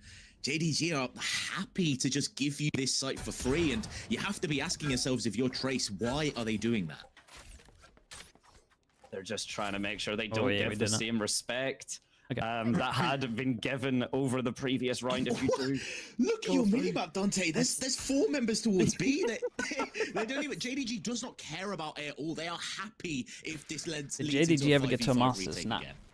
I mean, it worked for them. It definitely did. So in theory, you do it again. You're the only member you've got is Baby Blue, just sitting there, essentially just waiting for the audio cues to tell his team. And now the full reinforcements, the big brothers of the team. Thanks for the YouTube link, by the way. Thank you. Down as the plant, of course, with the safety of the Cove. And ladies and gentlemen, a repeat of round 1, but with slightly better guns. Expecting a little bit of chaos here as walls are going to start coming through and gunfights are going to be taken. Fear them indeed. Play around the Cove excellently. The patience, you've got plenty of time. You don't need to worry about it. And Kai with the first one there doesn't even actually concern, sees the drone or the dart come through from Baby Blue, doesn't even flick, and everyone from the side of Trace is just taking it down. JDG might live to regret the eco one. Quite able to replicate the pistol. Kai was at least looks like they're kind of playing the Sage, right? But the flood retake smokes were just so good at cutting off that site and making it so that backside could be taken. But as soon as Kai gets can you watch the English commentary? It just creates a load of question marks in the YouTube chat. They can't find their way back into the site all of a sudden, and while they had a Prodigy's already on it. It just gets cut off by Kai. Does indeed, and the shots, as you'd mentioned, you know, we're going to be seeing them quite a lot, but the positioning here looking quite a bit better, honestly. Kai here managing to get the back up, able to watch towards the screen, towards that backside of the A, because you've got Bianc on that outlaw just to deal with any sort of swing. Okay, and the confidence let's lock in a little bit more. We got heavy armors, we get the outlaw out, and we want to go 3-person. It's 3-person fast B into 3-person defending. Actually falls with him. Dude, they went up top with Spike. Kind of crazy. Got a Viper in a smoke, but normally it's their own Vipers. I didn't realize they added. You see the Spike drop like this on here? I didn't realize they added that on this area. I thought it would just. I thought it would just let you lose the Spike and you would have to jump across. JDG's positioning, you really look at it. I mean, you've got Jakiro. Are you watching directly from the English one? They're on 720p. Cyan on top of that nest, but other than that, look, like 3 people are just essentially in like mid or boiler. There's not really, you know, much in the way of a pure site defense. It's very much just once Trace make a noise, then we're happy to play off of that, and they seem to be kind of making it work. Zion finding Feg and Martin being called out towards that A site, and again, if you're Trace now, you've lost a pick on either side. What do you really do? I mean, it's just about damage now. Of this JDG team that we're seeing from from the perspective of just being happy to play that retake, looking at contested parts of the map, looking what space they need for that retake. You see this hit now. They're saying, okay, if we keep backside, it's the easiest retake of our lovely, lives. dude. 2 armor rebuys, that's it. Because it's just giving unnecessary 1v1s, and this team as a whole is looking completely different to what we saw last split. Maybe, again, we were kind of talking, you know, maybe if you just keep it working, eventually it will come through. And at the moment, JDG are making that the spike there looks reality. so funny. I want to bring out, you know, the composition here as well. Getting the Sage, getting the Killjoy. Okay, Knives is the only ult on this one. 1 away from Res and 1 away from Harbor ult. So maybe a lot of talk about the orbs at the moment. Yeah, we got a slow at the top. Got shocked to prevent them from getting orb. Still goes for it. Just making their composition work even before their gunplay. Harbor wall used by Trace to try get access to that orb, but when you disrespect it, when you don't care about it, it does not. Yeah, I mean the slow just stops people from being able to swing that angle. Can pretty much always get it, unless they updraft here. But any potential site take. And when you've got the Silver drone, that oil drone spotting out, I believe 2 members there getting seen, 1 of course getting tagged, and Trace very much respecting the positional control that JDG currently have. There's that little angle you see from Kai. Okay, lose close A, kind of let them take sight. In reaction, push over towards middle. I love this. They know that there could be a fight. They know that there's an isolated fight to take, and this is good though. They break the turret. They can at least, or at least create the pressure that they might be flanking for this retake, and they didn't really lose too much control of A. Checking out mid must have been the wind as Martin is forced back to join his team. Meanwhile, you see Feng is still trying to lurk down, and JDG are on him. They're trying to get him. No way, dude. There was no sound for such a long time that they 4-pass and rotated to B. I mean, the Viper solo sold the fake. Mid to A to B, back to A as the post-plant scenario yet again. Another 5 versus 5 retake. They're already here. Got a Harbor ult for the after plan as well. See how long he waits for this one. They're honestly not fighting enough on site against the Sage. They might lose this. Speaking of pushing that tempo, you've got Kai in the oh, that's the Sage though. They might be right. That's such an important kill. 410 immediately falls. Martin gets the frag. This control, you know, 410 is how rotates are made, and Lost Stew and KK Lin are phenomenally working off each other. Oh man, they lost so many jewels here. That's kind of crazy. Overall though, they can't play the after plan like this. They gotta fight heavier on site. Almost just pure perfection the way that they're playing off of each other on these retakes right now. I feel like if you are the side of Trace, you either need to they did great to kill the Sage though. That mid lurk is an issue they have to deal with, because they also might realize that they're playing heavy retakes, so they might try and take like more space, like over towards screens maybe. As soon as it's a 5-on-5 on site, they can just take the site so easily because they trust each other and play so well off of each other. I want to bring up as well, and this is why Sage. What were Trace good at? Trace were good at Lotus and Bind, right? They got both of those maps back. But that is how you want to play fights whenever you have a Sage on your team. Even if you trade, you don't, because whoever you've traded stands right back up. We see the res online. I think it's been online now for a round, maybe 2. If you play a 5 versus 5, you know, if you play a 5 bind, versus the bind is pretty good. The bind was pretty good in the res, you cover whoever tries to counter swing the res. You maybe go actually 2 was it their Lotus? I think it was their Lotus. Yeah, okay, I can't remember. There was another map they were really good at. And suddenly that round, basically, you know, unless there's a massive clutch potential, you take that back for free. Now, off the back of this timeout from Trace, it's a situation where they're having to rethink their options. Ascent. The question is, yeah, it was Ascent. I think that's right. Testing this A site, it's almost like they feel like they have to prove that they can hit this site. Let me because double check. We've seen from JDG, they leave 1 member on A and commit 4 players towards B. It's not like you can just rotate off of A and go B, because their kickoff there is an absolute performance? army just waiting to stop you. And it feels like Trace's options are so limited in this game so far.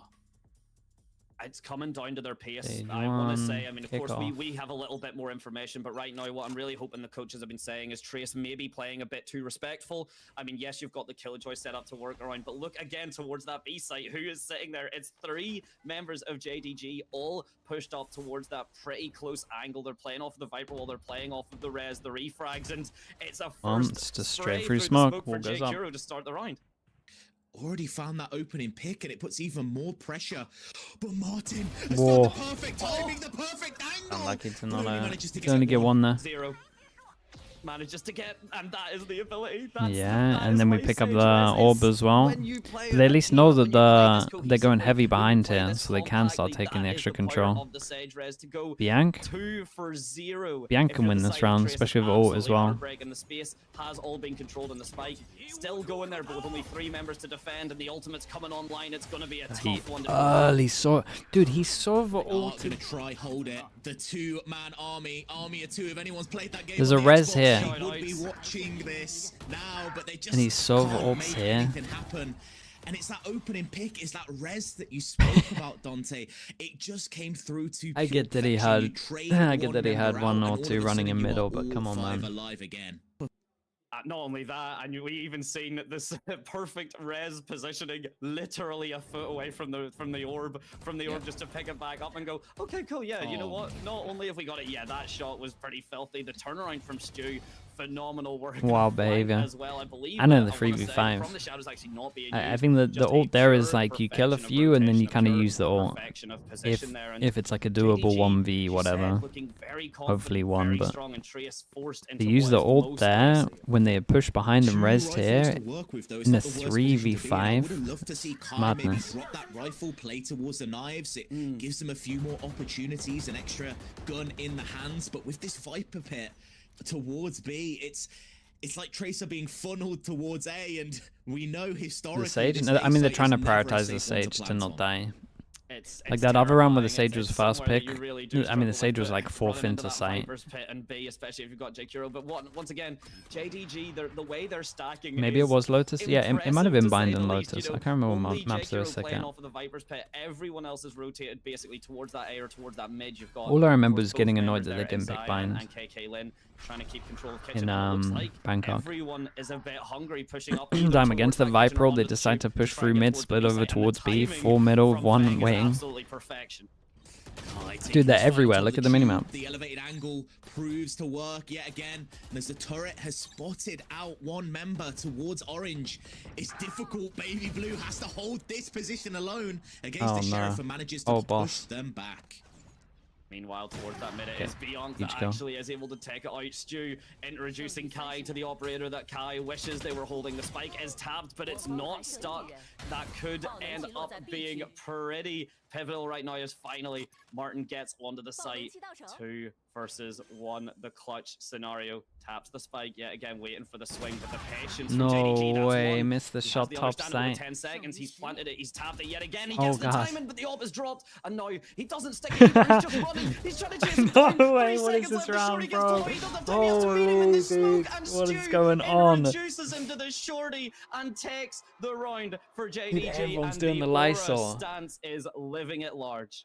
No way. It's caught on so heavy. It literally just comes down to that timing. I mean, a rare miss from Stu on that operator gives an opportunity to win this round. The sub moment sticking close, yeah. Just can't catch a break, this Trace squad. This whole round, the whole like 20 seconds of the end of this round was scary as hell. Going the way of JDG so well, the positioning, but that's not luck. That is the position and that is the ability. Okay, maybe Stu a little bit fortunate there with just how the AWP and the drop came through. Martin playing that as beautifully as he can with the fake taps, but a little bit egregious. Maybe could have at least say something. Nah, dude, I like the stand up just to stand up.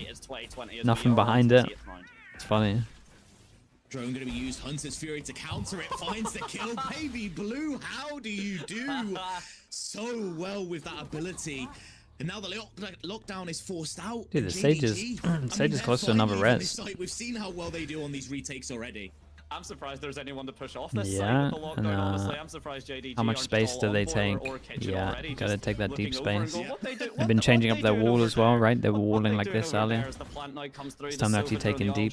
Mostly because of the Killjoy ult, but they might actually do it into the other rounds. Killjoy on defense, but they got the good plant down. Problem is you can just wall like this to defuse this as well, so they need to try kill the Sage.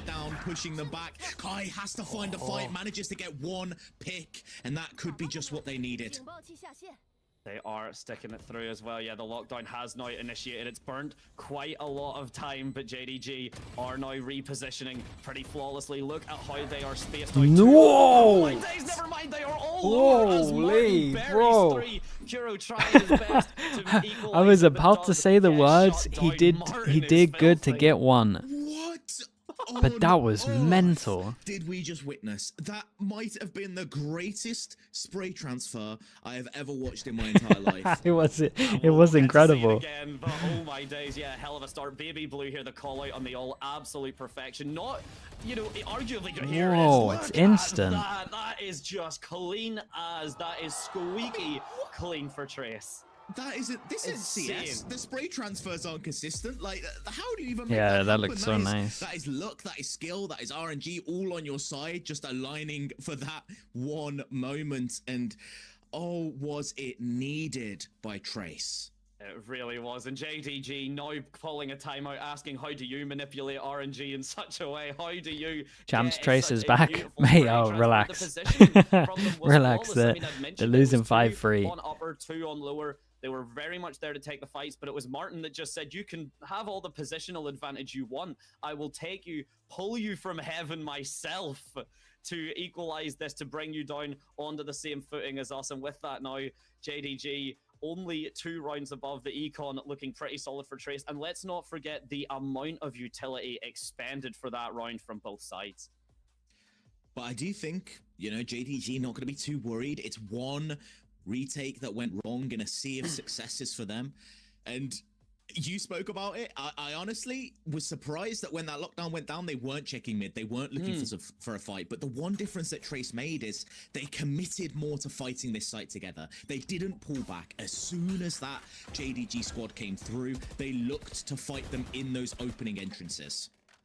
I think that is coming down to it. We mentioned it earlier, Trace not respecting JDG quite as much. Okay, if you want to play mid, if you want to play retakes, that's fine, but we're going to play a pace that you have to match. We're going to play it very fast, very aggressive, and JDG now on the pretty low buy. You've got Baby Blue on the Stinger. Jakiro has managed to pull himself up a Guardian, but other than that, it is light shields or no shields galore, and the utility even not quite up to scratch. Trace really want to put this in the bag, but as you've said before, Snow, the amount of thrifties that come through from this region, it needs to be studied. I honestly would never count a team out when it comes to a thrifty, especially in this region. Hey, Recon But to it is clear the gonna be up question to mark Jake over Burrow towards if they A. want to win this Are they round. going to Have a stay big strong? task ahead It of them didn't to clear solve behind a her. member that is Kind of wasn't the invested best. a little bit of money into this one. The meeting in mid, it's between these two, Martin and Jakiro. The tension, the quietness, the Did he steps. runs? Oh, Martin is just there. boy. There's no time. Kiro has given the position up immensely, and Kitchen now in control of the opposing Killjoy once that turret is dealt with. Martin's pushing for more. Being a little bit greedy here, could potentially get caught out and give a rifle away, but if their timing is perfect, it wouldn't even matter. Oh, the turret comes A through, great the shot, wide man. swing, and Martin He's falls. hitting- good he's for hitting one, but as some you said, shots. that is now a gun given up. And Yeah, look they at do get a Trace, the low upgrade, respect. but Guys, give them a bit more control. Playing so far back, I mean, yeah, good decision making from Kai, moving up here, wants to shot. take this early That's fight it. and manages to do so. That's more what you want to see. There is a lot of utility. Damn, to nice work shot with, as but well. Still, we've seen how confident JDG are with positioning if you give it to them. And Trace almost hearing they me might be and warming actually up a little realizing, bit. okay, yeah, we can push up. We've got in the some gun advantage. in 2 And insanely someone nice needs rounds. to let Kai know that Blade Storm's not going to last until next half. It's not one that you can save until the pistol round, because I feel like there's numerous rounds where we've seen Kai have the ability to pop that Blade Storm and maybe, you know, either have some effectiveness in terms of buying a rifle for their team, or just if they want to go a bit more aggressive and not Bark, use the what are you- opportunity for JDG to set what up are you their typing? retake, but isn't needed to be used in that round. Could be used in a future round if they feel like they need it, but so far Kai just playing without it. I believe, as you said, no, that hasn't been tapped yet. Maybe I just seen the knife. I actually thought it had been pulled through. But speaking of respecting or lack of, look at Stu's position here with the operator. It's not going to find anyone. Trace either all committed towards that top bell or towards that mid side to try and find any lurks, any mispositioning from the side of JDG, who, speaking of, I don't think I have seen two members on top of that screen in potentially years. I mean, the thing is, this op will find someone, but it's whether... Does he get out here as an Omen? Shu gets the kill, the TP is short. Nobody's there to trade I mean, yeah, Kai but just doesn't find the timing to I'm peek not out, sure. I'm not sure about it. Very, very fortunate for JDG. Could have went entirely differently. Although, again, any positional control now, JDG are going to be grouped up, playing that kind of death ball that we've been talking about. Because if you look, there is one ultimate online for JDG, and it could result in a 6 versus 5. Trace They rotate here so to have enough fast. control to maybe get this plant down, but JDG are there to take the fight straight back. Cove is great to Yeah, I fake got him the locked presence in of with the where person plant's behind gonna as be. well. They get the spike I'd be down, tempted to use the but now harbor as ult this here, but I harbor wall think they drops, still there's lose the multiple rounds. long-range fights that are gonna have to be Ooh, hold taken. up. Kai could own this. Behind you, Trace. Look. Oh, it's a pretty well-timed harbor ult. Keep an eye on the flank behind. But you can see the angle. Dude, no one's You can expecting see this. The position in the Viper wall is being held. Ah, dude, by he's owned it, two, right? Nearly 3 members of Trace. The timing from Jake Hero is absolutely perfect. He's good for 2. The rest of his team Ah, not dude, need he to played back him this up, so or he can nice. just do it all himself, baby Got into the boy, little cubby, able that to was pick up awesome. Beyond, and that I mean, is they a just had too flank many and a people here half. as well. Exactly how JDG I wanted also that think to go. that they probably don't take All enough I'm saying space now against is Trace is the gonna Sage. take the play out of JDG's book, and we're going to see 4 people mid. Something has to stop these lurks, but yeah, it's not having access to that Sentinel util. Sentinel goes down as the first isolated player. Now all of a sudden you have nothing to watch flank, and while Feng was there to, in theory, get that kill, the Viper wall just gives such an advanced positioning. It's an incredible push up there, as you said. Getting that little box on the right side is just a phenomenal play, a phenomenal position, almost a punish off of the Viper wall. Again, it's a great one to attack into, but we can see the angles that can be played, the timings that can be gained as we move on to another full buy, and Trace really wanting to get this round on the board if they want it, but JDG, KK Lin already saying that 4 is all you get this half. Trace doesn't want that to be so as they carry on pushing, and Martin with this mid lurk Dude, has managed Martin's to find been a themselves nightmare. a kill. But with the push through onto site, it is just It's a nice Baby change up Blue from them though, finding actually Kai, fighting over towards Saint. and Trace has to back away. Yeah. They should use their Quite a bit wall here expected. to The kind of blade fight storm that this. you had asked so badly for has finally been used. Not and keeping Jakiro it yet as again, one-dimensional these as it has alerts that been. you had asked, you know, try not to give all the value, but now welcome to the Viper's Pit. If you want to try, Yeah, I think there's a bit and of a walk rush through Viper this pit, main but you can angle at least in find towards the safety B in it. site, no, you're gonna have to be funneled through mid, and JDG playing off of that forced positioning. It's gonna all be down to Zion. Here, Mate, the timing he gets found, that is Martin essentially looks a like he's 2K aimbotting, off man. one bullet, because the This rest guy's is a- going down now, this and guy's a walk down to beast buy right as now. much time as possible for this 3 versus 2 retake.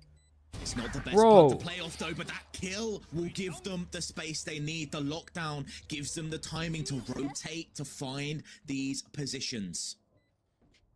Now, speaking of Martin, Dude, he has no rotating all the way hesitation. back to get into this kitchen, and Look the how positional look how fast he is here. here. Of course, it's Finds another it. He's headshot. on for Martin's potentially the unbelievable. ace and stew with that operator with the gun that is oh so Dude, he's not expensive. even He over peeking, might not giving just them a opt. chance to get a The kill pun into it. Definitely intended to save. A sick 2v4 from him.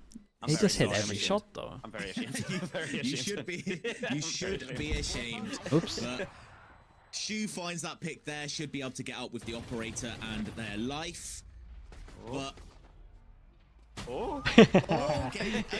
respect. It was respect. a sick round from But him. now it's that situation where JDG's gonna have to change something up. Trace has been finding multiple rounds and showcasing that they don't have to just hit a site. When they see that JDG is playing towards this retake, they look for lurks like this. They look for these picks and try to force out these 1 versus 1s.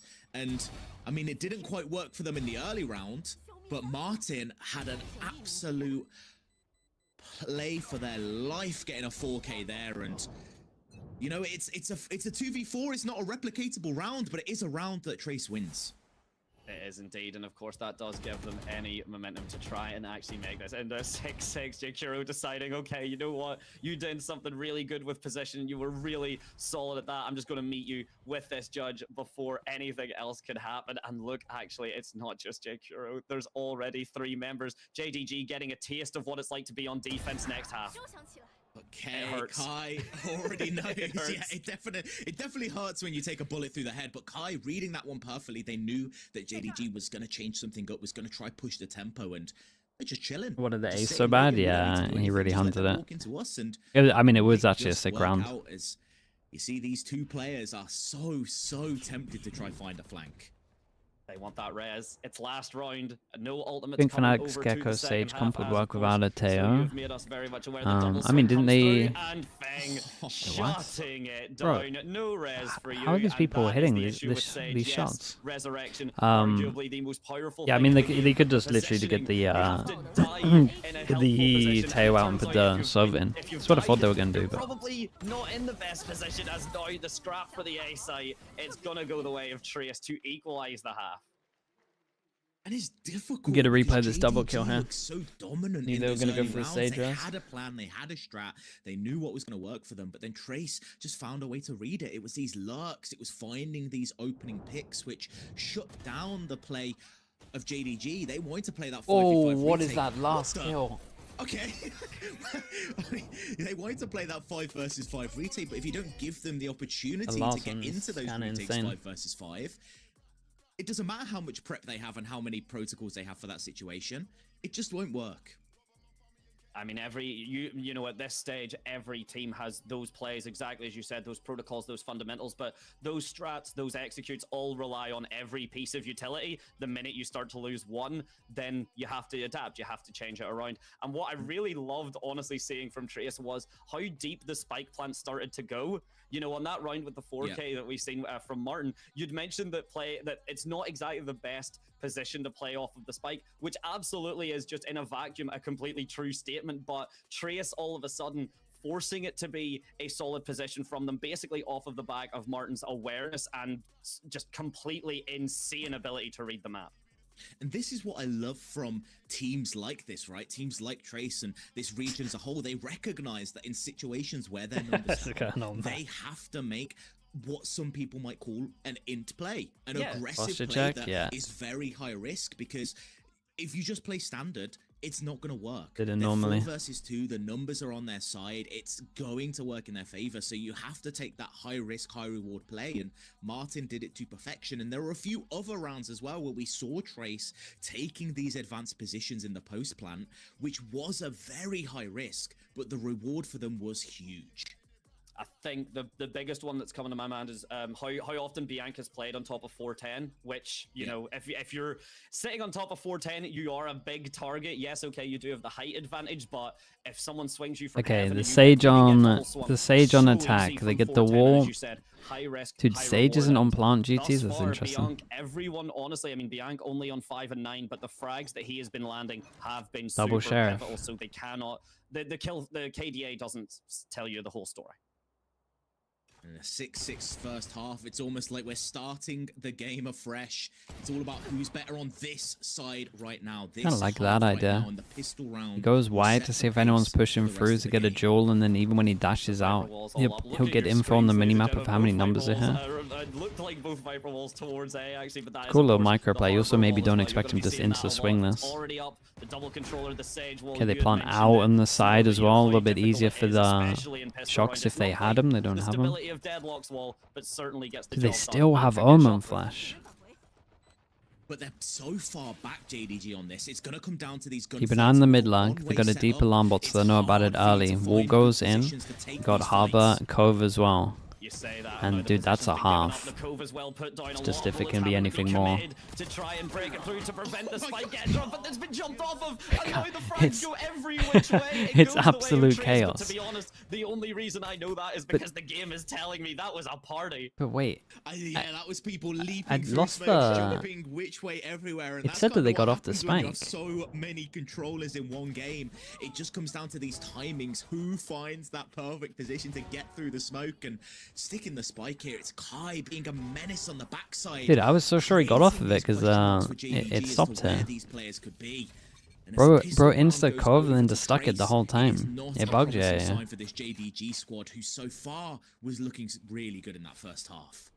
They really were, and it could all be down to this harbor, honestly. I mean, the Cove, such a strong piece. Yeah, they keep doing this though on defense. Early alarm bomb. There should be a disco ball hanging from the top of that orb just to invite yeah, I'm everyone pretty sure J.Kuro is close enough to hear this. You know, even after you break the orb, it does take, I believe it's You confused the hell out of me. So you've still got time to either stick a defuse or, you know, get a plant down, vice versa, whatever scenario you're in. So the utility, the flexibility of Cove as well, particularly then to dance around it and use it as a kind of ISO shield, sometimes can be a phenomenal. Okay, everyone buying here as well, so every kill is important. Of JDG, if they do manage to get this spike onto site, especially if it is a retake situation, so much stall utility. They've got the mollies from this Viper, from this Killjoy. They've got the shock darts as well. If you can get onto this site essentially for free, the Cove is going to have less effectiveness. That's true. Okay, wall on the left, they get a safe plan though, so they gotta fight over towards site. And again, it's pretty much about damage, and every kill does matter. Got a lot of heavy armors, everyone's bought a gun. Ooh, I like this recon for retaking though. Behind the Jenny. Oh, perfect paranoia! Shuts off the attack. Wait, what was going on there? They're just trading all back and forth again. Play these. Fang! That's a smoke! You're not meant to be able to see through that. The Spectre that comes through from Leo King. KK it's unlucky. It's unlucky though. I like. He just took the gamble with it. Dude, they did incredible damage. He's gonna pick up a Bulldog here at the end, but they lost 2 Bulldogs and 2 Spectres. Happened like 2 or 3 times where these teams are expecting the player What's going on, bro? Absolute chaos. Or tap the spike and then peek out, but people have just been sticking. They've just been not caring. They've just been sitting the smoke, sticking, taking it's twice. It's twice. You know what? Why not? It's twice there's been a Coven to stick. Out, you look like an absolute god. And Fang surely feeling like an absolute yeah, I mean, he made sound well. close to the Cove. Trace, I'm surprised the guy stuck it. That's 2 rounds back to back. Both diffusers have been so solid. JDG. Dude, look at this bonus. A bit slow, a little bit nothing. Kind of they got sheriffs at least. When it comes down to it, not quite being able to play the one away from a Sova ult. That's pretty much it. Or not quite able to play the very violent attack that Trace was trying to run. It's insane how much mayhem is in these games consistently. They don't really have much in terms of getting to site. If you're hoping for a duelist to create space, you ain't got that. You've just got an Omen, which can be effective in a similar way. As I'm a little bit worried for J.Kuro on this side of the map. 3 players waiting. I mean, he's dead, right? And this might be a gun. This could be their life going down. Oh. Okay, but that's a gun to pick up. Are they going to speed up here? I'm not sure if they saw the harbor. That is the information, though, that is told. At least one more, and you can see JDG almost burst into action, almost kind of awake that the you know, the activation word has been said, and they have now shot into action as they just push on. Managed to take their trades, managed to take their frags, get the plant down for the defensive strat. They've still got quite a lot. They've got the Sage Wall from Zion that's going to go down for this post plant, and Kai actually, though, able to bring down KK Lin to equalize the numbers. How much comp have you been playing? Are you expecting this Sage to be in the ratty spot behind the wall or not? It's going to be difficult for Kai and Lower King. They're going to have to really find a way to isolate some of these gunfights. But with that player going down, it's Kai left all alone. And there is nothing. Still though, they made it pretty costly. And now we find ourselves in a situation where both these teams have proven that on both attack and defense, they have the prowess to match each other 1-for-1. It seems to be the beautiful way of doing it. This entire swing here, beautiful shot from J.Kuro. Immediate follow-up, though, is exactly as good. The paranoias we've got to really mention have been stellar from both sides. Stu, in particular, every time there seems to be a fair gunfight, the screen goes black. Someone turns my monitor off. Sova into this one. It's a big buy rounds, right? Everyone. You know I prefer to play people can't buy. Because somehow it's not going to make me any worse than I already am. But for these players that are playing here, we would prefer their monitor to stay on it's the classic. Oh boy, a little double in there. No kill, but still, one is regen armor. Yeah, I mean, this is just been the classic for about 3 years now. Sova ult, insta drone, tag, send it. You can make a lot of space of it as well. No plasters with little cutesy animals to be able to stick on. That is while that was going on, we took a lot of space over towards B. We have a lurk in mid, and the turret did go off for a little bit, and that's a great shot, man. Trace has 3 members here, though. This is their stack site. Feng is so far up, they know it has to be Good value from the ult. You always get. I'm telling you, this Sova drone here into insta-tag ult is just so strong. There's a reason that people would just do that every single time when they have ult. We see JKiro trying to Oi. come through. It might be a bit too late. Double? As KK is trying his absolute best to buy as much time as possible. JKiro swings the angle, but not with intent. Gets picked, and the spike still down. KK trying his best. Does get the swing, but there's some nice shots going down there. Super ready. Knows that was a true drop and just takes the head. Soapastic, thank you so much with the prime, dude. Appreciate that. Thank you. For that was the fact that map control was all on the side of Trace. I don't know if you saw in your mini maps, but Feng was pushed up so far up through B, had the entirety of that side of the map controlled because they knew exactly where everybody was from this JDG squad, and it meant that when you have an idea of where they're going to be, Feng did really good. Took the space once they realized they were going heavy A, and then he never like overstepped. Really got to be said, you know, they've been really putting on a masterclass in the defense in Icebox. It's pretty. I wouldn't say The it's backup pretty easy to do. stinger, It's we've got a pretty hero standard to take Bucky, Icebox we've got through Stu's all ult. to attack, Surely but this Trace isn't a were set really round of a making Bucky shield ult. TS4 on their half, Could and be. JDG haven't quite been able to replicate it just yet. We've been seeing these very kind of big splits. I guess you could go here, and it's pretty good. And the Silver drone coming through, the oil drone trying to find its mark, but Martin just all the way comfortable in nest. He doesn't really want to get picked out by that oil. He's happy just to sit there as the little birdie is. Has the alarm bot though, so they are going to know that this site hit is happening as soon as this shooting starts Okay, to come if they through. wanted They'll to know with a there's members plant, here if as they well got as the that plant, it dark could be sits nobody, and the space has been Viper the ult. mollies have been popped to just stall at this I point. like the And idea a though. teleport will It's do not too nothing bad. for TP Stu, top of as sight, Trace are you already go in for into the retake. cubby, Martin and then you go saying through he's the not wall really into your a own fan, more of a smoke. shepherd's pie, man, more of a different sort of food as he takes down another in the form of Baby Blue. The Sage Slow Did they comes still down, put the Viper Viper's into it? pit now falls from JKiro. You need to find this. You need to force the advantage, but Martin just seems happy to tear you all apart. Dude, that's The right unlucky, click no? on find Two its of them mark. hit. Bianc follows it up, and KK Lin all the way towards that nest, sees the cove, tries to get the nade down, gets one at least for their troubles, but will I like fall. the idea from The JDG. amount of high It's not too bad. impact rounds that Martin has had has been absolutely insane. Dude, Martin's This unbelievable. player has got so many 3Ks, Yeah, 4Ks he's where not they've wrong. just changed the He's outcome sitting of the round on single-handedly, and 2 now 3Ks and 1 inside 4K. JDG, it's in like, just what one map. can you even do to shut this player down, because they are always in a perfect position. I mean, that looked like a great attempt, you know, teleport in, meet the Bucky, play that close range angle, but instead, just the position. Viper ult, yeah, they really kind of rushed this one. 3v5 Viper ult eco. Trace very much warming up, and you can see JDG looking a little bit concerned. I would be as well if I was them. Their attack half so far has not been really good. I mean, they had that one good round, but Trace has been dominating them for the rest of this half. And What the coaches writing their notes after every round, just like what's going down, what worked, what didn't, who's playing where, what kind of setup were they using. Just any kind of notes that you want to say in the timeout, in case you forget. It works, and when it doesn't, You're basically just trying to paint a picture. You're trying to paint a picture of like because again, you can only see half of the map, right? You can only see your stuff, so you're trying to work out like what's behind here, and then you're also trying to work out like what's working. Are we taking A main easy? Are they taking it for free? Were there 3 on site here? Do we need to create pressure elsewhere? Who was on site? What kind of setups are they doing? Are we finding the killjoy turrets? Are we finding the alarm bombs? Did we lose just because of ults? Or did we like mess up? Are they retaking heavy over towards A? Do we need to fight more over towards site? Just everything, basically. Everything that you want to say in the timeout. In that regard, where basically anyone else would have been a better choice. Aggressive push down tube here from Trace as well. Mid control completely gained now. That alarm bot is just going to force JDG into a I think every coach has like their different way of doing it. Commit fully to one site, or they have to dedicate resources to Like some break it down round by round, some just do like bigger picture stuff. Choosing to dedicate the resources there. I honestly believe at this moment now JDG just might be a little different now that you can have assistant assistant coaches as well. Could have other people looking for certain stuff. Very much split, trying to, you know, doing similar retakes to JDG, not quite to the same, you know, recon that goes over towards here can't be shot from sight. Very much Trace just happy to wait them out. Yeah, and we got nothing to stop this plant. Big Joel over towards middle.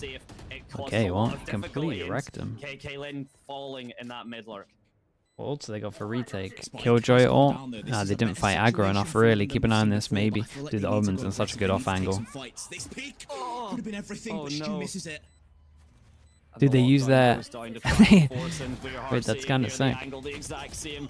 The exact same philosophy coming down here as the lockdown is gonna pop. Zion trying his best to get as many frags. Yeah, I mean they just had two quite enough as Fung two good ults for this one. The deal, and this is getting harder and harder for JD. Yeah, they had to take way more I space. love the discipline from Trace, right? You see, it does feel like both of the teams at the moment are playing like a standard icebox, and maybe sometimes they're not like considering the ults or who they're playing against agent-wise, that they need to maybe take more space. Like both teams are at fault for this. And it just works so well for them. Worked flawlessly. There's no real concerns at the moment. There's no space being granted here. Trace are absolutely developing a masterclass here the last 3 rounds. Very confidently. 3 shorties getting bought out because they got a Viper ult and they are using it insta. The Viper's pit now being used from Fung here, just trying to find and cut off as much of A site as possible, and it seems though JDG not entirely dissuaded from this site just yet. And it's interesting because we a bit of a classic from JDG as well, right? You got Sage. Basically, when you have a Sage res, the most common thing you'll see is on attack, people will fight here because you drop down, and then on defense, normally people play on here because you drop down. It's just like a secure res. That's like the most common thing that will happen on attack and then defense. It's very hard to position with a Sage res, really. Like you want to try, in theory, fight more in this box on defense, but it's easier said than done. Dude, he's gonna get pulse for this. This is what you want. You want Zion to try. No, he's off on his own. Zion, the res. He might actually find the angle, though. He picks up one. The fight's a little bit scrappy for the second. He falls, and the pinstripe is just back and Dude, look at this round, man. What are we meant to be watching? It's 7 kills in 1 second, and there is 3 individual 1v1s being taken at the same time. They don't quite have the spike just yet, and with only 20 seconds they have to do something, and falling to Luo King is not the option. Baby Blue 1 versus 1. And has to stick here, has to commit to this spike, but Luo King's already in such a good position and has access to that wall as well. But J Kuro has a bit of a sneaky trick of their own. Dancing around it. It's also as well just looking purely at the kill feed. 19-15 this wall creates so much pressure. Not quite as warmed up on the guns as J Kuro does look to be. He's actually trying to could find legit out be anywhere. Might just want to smoke this one off. He might literally just cover. Yeah, I was gonna say. It's a fight towards the snowman. Does find it now. Just taps it, but gets the spray. Knows where the bullet tracers are. Just waiting it out. Timing is everything. Swings through. Damn, he played this really well though. Fair play. Did that great. He was very patient with it. Luo King, a beautiful clutch. Dude, any kind of smoke agent in a 1v1 when you have to defuse is just so good. It's one of those where you're not expecting it.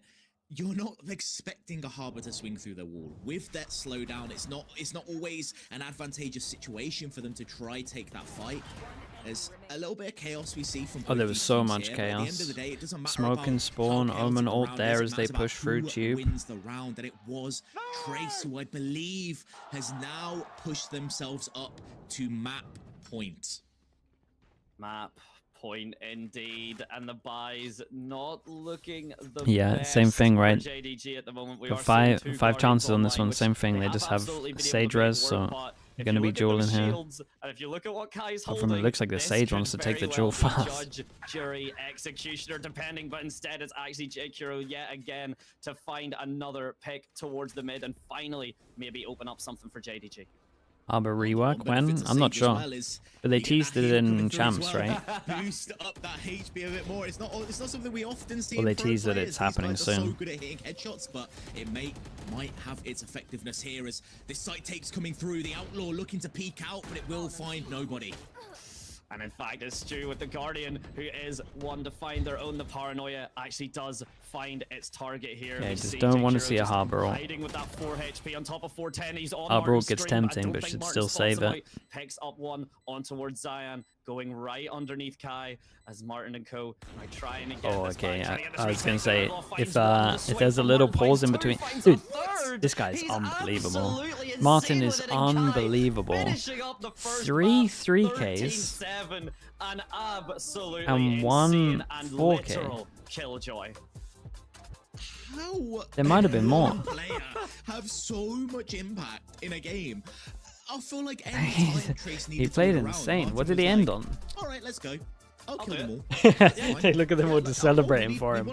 That's nuts. Okay, I'll just kill everyone. Like it's just so crazy that Trace were put into some really precarious positions where their retakes weren't looking so good, but Martin just constantly finding 2, 3, even 4 kills, just turning the game around for this squad.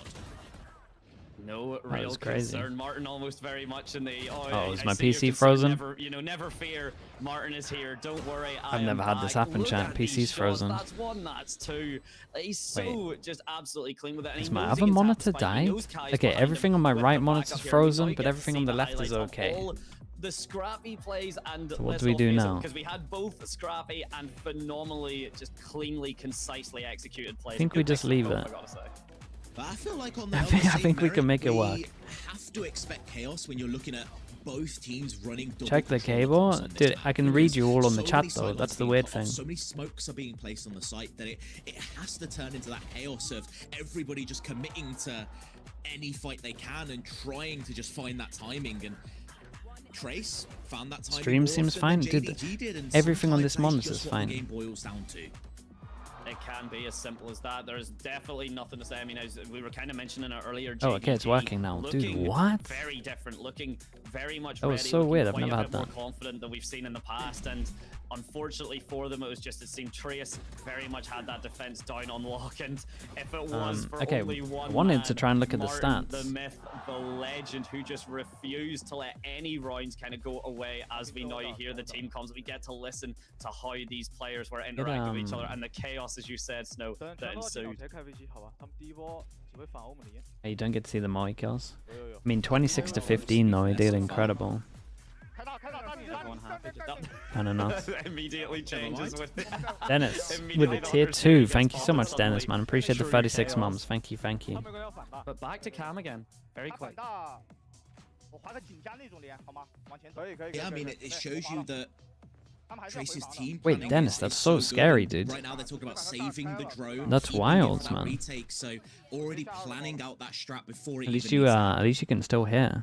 And that's the awareness there. That's teeping. That's very much. Dennis, what? Like, was there a cause, or is it literally just sudden, like you're saying? They're just chatting away. Did they say there's like a reason for it? About the opposing lockdown, and we can hear it's basically, if you look even down at the players, it's always Martin that seems to be the one chatting, that seems to be the one calming. It's a phenomenal position to have your Killjoy, who can not only frag out, but give the team keep them coordinated and give them that confidence to just push through. Hey, that's so wild, Dennis, man. Just let it be silent. Let's just hear it. The transfer is so nuts. Actually, pretty calm, all things CC captions coming in clutch. Yeah, maybe. God, that's crazy, Dennis. I'm guessing that maybe Martin got a bit too hyped. There's like there, some recovery going on. So that is pretty much like a play of your career. And when we're talking about pre-game, we're talking about this player hasn't played League Valorant for 488 days. We were talking about Rust. It turns out they're a well-oiled machine ready to go. They're not a robot at this point. They are just AI. Yeah, that's it. That's what has 15 months in the time chamber. The very much the synapses, the wiring. It's all. What map do they pick next? They pick Lotus again and again. 26 and 15. Yeah, the next highest being Kai at 21. This might be it, bro. If Martin plays like this is the 2-0. BNJ Kuro, sorry, the Viper at 20 and 17. When that's your Killjoy, what really can you do? And I mean, we speak about some prolific this as well, like this on top. You know, like your Nats as well, and they are sometimes these high fragging players, and it's because of the fact that playing Sentinel, especially on attack, gives you that freedom to just use your gun. Your utility is more passive. It's not as active. You don't need to be throwing it on site, so it lets you just go in and be that presence. I think Trace have hope for champs. Yes, they do.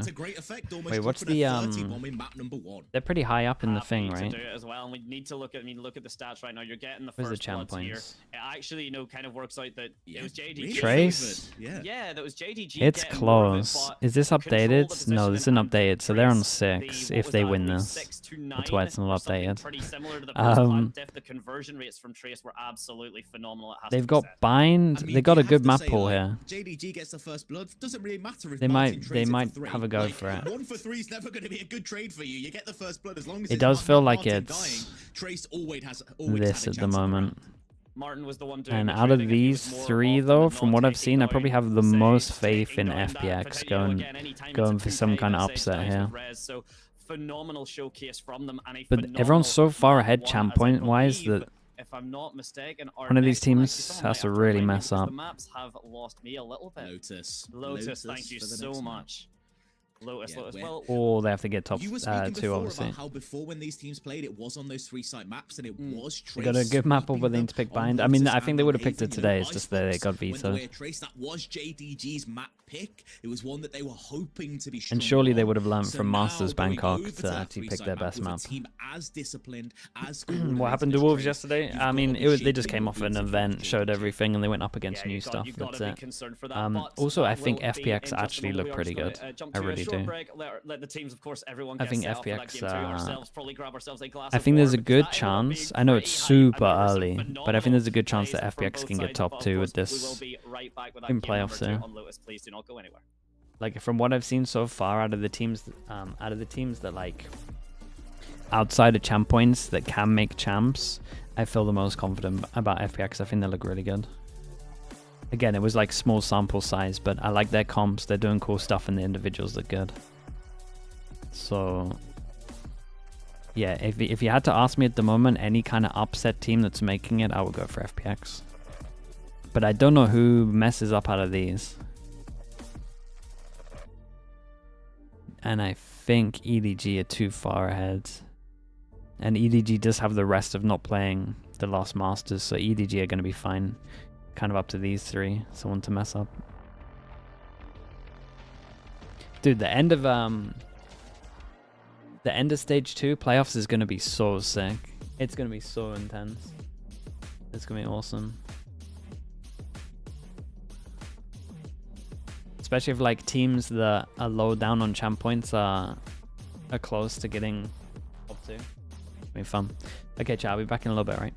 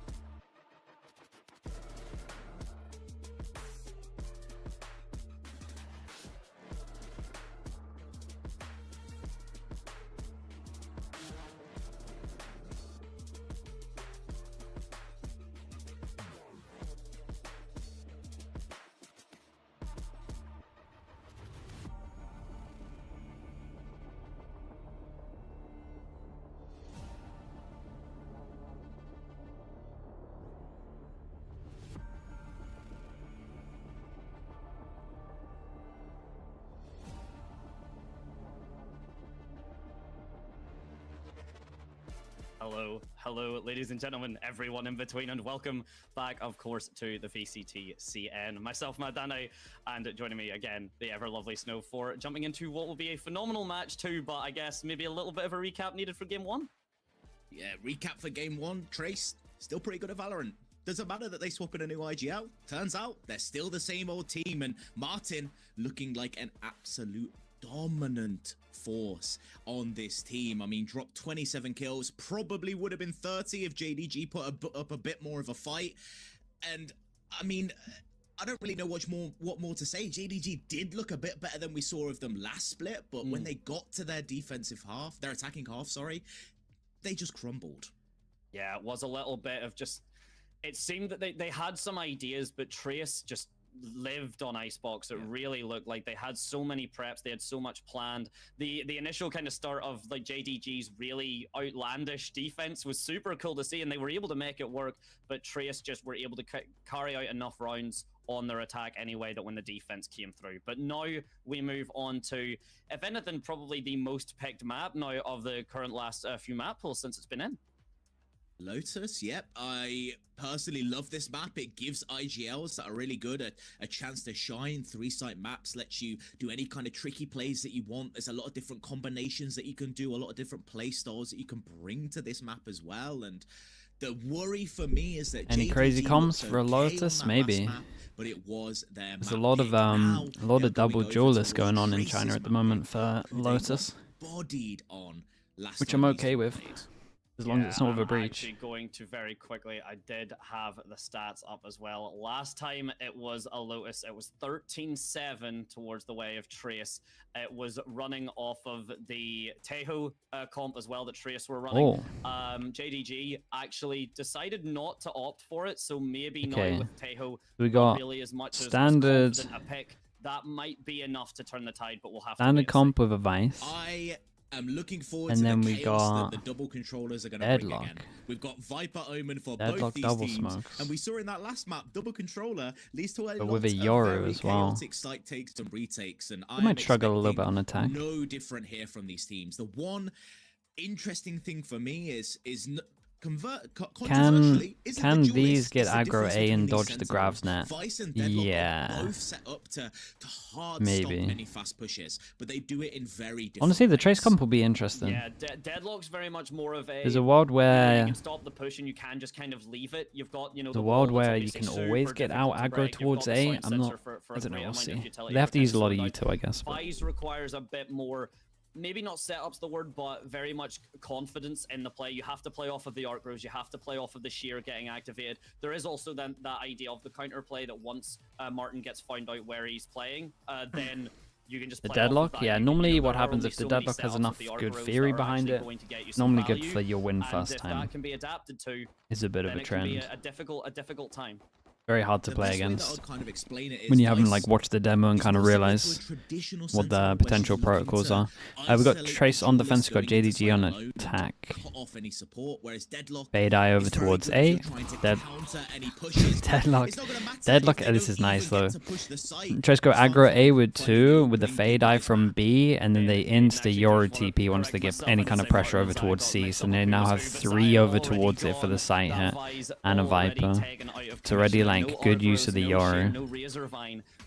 I will say the biggest mistake the teams were making, and I think teams have got a lot better at doing this, and I think like Paperex is probably the best example, is using a Yoru like this. Most people would go here and just set the Yoru up, but setting someone else up and then having the fast rotate for the instant reaction is like what Yoru is for. So it's nice to see more teams using Yoru well. I know it's just a pistol round, so maybe we won't see it later on, but it's still nice. Jesus, nice shot, dude. And Martin very quickly losing his head, able to keep his life, but just barely as KK Lin.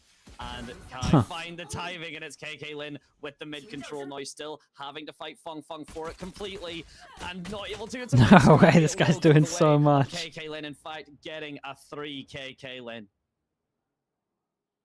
Why did you do that to me? Why have you made me do this? But Production, get me a new caster. I need a mid-round sub right here. But don't do this to me. I'll be good. I'll stop. It's an aggressive play though here from JDG, who are looking to cut this retake off before it even has a chance to happen, and they are going to manage to do so. But Martin, hey, great shots. I mean, they hit some lovely shots. Nice timing on the walk over towards B as well. I liked the overall plan, to be honest, from Trace. Just once it got to a little bit later into the actual round, it maybe fell apart. TP Glandstorp, thank you so much with the tier 1. Thank you for the 26 months, dude. It's a long time. Thank you for that. It seems to honestly be at the moment we may see a reflection of that, where Trace do solidly on the attack, and JDG are able to kind of hold them off. We might see something very similar, a 6-6, a 5-7, but once Trace then fully get on to themselves, get like okay, Trace, full eco on this one. They're up against 2 people that are allowed to die in terms of the guns, and well, there's a free A site. Beautiful first shot with a Guardian.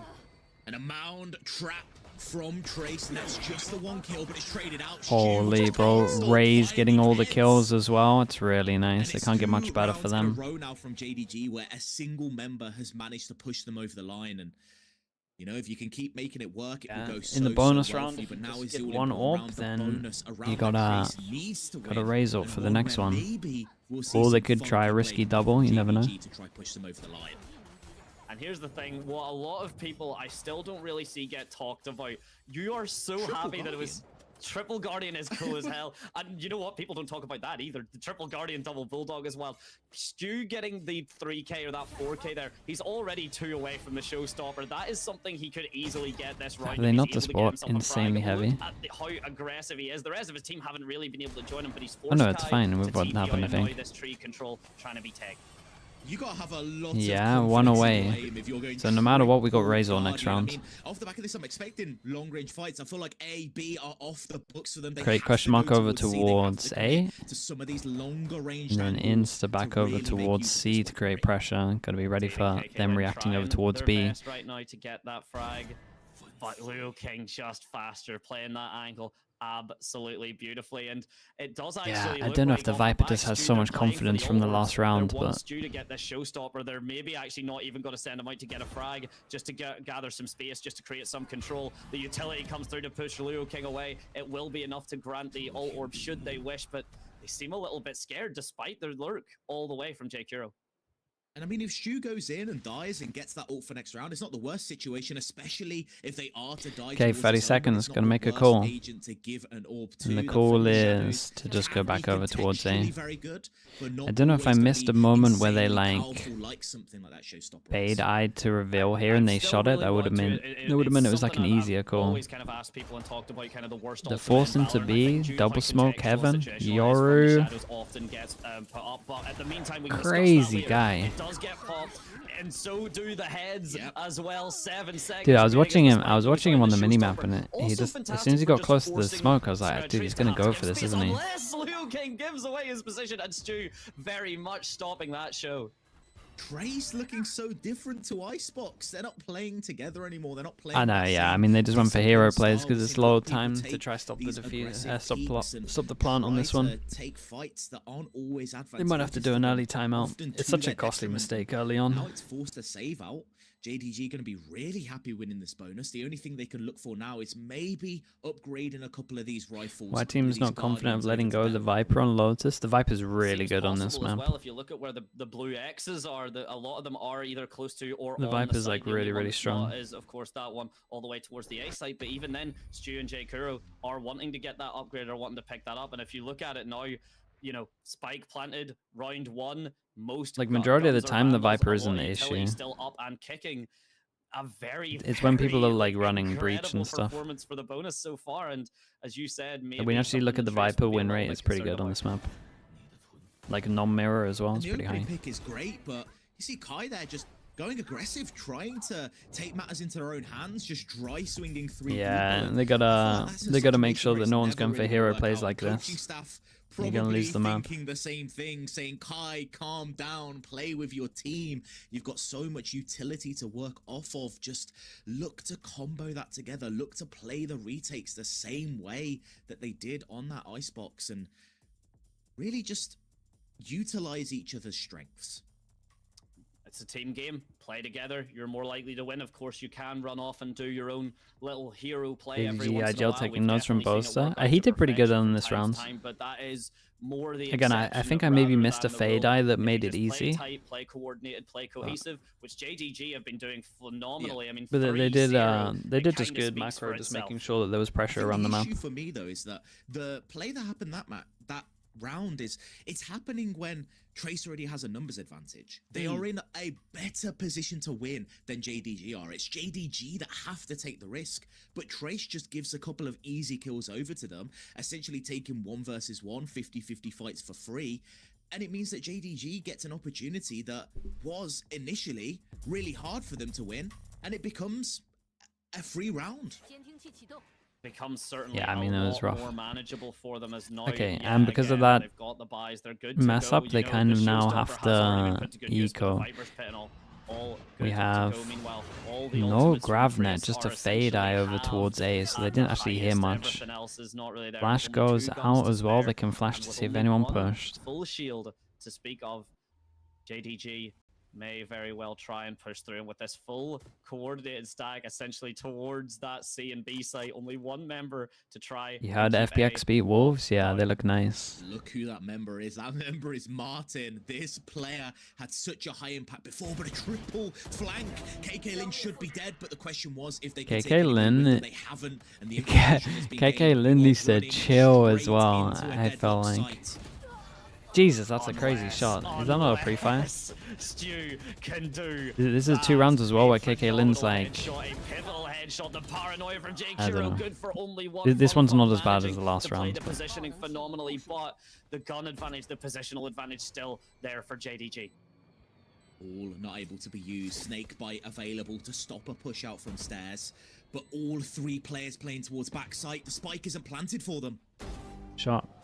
Oh, and Fung is very much living at large, and as you said, the spike not planted. Zion I did, he 40 killed him. Looking good for it, and the delay, the paint shells are not going to come through I fast mean, enough. it's not only able to defuse, get away with his life, pick up nice a gun. shots there, really. At the very least, telling him to let that go. Like an dog, like an owner to his dog. What's that in your mouth? Drop that. Let go of that now. And guess what that was? It's another thrifty right there, Dante. It's the same situation. Big mess up, but as soon as they like get this extra gun and push behind, it's looking nice. Because there were rifles at play, so it does make it a little bit of a different situation, but I feel like that was a big mistake from JDG right there. Planting as if they were going to play it from tree, and then all moving towards backside. I get that they want to cut Trace. Just read YouTube chat, dude. We always do. Come on. Come on now. Okay, Trace after this as well. Get a good amount of money. And then he goes super aggro over towards A. Fade, I didn't see anything. They're about to get a fair amount of ults. Well, he won the round before, but he might have gone a little bit too aggro here. I need to see it. His mate's like getting out of there and he's trying to fight. Fung trying to push out and see what was going on and being met with a bullet to the head.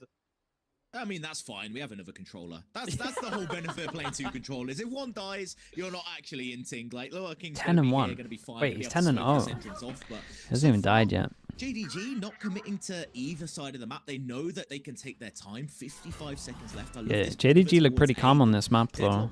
Like they're so fine with letting this go down, and it's pretty much what you want to do against the deadlock as well. Because even if you don't know where the wall is, which I think every round they have actually know where it is, you know that even if you wait, you can kind of just time it out anyway. Trying their best to cut it down, but that is maybe the overzealousness Snow you had mentioned, giving the opportunity. They're also just ending B all the time. Back and waited, instead tried to make something happen, which occasionally can be the the dream maker, but it can also be the nightmare that it so frequently can become, and it looks in this case to be exactly what's happened. KK Lin's going on a little walk. Should be able to potentially find at least one there as Lower King's not even checking that angle. It's all down to here. Oh, not even needed. J Kuro manages to find the shot perfectly. Stu with the lurk, 30 HP. One shot to the body would have done the work, but Martin, not even getting the opportunity to fire. Is pretty J nice. Kuro with the massively fast swing there. I think there's a few of them that can't buy. Even though they got the gun upgrades from the last rounds.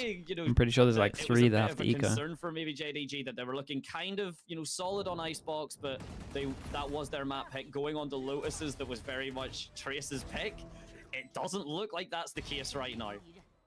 No, definitely not. And I feel like in part it's due to JDG just playing a reactive style of play. They're playing defaults. They're looking to see where 12-0 tries to pressure the map and just there's been 5 rounds and it's 12-0. They're not really going too aggressive onto these sites. And yeah, force them down to an eco, and dude, they're so wrecked as well. They only get 1 sheriff. That is a 12-0 kill day. KD is exactly correct. And Kaylin not only adding 2 kills to that scoreline, but also 2 kills to the Viper's Pit, now fully online and ready to go. If you actually talking about the scoreline for a moment, look at the lineup. You've got Stu 12-0-1. Baby Blue, Jesus. the worst performing He's on for it. is 1-1 and 1, and Kaylin deciding to try and take that top spot for themselves.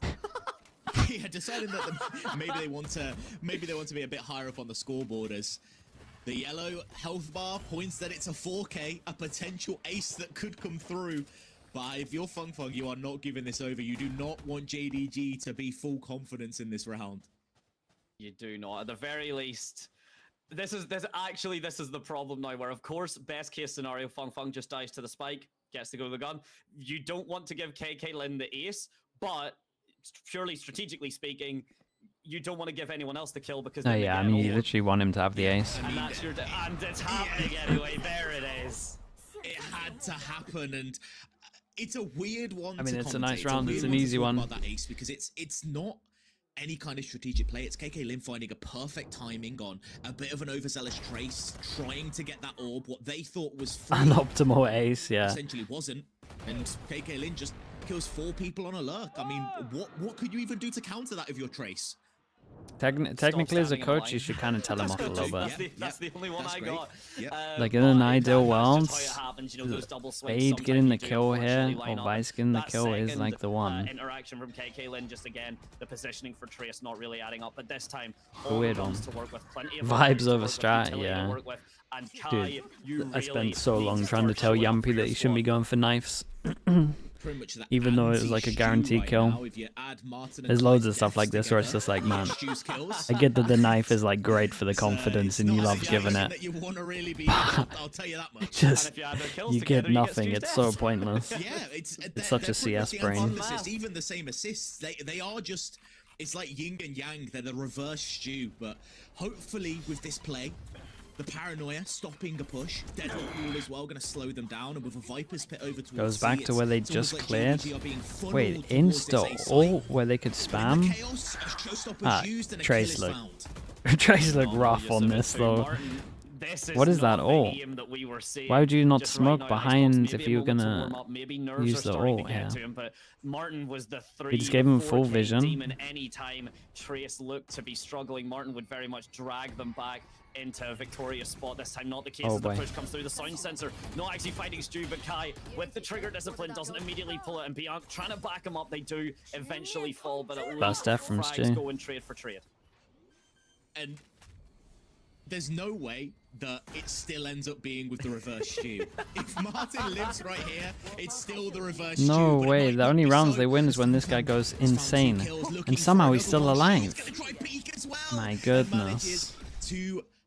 I'm not sure they should have won the rounds that they've won. It's actually Stu Light, it's Martin. I'm pretty sure they shouldn't have a round right now. Inverse Stu, either wets, or if you want to go for the yeah, we'll go for wets. So I'll come up with something else. This player dropped 30 almost last game. Like, what has happened to Martin in this match? What if the knife kill is worth 2 orb points? Yeah, I genuinely want to see that in the game.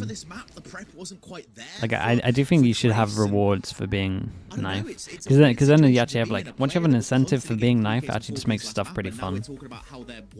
Like 2 orb points for that is gonna be sick. But then I also think that you should I think you should also take away the plant and defuse orb though. hilarious. They're not quite, but I was beginning to believe that, you know, I would definitely. It's going to both in terms of scoreline and kill it's death, going to promote degeneracy. I mean, yeah, but I think that's good, isn't it? Wanting to even be near in this time. If anyone wasn't watching that last map, this was the exact scoreline that JDG had on Icebox. They were 5-2, and then they just got swept by Trace. It ended up a 13-7 match. So JDG, I think that would be a good change to the game, honestly. 2 orbs for knife kill, no orbs for plant. But if we know anything about Trace, this team is adaptable. Dude, I saw people the other. Do you know what? Not to go on a rant or anything, but I saw people doing like. I didn't realize that the 1v1 in this game is going over towards Haven to Jewel on C. Guys, can we not just have a 1v1? Like, we actually just not have a 1v1 in the game. Like, I'll design you the map. Here is the map. There is the map. You are behind the box. That's it. This is the map. It's going to be easy. Then imagine you could queue into this while you're in queue for actual games as well. And you just 1v1 the mates that you're queuing with. It'd be sick. It doesn't need to be smart or anything. I feel like, yeah, this is what I was going to talk about. I'd love to That's an ISO ult. Dude, literally make it an ISO ult with two wolves. You've already made it. Having the strong side of the map, forcing this JDG squad to go somewhere else, and with fast rotates between A and B, it makes perfect sense that you keep that rubble control. Just like CS. Yeah, it's almost as if the game that's been around for like 20 years knows what it's doing. Should probably steal some of their stuff. Not saying all of it's good, but depending on what comes through, but of course with the Rays and the Deadlock being opposite sides, that combination not going to be seen this time, unless we get an unfortunate team hit with the utility, which while some, no, it should just be some. These days, honestly, it's impressive how much CS kind of stole from Valorant. Jesus, nice shots. Oh, nice shots, bro. Wait, what's going on? Dude, we're isolated, man. We're getting 3Ks here, 3Ks here. Oh, anything you can do, I can do better. Kai, though, unfortunately not able to finish poor observers, the it was like, pick which one's going to get 3Ks. Anything you can do, I can do exactly the same, apparently. Both of them getting 3Ks. I mean, it's just absolute hilarity. I'll have what he's having. I'll have what he's having. He wants a 3K, I want a 3K, and we'll get to see both of them. Oh, that second kill was really nice, man. Look at the angles. Meanwhile, on the opposite side of the map, dude, so many dinks. Absolute radicalness. It's actually it's the same play as well. Peeks one side, gets a kill. Peeks the other side, gets 2 kills from the same spot. They mirrored each other in both the amount of kills they got and the style that they got them. It's perfect mirroring from these players, but JDG looking to keep the tempo up after that round. It's Trace that were forced onto a save, only Martin having a rifle here. And while in Icebox that may have been a different story, this time it's not been quite as much. Zion and Stu 14-2. Husk with the tier 1. Thank you for the 33 months, man. I appreciate that. Ian said that JDG thinks KK Lin will be the Chinese Oxy. Chinese Oxy? But he plays a complete different role, right? Was he not playing Killjoy earlier? And if you notice, the gun's not exactly in Trace's favor. Wait, what was he playing the first map? I can't even remember. More crazy things happen. No, I'm not. No, I'm taking you away from the oven now. No, hold this. I'm holding this man back. Come on, let's get cooking. No. Get this one kill. Start the cook up. Got utility to work with. I mean, like aim-wise? Okay, yeah. I was trying to prep something. Like I was cutting up the carrots. Coming close to the Razor again. I waited for the rice to cook, but when you got too many things cooking at once, I just didn't have the ingredients to work with. That's all. The ingredients. And I believe you didn't actually check that the electricity had been cut, so the oven wasn't turning on. That seems to be the case. That will do it, but yeah, I mean, if anything, to be honest, the start there, Stu opting for the run and gun. If there's one thing that's more consistent than a right-click classic at that range, it is a phantom spray. Okay, a lot of. I do like this though. I do like that we can see the pistols. And look at these. A lot of pistols get bought. So I guess we have a Viper. Early Omen teleport to if they get over towards the site. Cover both angles as Trace just 3-person aggro from Trace, and this time it's looking like they might actually want to go super aggro. Same thing again, get the kill early, TP out here, ready for the reaction. Omen Flash looks incredible at the moment, only hit 2. Wait, that's nice though. You got the going Fade but it was the same time as the Vice really ult. They really can't get over towards site now. Yeah, just a little bit of patience, I guess, matching the Dude, they can Steel still Garden get with the 5, and it Nightfall, would be a pretty good that's half if they got enough, 5. Yeah, I mean, I don't know about that. I don't know about that. Using the Steel Garden. Your hot take is C9 is going to champs. And then just backing away. Is that crazy with the points or not? I'm not sure that's so crazy. Is there, but you look, there's still Annihilation available for Martin. There's still the Dimensional Drift for Kai as well. There's a lot of abilities to retake a site, and G2 are already qualified through points, right? They can I'm not gonna say they're gonna take it easier, but good. To cut off any potential plays from Trace. I mean, you think about it a bit more, having the Nightfall, which kind of cuts your HP down in half, that a classic right click at that range, you know, will one tap you, and if you've got the Steel Garden, you know, everyone's going to be having that, so JDG, dude, the spike is so far away. Guys, down towards you got an Omen or something, you're 10 seconds away. No No way, Omen ult. Dude, there was a madness on C site. An absolute madness. The Omen ult went over towards A, got cancelled, and there's just the Omen with the spike waiting for him with 10 seconds left. 1 versus 3 on site. Stu is sprinting over to try help. I mean, it's chaos happening, but somehow JDG are making it work right now, Dante. Dude, it's gonna be Feng winning them another round, bro. Surely not. Oh my god, he won them 3. He's won them all 3 of their rounds. His teammate is safe to make sure that JDG cannot do something. Dude, I hope you get the Omen replay here, man. It's so funny. What a weird round. They're 2-2 and it's like 15 seconds and the Omen's walking into a C with the spike. Something happened. So things were absolute going insanity. I mean, I don't think I've ever seen the double fake TP back, cancel, plant for your duelist to run through B. I don't know about that. Like, especially when you're up 7-2, you don't need E2, yeah, they can they can like prep and have stuff ready. They're in a really good spot. Like, they don't need to get first or second in their region. Just trying to work out what happened during that round. There's no additional communication, there's no strats, there's just a, can someone give me a review on what actually happened there, because it was insane. You've seen the leafing? Yeah, he's not doing EWC right because of health issues. JDG 7-3, only 2 rounds left on this half, and it's been a have they said who they is playing instead? instead? That some members of Trace maybe having a little bit of snooze, maybe the hay fever's getting to them. Lotus is very much, you know, those flyers and everything, maybe just sneezing at the wrong time. Their assistant coach. He used to play though, right? He's been in a team before. Yeah, like you say, I mean, Lotus would be terrible for me with hay fever. I would be suffering on this map right now. The antihistamines, just every time I reloaded, they're just he used to play in the European team. Popping the antihistamine just so I could actually see.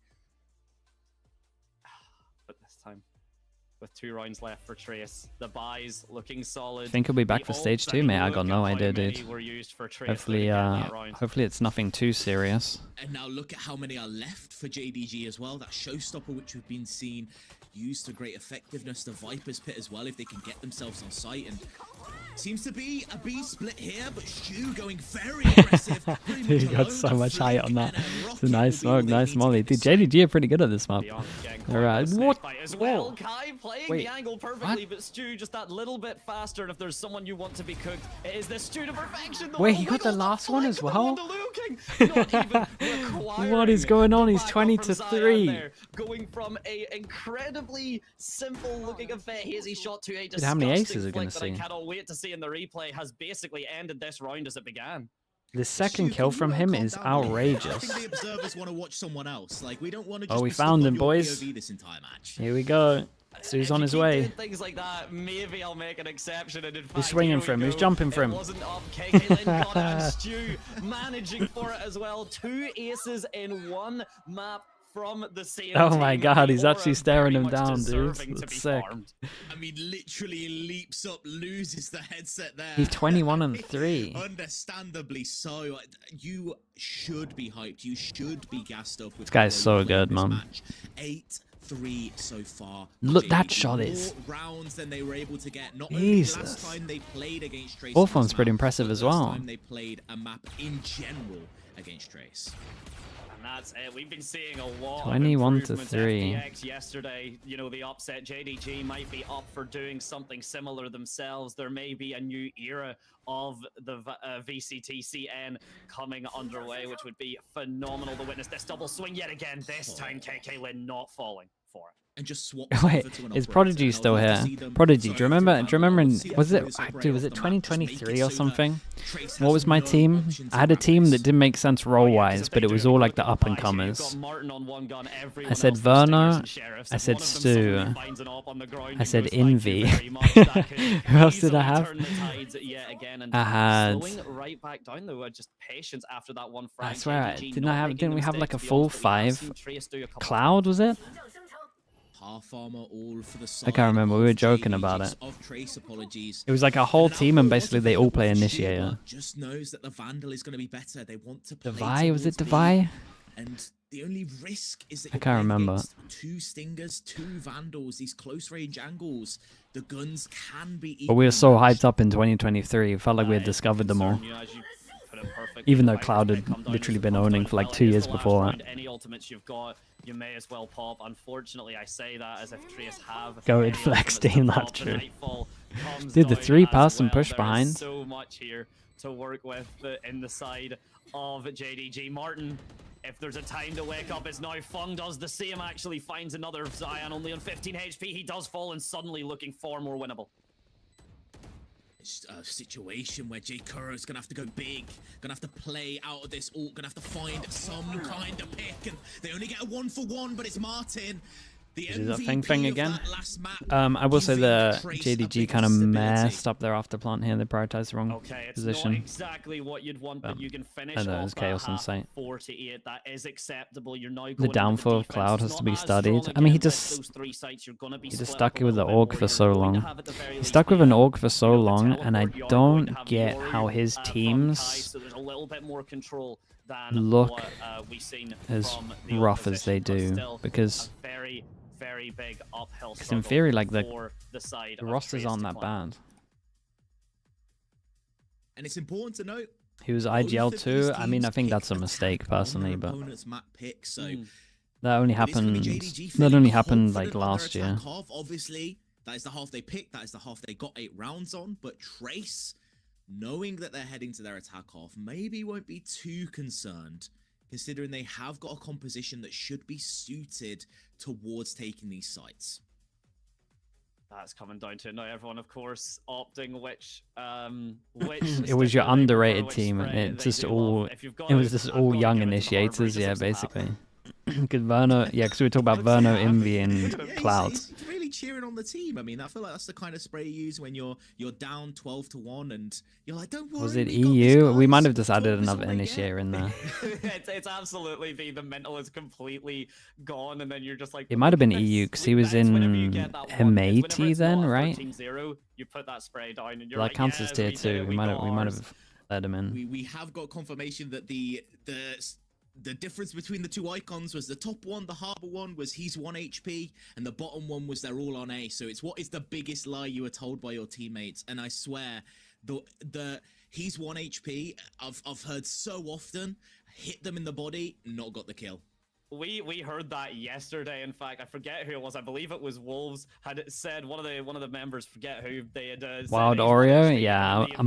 I think I still am a Wild Oreo fan.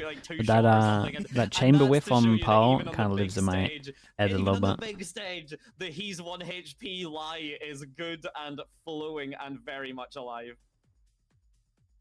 I do like him though. I think he's a bit underrated. Heading into this second half, a pistol round. We spoke about how important it was an icebox, and it ended up being the thing that broke the He almost added half a Nongshim. Dude, that final was still incredible though. Nongshim boom, like before wait, what was their org back then? I can't remember what their org was. That final was so incredible. SPG, that was it. Simprissa Gaming. They've got the Yoru TP, they've got the gate crash and such. It's a very aggressive defense though from JDG. Now that didn't win Game of the Year is beyond me. It was so good. trying his best to back up Zion as they do push through the smoke as well. They actually play off of Luo King's smoke perfectly, and KK Lin able to find the space, showing up in the back. I don't know when that's not your spawn. That's not your spawn. What are you doing? Oh, chill. KK Oh, Lin? boy, you're so dead. Oh! I mean, yeah, off the back of that, it's a round that is so doable. Chaotic. It's not clean to say the least. But so Kai now has the spike, going to be able to get this one planted with only 10 HP. Teammates going to be saying they're actually won on the side of JDG, and it will be true. Yeah, dude, that sounds sick. Matcha, yeah. I'm not going to lie, I had no clue.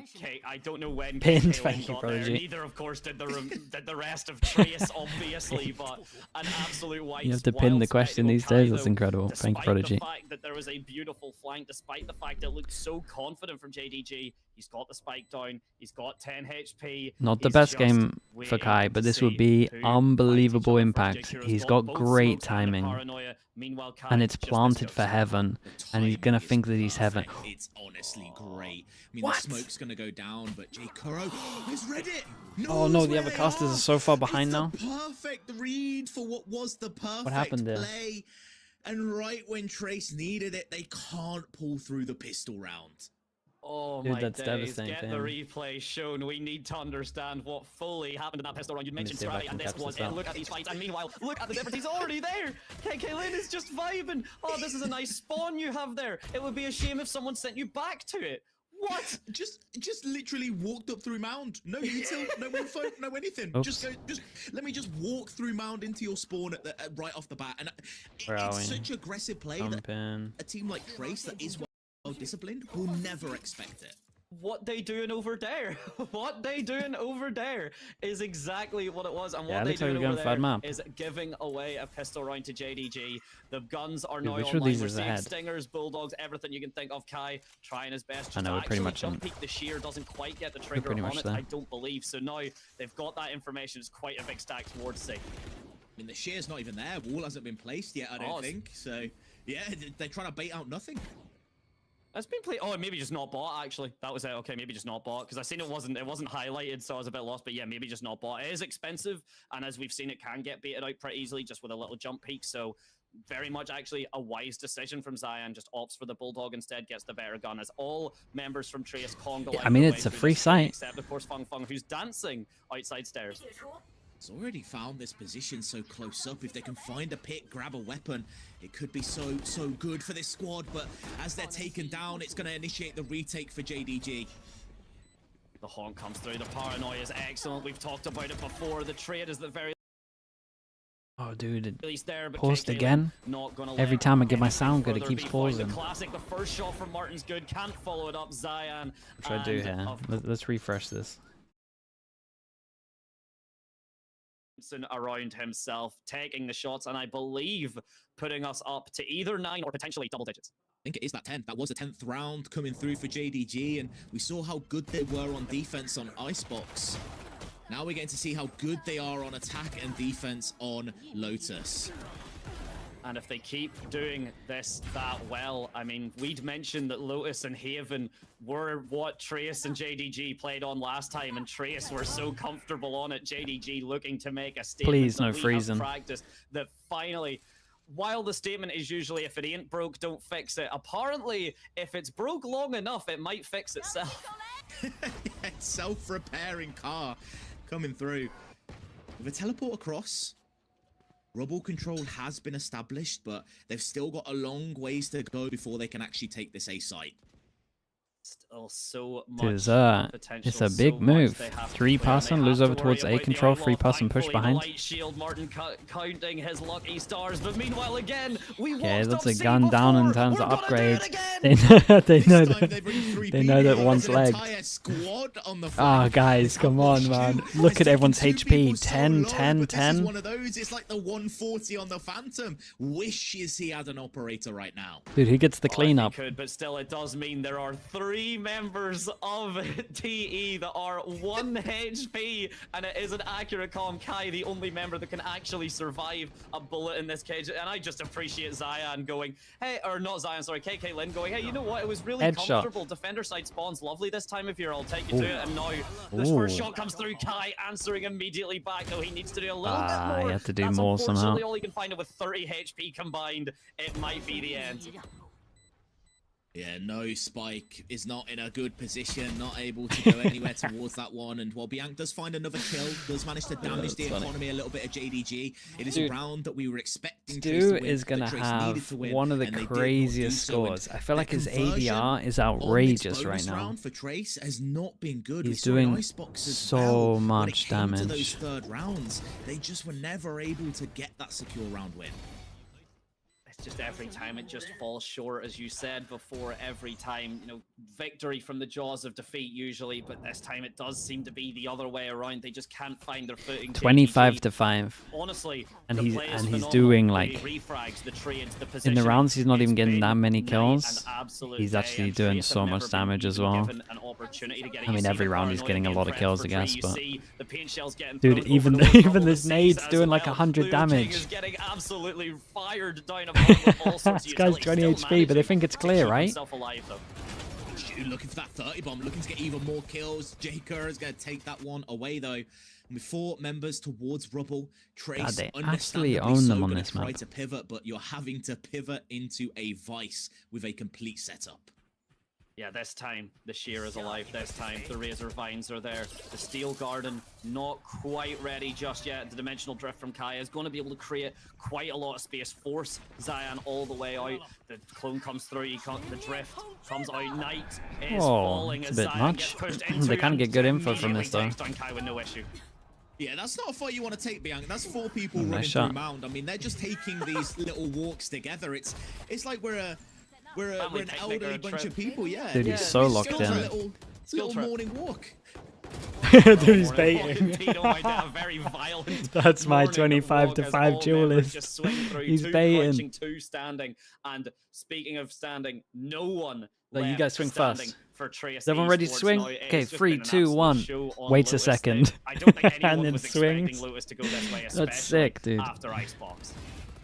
Trace are expecting too much standard play. They're expecting look at him. Squad to do very simple. We're gonna swing out. You ready? Yeah, you go wide. To do set plays, but JDG just realized, if we just walk out C, what are they gonna do? Me and the boys outmound. And that's exactly the strat that JDG have followed. To be honest, it is working. And now, but Dante, you know what? They said, C, it's getting boring. Let's just walk out B instead. That's the thing when you're a site, contacts you gotta go see the into Omen Flash into Razor. You can't just stick all to one. It gets boring. You know, at that point, then you're just, you know, going from one space back to the other. And with the Steel Garden online, congratulations for Trace finally getting a buy. It's a shame all of your guns are faulty and jammed. To be honest, it's not the best weaponry that they have either way, so pretty much the same difference going on to those classics. Maybe they can find a right click or two. And this A site is completely free, but we have seen that this JDG might be able to get around here. Their retake protocols can be so efficient, and they're already looking to flood into this site before the spike even goes down. Oh, and the snake bite buying quite a lot of time. All of a sudden, Kai eyeing up the door. Maybe it's a B push. Yes, of course. Pivot over towards B, but they haven't cleared close. There. The showstopper finds its way onto mine. Puts, I believe, 1 HP on the ground. Maybe a couple for Bianc Zion. That's so unlucky, man. And there's still 6 HP. Able to flick it around, and it's actually BB Blue to continue the momentum. Downs 2, mate. Might get a freebie here. Following it up, and Bianc with what is 6 HP in a dream. The IGL. The leader, the captain of this team are going to have to dude, they absolutely wrecked them. Trace picked this map, and they got so owned. Against 2 full strength members. They heard the gun get picked up as well. No, Stu, the score. He did so good though. His ADR is crazy high. I actually think his ADR is like 280 or something. To a decider haven, which is not how this was meant to go. That is not what the previous script had anywhere near written on it, but a phenomenal start for JDG, and I'm sure first map maybe not. This one though, feeling a lot more comfortable. I don't think any of us expected this. Not it to be that one-sided. Like, I thought that maybe JDG takes them out. Maybe they fixed their issues. But the fact that they just dominated Trace on Lotus, a map where when these teams... Dude, no, I mean, he went absolutely insane. He really did. Them on. Plus 19. Took them out, just absolutely made them understand. Who knows, maybe plus maybe 19. JDG just rewatched that VOD that many times, crazy. And they just developed a higher understanding because we've seen nothing short of like positional masterclasses, re-swings. Like, look at this as well. KK Lin even just getting these angles absolutely flawlessly, getting the ace, getting the confidence, and you can even see that like there's hype, but there's no pure pop-offs. It almost seems a little routine. Yeah, I mean, I think that is a perfect way to put it. It is just them playing standard Valorant, playing confident Valorant, going in, taking these fights. And it's not like last game where as soon as Trace found that opening pick and, you know, Trace was able to get into a good situation, JDG would back away, overthink where they want to go, rotate back and forth between these sites. If they thought that they had a good position, they thought that they had the numbers to take a site, they just went for it. And speaking of, we're going to hear it. Do you want to just quickly say that, well, while we said typical Valorant, the playstyle, confidence in the gunplay, absolutely, but this is not particularly typical that entry, but it absolutely works. Here, rotates over towards A. They want to pivot the site, and dude, his movement in this round is nice though. You're hearing a mix of come A and come back. You're hearing a mix of come A and come back. It's one of those where it's we're gonna go to A, and then all of a sudden Stu finds 3 kills, and you're like, maybe B's the better option.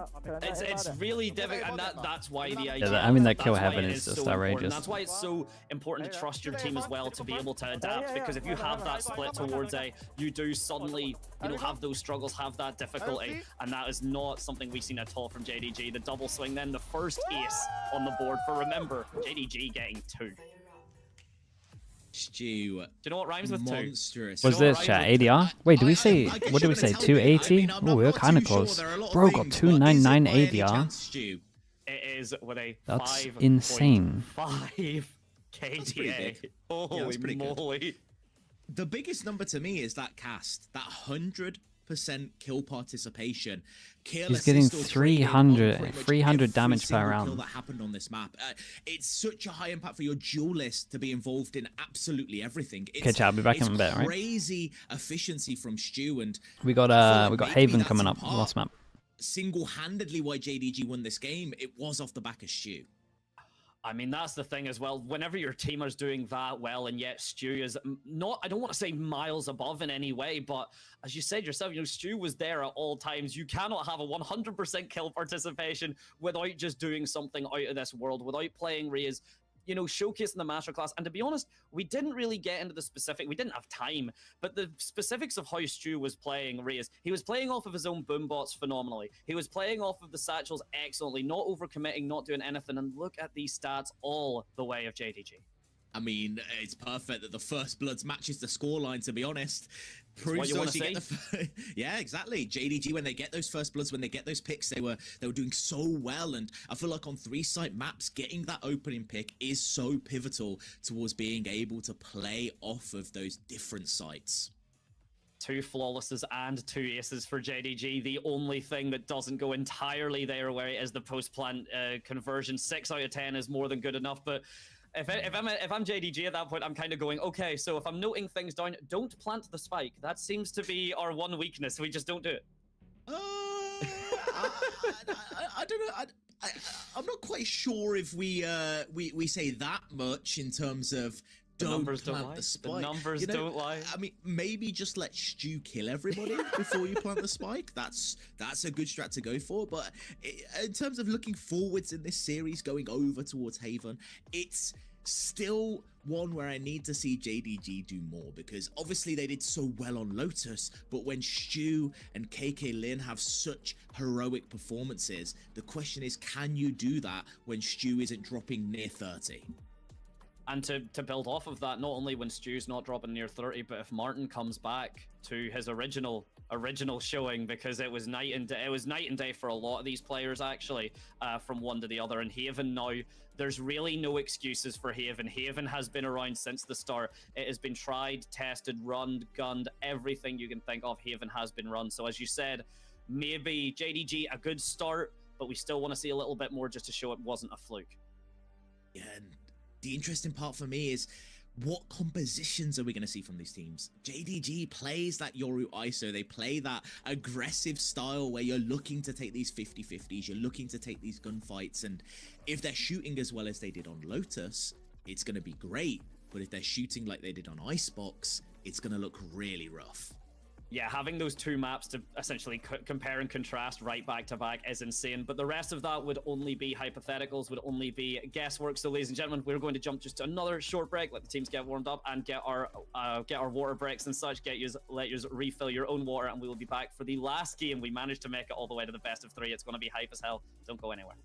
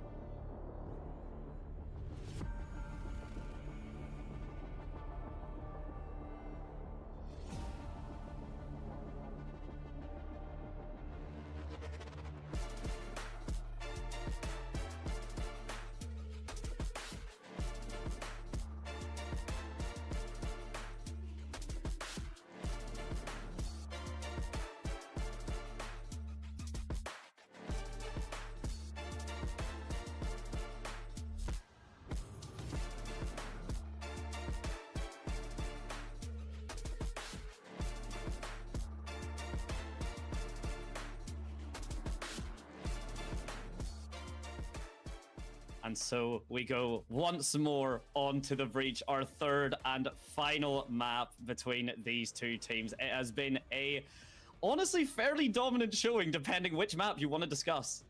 Yeah, if you have a very selective memory, you can just make it look like you're really good if it's either one of these teams. I mean, one second, I need to clean my glasses. Is that It's like 1-1 between Trace and JDG. I mean, I was not expecting this kind of result. I think when we were talking about it beforehand, we were expecting a Trace 2-0. This is a team that was pretty much in contention for top 3 the past couple of splits. They've looked really good in this region, whereas JDG was in contention for bottom 2. Like, they looked like one of the worst teams, and they didn't really make any changes. They've swapped out one player, and all of a sudden, it's just clicking for them.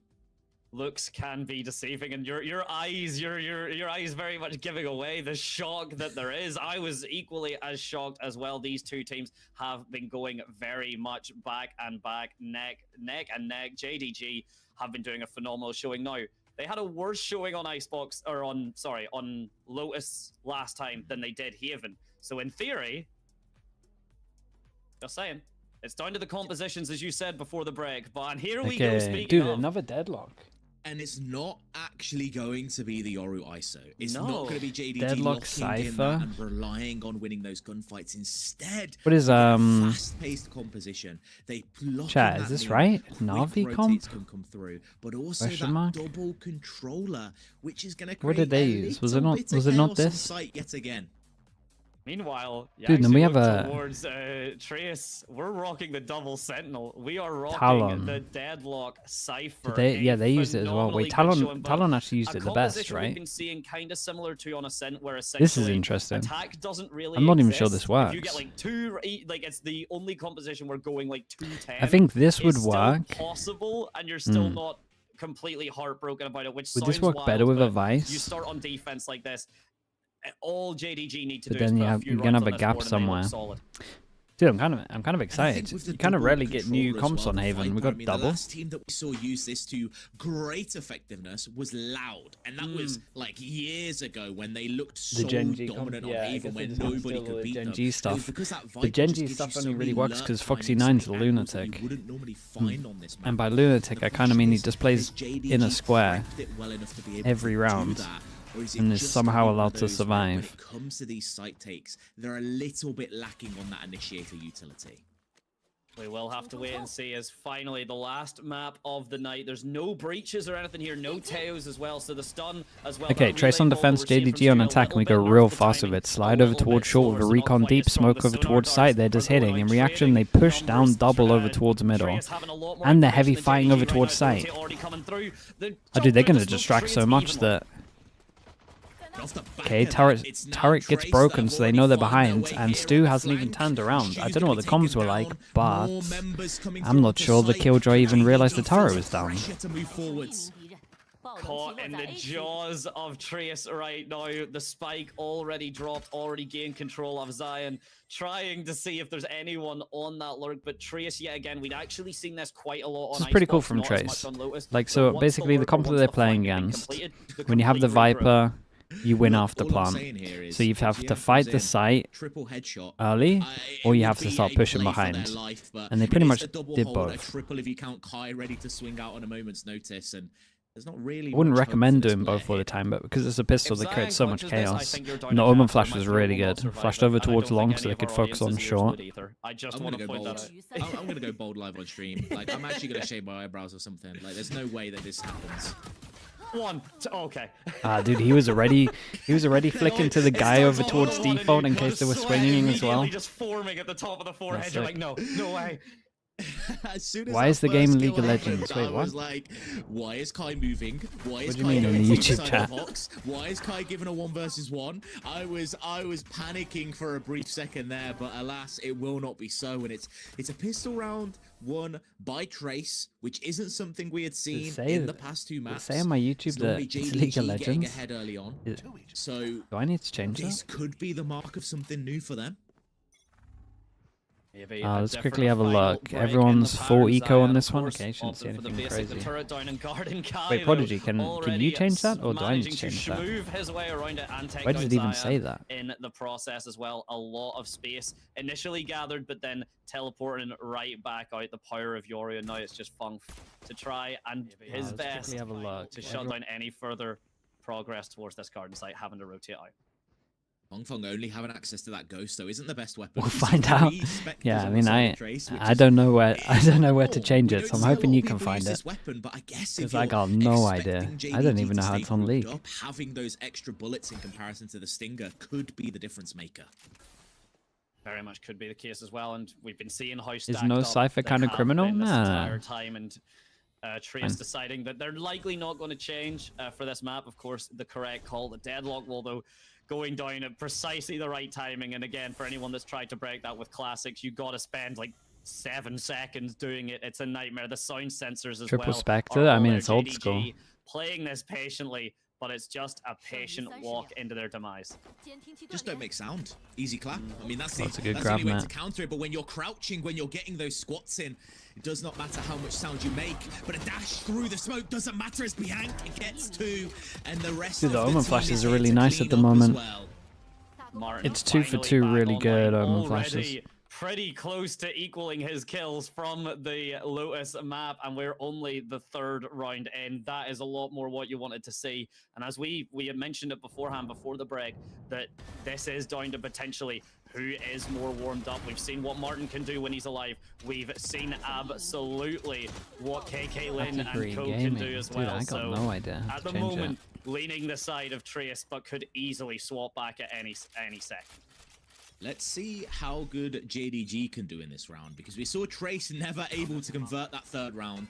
We always saw it go in the way of JDG when they won that pistol. Yeah, could you imagine? Oh, that'd be sick, dude. Some difficulty for That's Trace the real in terms of getting back multitasking. into the game. It was definitely to their Okay, Trace get to play bonus rounds.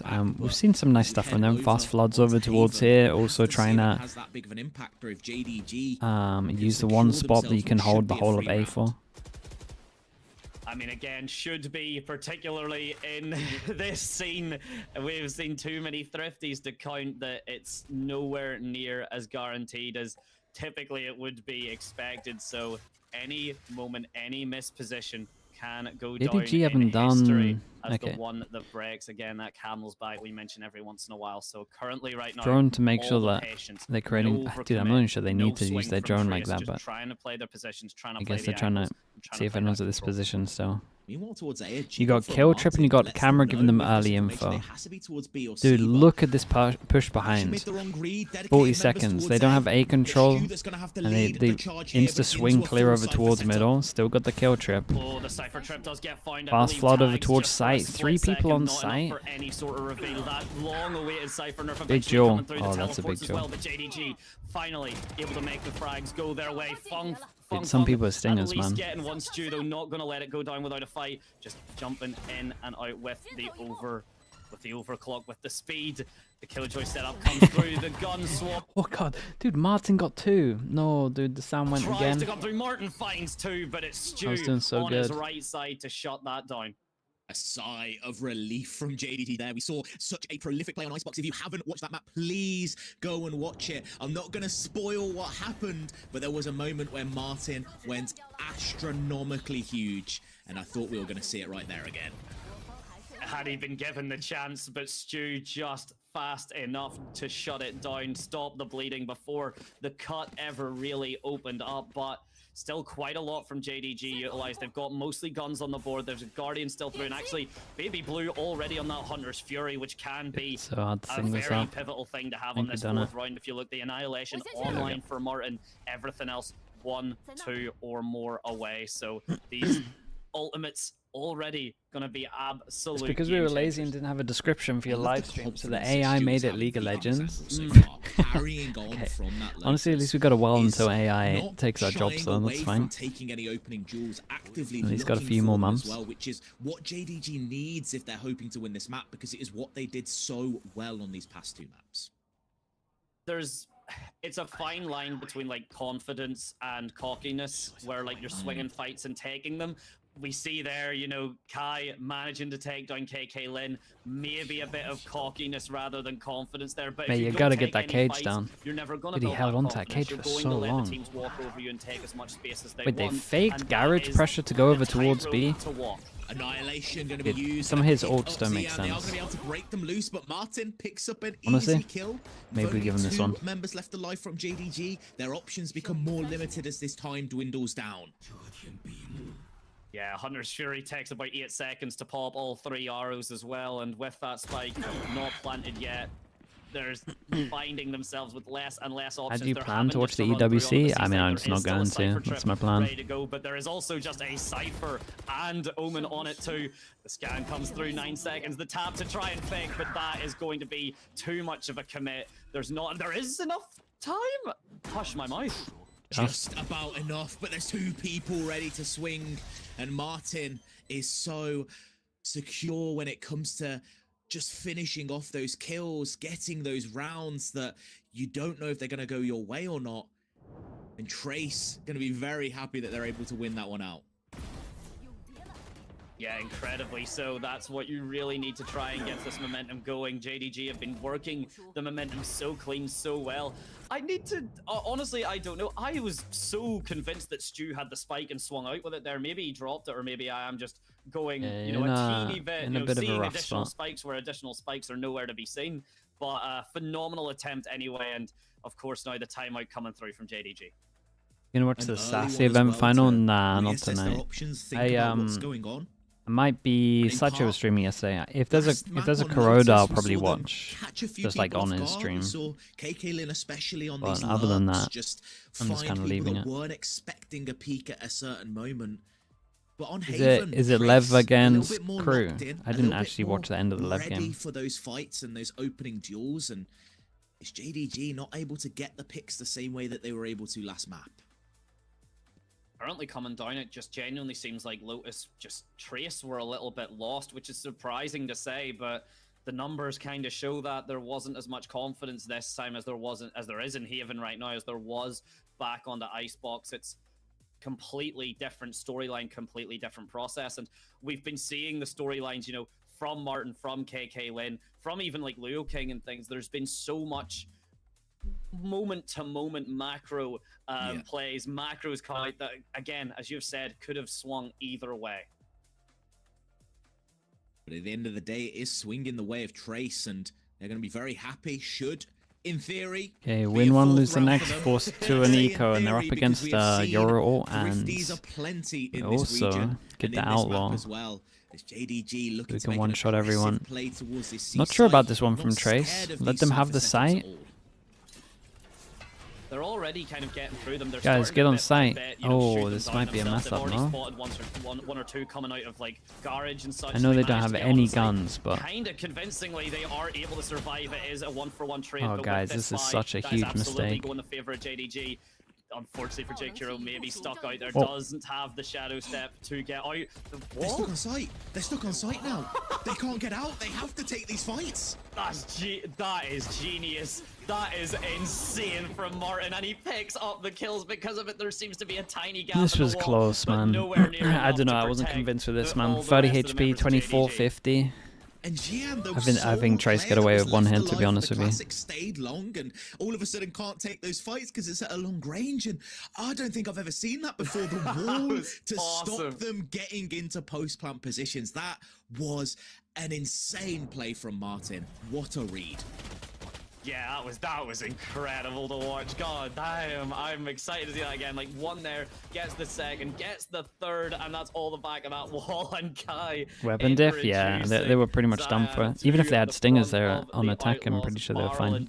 With plays like that, all of a sudden, if you're JDG, it was a great, you know, initial take. You got the frags, you were starting to trade out the space, but all of a sudden, Martin kind of saying, okay, if you want the space, take this space. Okay, Outlaw, it will be your grave. I mean, the Outlaw, I'll do it again. I thought I saw way more light armors than that. Only one person could get one shot. JDG kind of changed it up. They've been defaulting a lot towards middle. Now they're actually defaulting over towards A.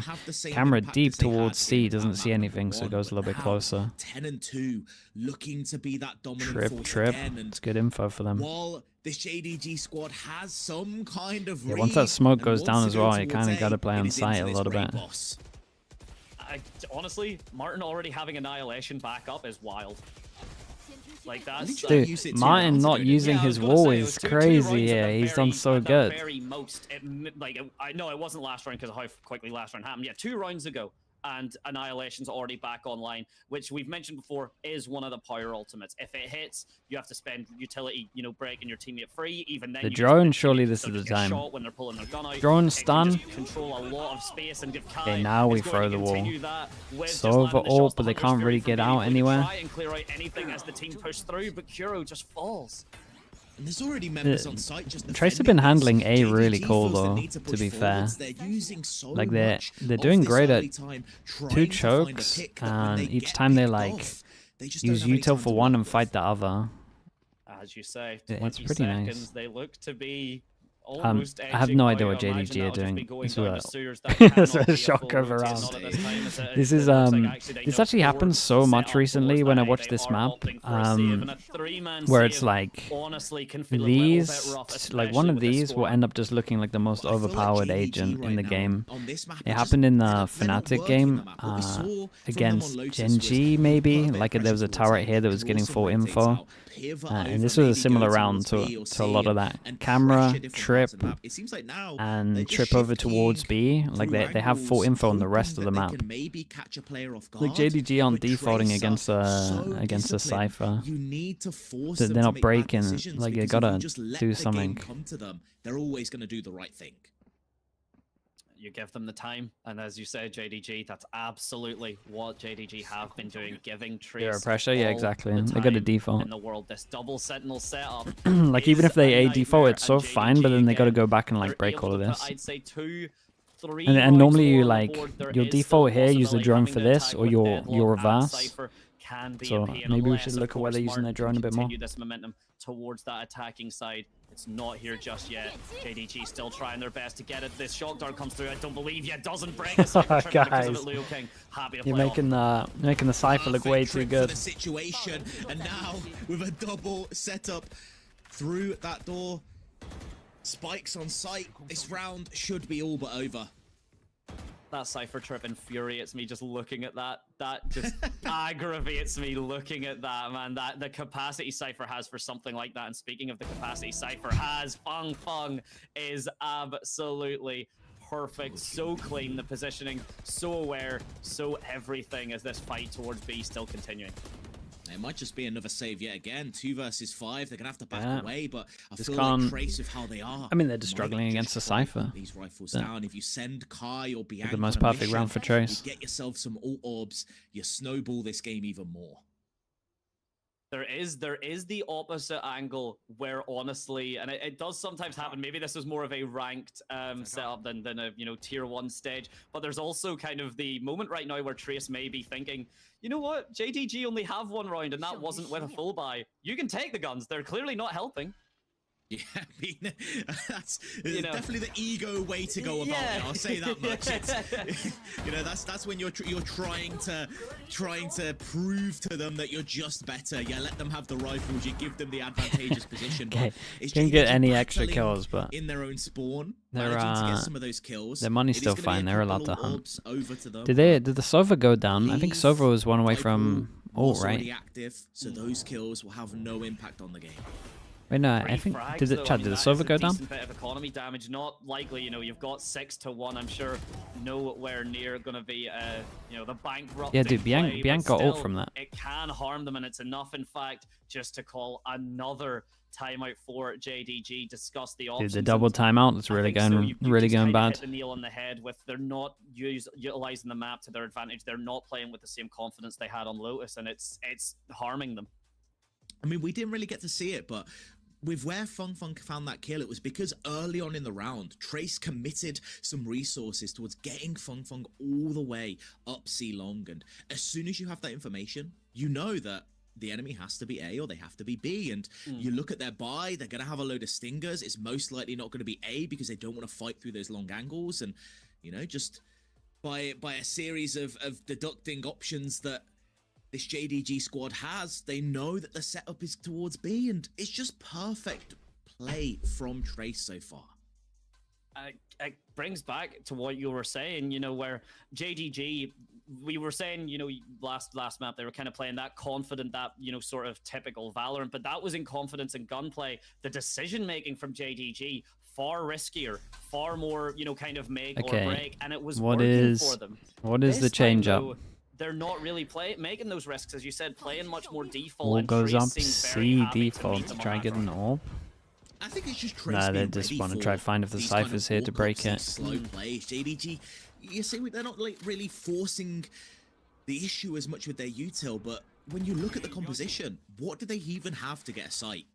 They've got 2 controllers, they've got a Sentinel. It's pretty much just Sova and Shu on this Neon that have to brute force a fight themselves. And when you've got all of that utility that you need to spend, you gotta chill, especially with that ult. Cypher, even trying to break okay, the drone goes out and finds one of the trips. There's a lot that you're getting used already, like the oil drone having to sacrifice itself for the Shock Cypher to break. trip. Okay, that's one trip down. Omen flash, instant re-clear of the pressure, so now they put one here. Okay, they've actually finally just like fully defaulted. I will say one thing that was pretty good from Trace is once they saw the smoke there, I don't know if they held onto the camera or they put it late here, but this late camera kind of cleared all the info. Like anytime JDG are doing a little bit of pressure, they insta-clear it. Like this is twice, long C and garage. True, that is absolutely. I do forget my numbers occasionally, but yeah, that's... Wall down towards short. Still stands. It's a lot of util for one tripwire, it really is. So that is the difficulty that JDG Sonic Sensor might own them here. It's a great grab net. And yet again, a great shock dart. Starts, it ends, the magnet and the shock drone very much doing them. Okay, nice. That's around there. That's all their utility used though to gain this side. Lord King's in the perfect position to shut down the push. Oh, the swing behind. Even numbers retake a situation where Trace has won so. Guys, you can't afford to lose this round. It might be another addition. Zion walking past the, you know, the most common, walking past the defender spot and not actually checking that angle. Maybe just a little bit of a brain fart there. God, maybe just that's a the little game, bit man. of a loss. You can't lose that round. The Omen TP play there above the box, that was pretty huge, but my goodness. Turned out, but of course, that is, someone lying it was like the only round that they like proper defaulted as well, and then they got wrecked. We see there the issue. Wait, Desk, did you literally just do your first message perfectly in time for this? Neon Stun, they use the Sova Dart, and then he says, "Oh no, I have arrived at the worst possible time." That's all they have left. They have no utility to use here. They have nothing to force Lord King out of this position other than just swinging it and hoping that they can win a fight. And so far, they are not able to do it. The gunplay right back online, and you can see the frustration now. It's really starting to get there. The stress is starting to overflow, and again, when you had such a dominant Lotus to kind of you can definitely see in the timeout though they've been told to just smoke this off and actually take the orb here and create the pressure that they can't be doing the deep camera to get info. And if my knowledge serves me as well, JDG don't have any more time with the coaches. Yeah, they've used both timeouts. More timeouts, I believe. Luke King's been doing incredible Omen flashes. Let's see how many he gets with this. 1, 2. Weird Viper ult. Viper ult before the plant as well. They're just going to get Palmer spam. It's a great TP from Luke King. Whoa! Luke just jumping in. What's all this then? Mind if I drop in? JDG looked lost, man. JDG looks so lost. It is nice from Trace, but when that's really all they are needs to be done, straight up everyone fresh else out of has ideas. Already fallen, and now they have that scan. Baby Blue, try and get an exit or two, because I doubt you're getting any more.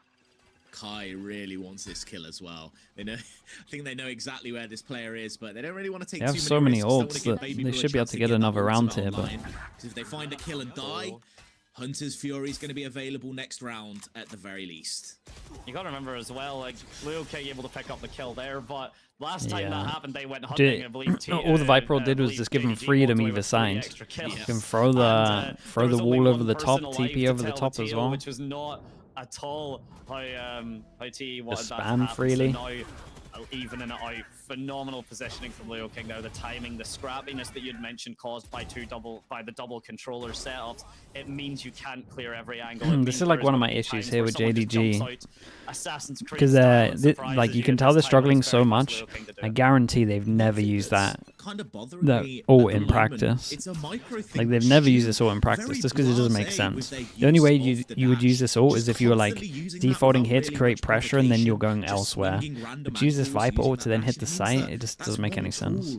to take sight that they don't have anymore, and when they're so limited. They're just so desperate for a round, so they're just trying random stuff that they don't do in prac. Completely agree. You've got the relay bolt there, but as you see, the wall comes through. Stu is just fast enough to get the frag, but Bianc already set up. Baby Blue. And they do that same thing again, right? Every single time over towards here, if we just isolate these two boxes, they're blocking off one of the boxes. Block off one of the boxes and drill the other box. But Pretty good. JDG just doesn't have options. It's just a difficult one for them. What are they supposed to do? Throw flashes at them?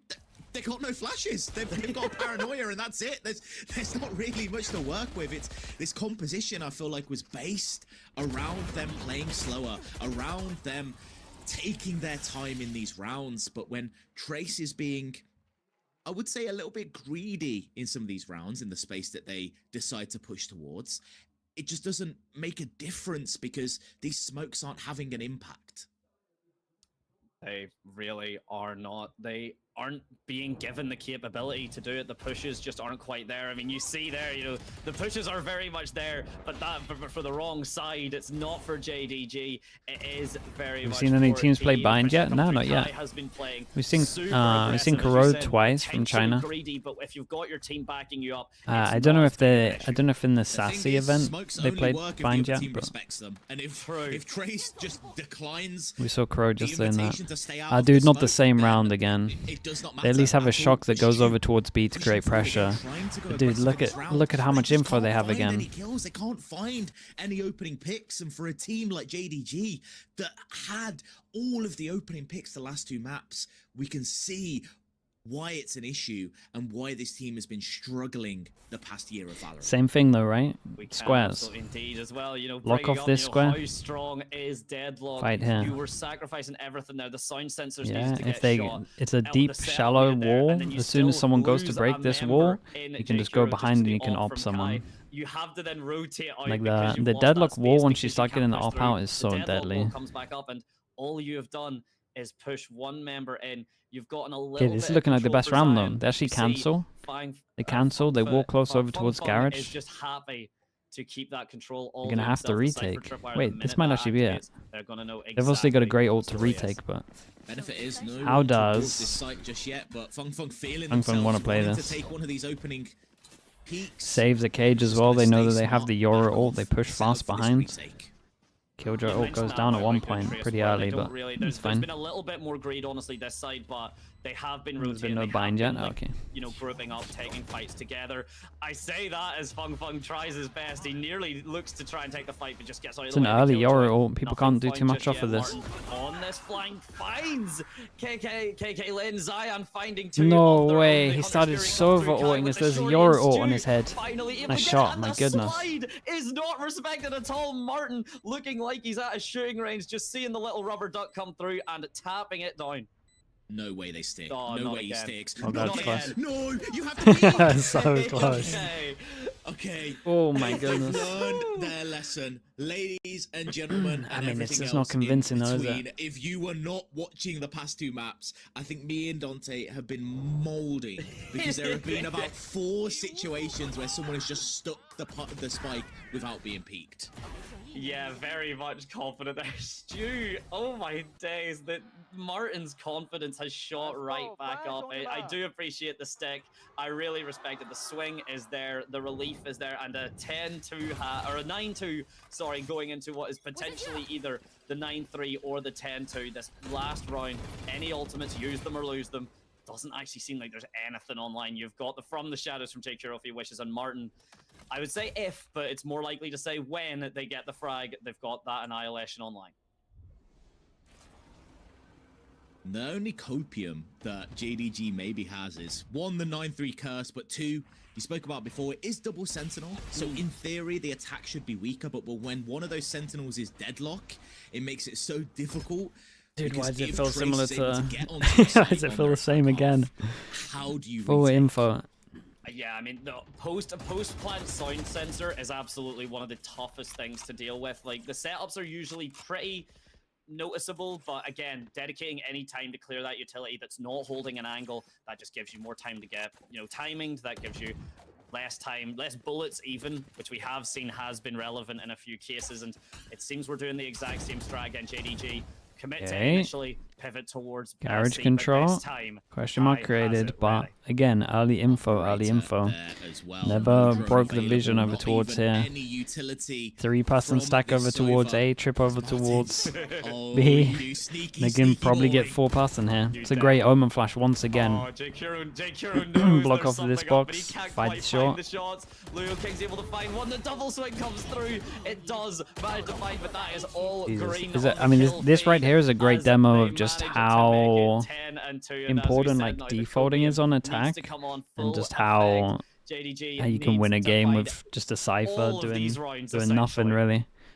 In theory, just setup wise. I feel like double controller can offer you a lot more in terms of defense because you can cut off these. Like the impact from Feng here is outrageous, but if Trace it doesn't have the craziest score, but he won them like how often they're winning all of these opening fights, 8 rounds probably. And also the fact that they are just refusing to respect the smokes that are being placed. I don't think the double controller will matter. It's very much down to as well, and even if that double sentinel plays that we're seeing come online, yes, you've got that advantage that you don't have, that you're dealing with double sentinels, but they only need to win 3. That's not many rounds. That's even if you are, let's say 46% win-loss with this composition. That is a number I've kind of, pulled out, but it is just to make an example. Where's that coming from? Yeah, no, it's an absolute figure, but just to say, 46% is something you can absolutely get 3 rounds off of easily. Even if you are lower at disadvantaged. As I said, it is a number just to make my point. The number is completely made up and meaningless, but... Look, statisticians... Yeah, see, it's hard. I'm gonna fire back on Numbers, that. people, be damned. Every round is a 50-50. Every fight is a 50-50. You either win it or you lose it. Another bad map for EMEA. Wait, you talking about Corot? I think EMEA be good at it. They need to forget that there is a 10 on the board for Trace. They need to just think about. Dude, Riot felt bad for EMEA. They just took Pearl straight out of there. The most effective. I think actually someone in Riot hates Pearl.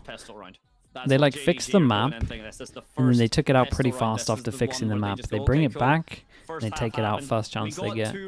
Someone like really hates Pearl. They were pretty well-deserved rounds. The executes were there. They had managed to just play around there. Someone's just like a huge Fnatic fan or something. We'll see if that can replicate on this side, and they've got to give them the best chance possible to still stay in this. It's a European employee. It has to be a European employee. Maps, it seems like JDG is kind of a confidence-based team. When they're playing well, they're playing really well. But when they're not landing those shots, they can just crumble. And indeed, we'll have to wait and see as the last pistol round gets underway. And ladies and gentlemen, the school trip, the field trip, looks to be happening down mid. A kind of uncommon first. Fnatic just started to show hope on Pearl. Mate, they got like 10 rounds after winning double pistol. Using the concuss to slow down the push as well, but there's just more members committing from Trace. A flank comes through at the same time. The hope is complete minimum. But in the brief respite we have, Spike is actually in spawn right now. We want to go back home. We want to go back home. We want to put us back on defense. We did better there. Please, we have double sentinel. We don't want to do this attacking site. Interesting decision, but I don't quite think it'll work out for Trace as JDG. They seem to know. They seem to have the understanding as all three push down. And that's the spike. It doesn't really matter where Feng is. He has to find a way to get through all 3 members to get this spike and get the pistol round on the board. They heard Feng as well running through sewers, so they know this player's here, setting up with the crossfire for it. As soon as one could be one of the craziest clips ever. Someone would have to really mess up. Let's just let it happen. Went to the angle where all 3 could see him. That's fine. Is Baby Blue immediately whirs and gets the pistol round on the board.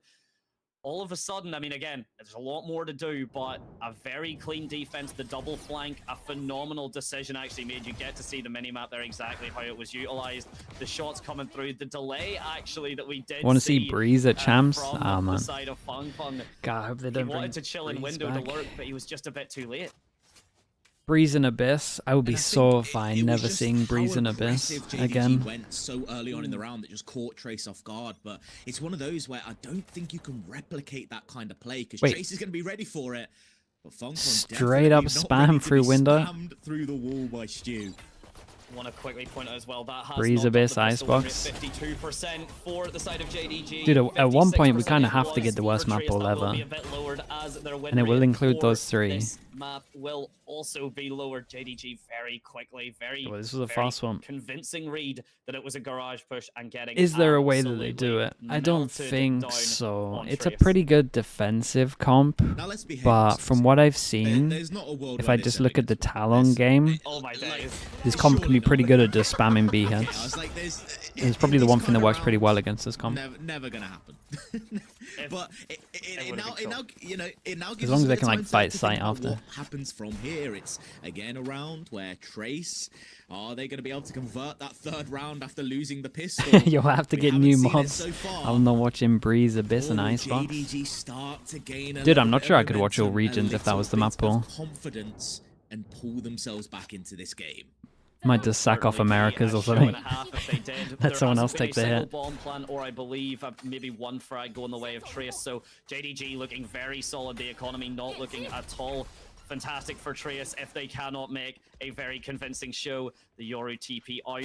Very aggressive defense from JDG, but this is the power of a Yoru. Teleport out, you have a lot of that information, and you have to rely on your one remaining member in KK Lane, who has been showing up phenomenally, but has to do just a little bit more to try and slow this down as the rotate comes through. It's okay, because Sonic the Hedgehog's here on C already.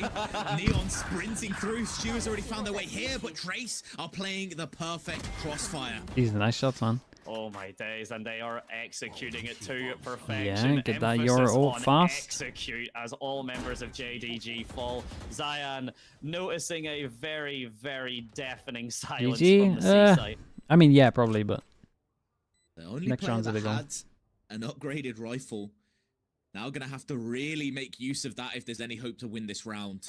A 1 versus 4 isn't impossible, and a 1 versus 3 makes it just a slight bit easier, but with only 45 health to work with, it's so difficult to isolate these fights.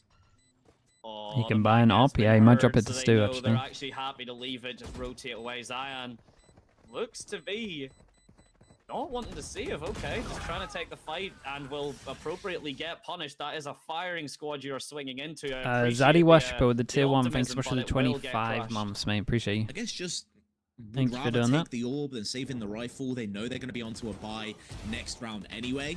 But it finally happened. Trace was able to win a 3rd round, a round that was pretty much should have been guaranteed for them before. They managed to do it now, and JDG not going to be able to gain that momentum. Yeah, he does it though. Drops them an op. Let's see what Stu's got. Where's he going? Hiding over towards C. Waits for the swing out late peak. For the operator here, Stu sitting here ready now to cook his heart out. The smoke though basically immediately shutting that down. Sova Dart comes through, doesn't get a scan. Believe it is broken by KK Lin. As the shots come through and we see. Wait, why has he got no armor? Again, you had mentioned that sort of discipline that Trace have, and we've seen it time and time again. He bought it for himself? Oh, for God's sake. This guy had enough money though. Everything is just waiting for this initial collapse. So many question marks now over towards C. He doesn't have stun. Risk re-peeking that, so 3 members on he definitely did, yeah. He had like 5. He had 3-7, right? Killjoy utility. They know they have a molly to stall. On the side of Trace, moving these resources towards. He had 5-850. God's sake, man. Good for them. It doesn't look like they were. You said okay, so Yoru ult's coming out on this one. 2 over towards site as well. They're in the position to Omen Flash on top of it. All the information that's possible. I was about to say, does Kai look up to get the so Omen Flash combo. And Jakuro tries to drop down to get the positioning, but instead okay, Kai. Well, that's it done. But the frag's still very, very easily going towards Trace.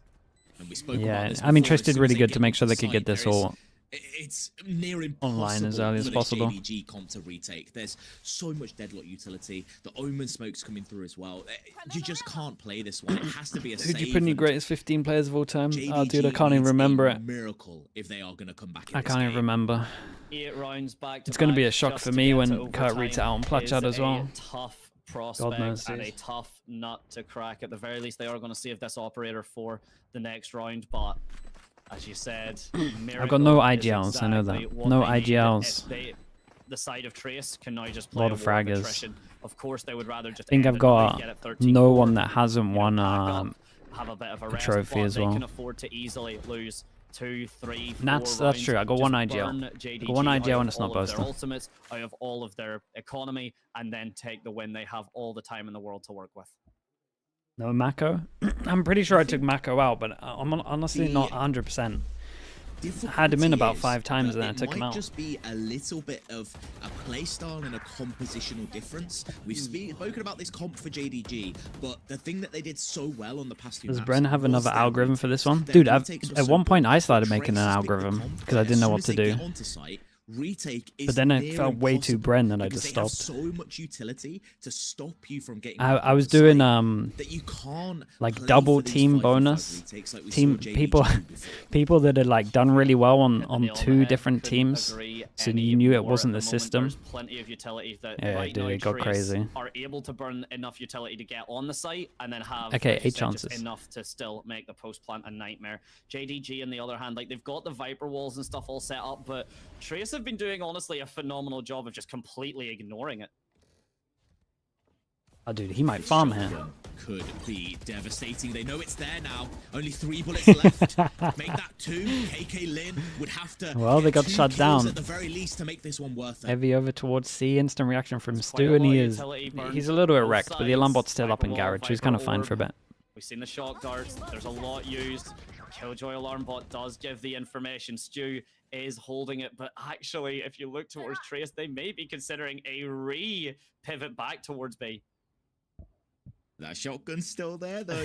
That judge ready to pass No, judgment he on left. anybody that decides to come into this site. He thinks they're not crazy enough to do it. Unless the decision making 20 seconds, the Sova dart's ready. It's going to be a push on from Trace onto this B site. The Mate, flash what are you is doing? absolutely perfect. The sonar scan What's is the great. full Paranoia process? being barely What's missed the by full KK Lin, but the process? shots are finding their mark, and it looks to be the end for JDG. Shu and Baby Blue, the 2 left alive, would have to pull off a miracle. They would have to prove themselves to be the magicians that they can be. But with an operator and no health on Baby Blue, this is pretty much impossible. And here we go, the smokes as well being danced No around patience by to be a Martin. judge The player. Yeah, he's moving crossfires way here too only much. needs 1 bullet from Kai. The double swing, it's not Okay. necessary. Martin is I mean, they wrecked him happy on to the clean up on the last map. They really did. 13-4 Okay, Spars showing again. from Thanks so much for the Trace. A 28 months. Appreciate the tier 1. Thank you for doing attempt that. from JDG, and honestly, a showing we were not expecting, but Trace just showing how dominant they are on these maps. Okay, not too bad for Trace. Not too bad for Trace. They got to go on a run. They got to win every game possible to get to champs. And it might be doable. They still have bind, which I know is going to be good from them. I just think FPX look way better than everyone else I've seen at the moment from China. I would honestly be curious, because as you said, the composition that Trace had picked just countered JDG so well. I would honestly love to hear if that was like a comp that they were planning to run, or if it was like a last minute adaptation, because okay, these post plants are ridiculous. We want to just shut them down. But we spoke about before about how Which was the best Corrode? Crew, to be honest. Crew yesterday was the best Corrode. But 2G didn't really know what they're doing. The Wolves FPX VOD is okay to still some stuff, like micro stuff. But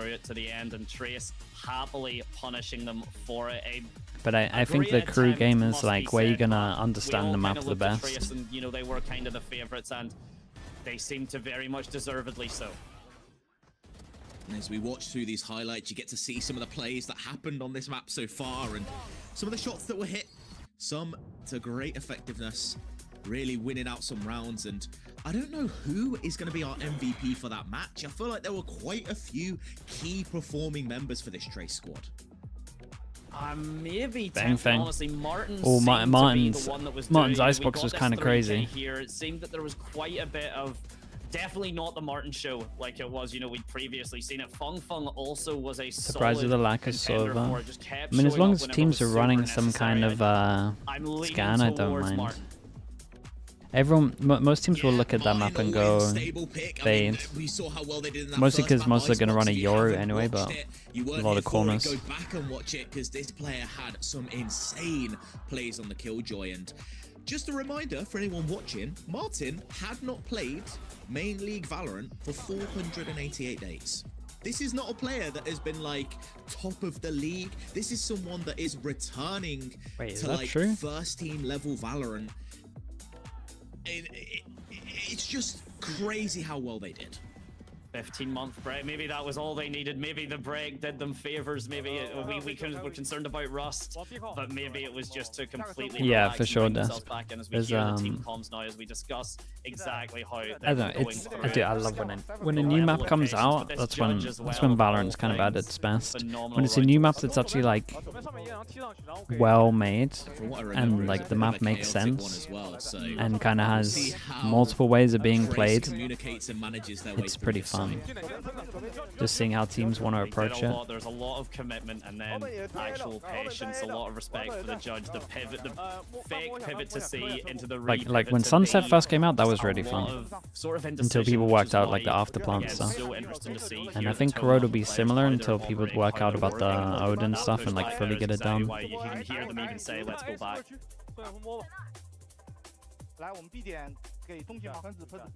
Remember, this was a dangerous position, but managed to make it work.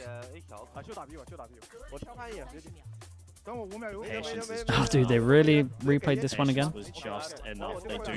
Did I review Cruise 2G Corrode? Nah, I was watching it on Sideshow's stream.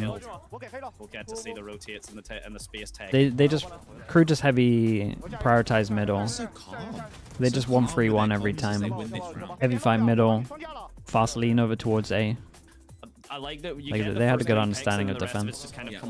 They fight middle like the best I've seen so far. Just okay, you know, reassure each other. You've got it. You've done the hard part. Just stay consistent, and that's exactly what they did. If we get more days where I'm not doing anything, I might be able to review it. But yeah, there you go. That'll pretty much be a TLDR. Big celebration from the team, but it's surprising to see on a round like that where they're dealing with multiple judges, multiple jump scares essentially from the angles that they have to peek, and they're just still so calm. Yep, we've got sight. Yep, we're holding these angles. Let's push through. Let's find this kill. And we were asking about MVPs. Rick mentioned on the stream when you watch Corrode show match that structurally Corrode is the same. Yeah, I said something kind of similar on my YouTube channel. I think the teams to start off might just copy stuff that happens from Ascent. Especially if you look at, I mean, the design's the same of short going into a site, and then middle being everything, and then 2 chokes either side. Like it is a little bit similar, especially with the bottom of Corrode being very similar to like the TP area, where you would recon. There were a couple of rounds that looked a bit sketchy where Trace might have been behind, but Kai was. Corrode match has been the best so far to watch FPX against Wolves, but if you want to learn the map and how to play the map at least on defense, then Crew 2G is probably the best. Multiple maps. It's a good sign. I think the FPX Wolves match isn't too bad. I think Wolves have a pretty good attack idea, but they misunderstand defense. JDG managing 2 in the previous map, but not something we've seen there. The First Blood's very much leaning towards Trace. No surprises there. 1 flawless, and then the or no teammates. Vanny plays. Thank you for saying that, dude. I appreciate the kind words. Thank you for saying that. The spike plant being here as well. Of course, go in the way of Trace. Always seems to. What do you think of a potential Vice Chamber on Corrode? Super strong. Great setups, and especially with the comp that they ran on this map, they ran those post plans to perfection. But we saw the difference between those mid 2G look. I'm not sure. I only watched Corrode and they look lost on that map. But people were saying they look pretty good on other maps. So. They had an advantage to work with. As soon as Trace was able to get those first bloods for themselves, they were just okay, chat, I'm going to stop there. I am going to stop there. So, no, they really couldn't. And next stream, so I think Sideshow's doing some kind of charity event, which I might be a part of some of it. I don't know the days that I'm doing yet, but I'll stream some of it. I think I'm playing League of Legends and CS, something like that. And then also at the same time, I think Me and Mini are doing something for Riot as well. I don't know the exact details on it, but that's happening kind of soon. I think they're giving us 5 players. I don't know if they're players or if they're like content creators from other games, and then we have to like teach them. We get like 2 hours for like 2 days or 3 days, and then they play a show match against each other. So that should be pretty fun. You don't walk away from this going, that sounds fun. Should be pretty fun. I don't know what the skill level is going to be like of the players. So it's probably going to just be teaching them like ranked, essentially. But it should be pretty fun. I think it could be cool. A team coached by me and a team coached by Mini. Yeah, but they come from different games, I think. So we have no idea. We honestly have no idea how it's going to go. It's a bit of a test thing, but it should be kind of fun. But that's the original plan. Allowed to stream EWC? Yeah, I'm just choosing not to stream it. I don't massively support it. But again, I'm not saying that I'm not going to do it in the future, just because if it becomes part of the whole thing and it's like a Masters, then I'm going to watch it. And I think I got a bit fortunate that Liquid didn't like make it, because I think I should probably be watching it if Liquid make it. So I don't like want any praise or anything for not watching it, because I honestly think in the future I will have to. But if I have like a good choice, I'll not be doing it, basically. And then also I think that if people want to watch it, then people can watch it. People love the game. It's a big tournament. But yeah, that's basically where I'm at. If I can not watch it, I'll not watch it. But also the format's not great.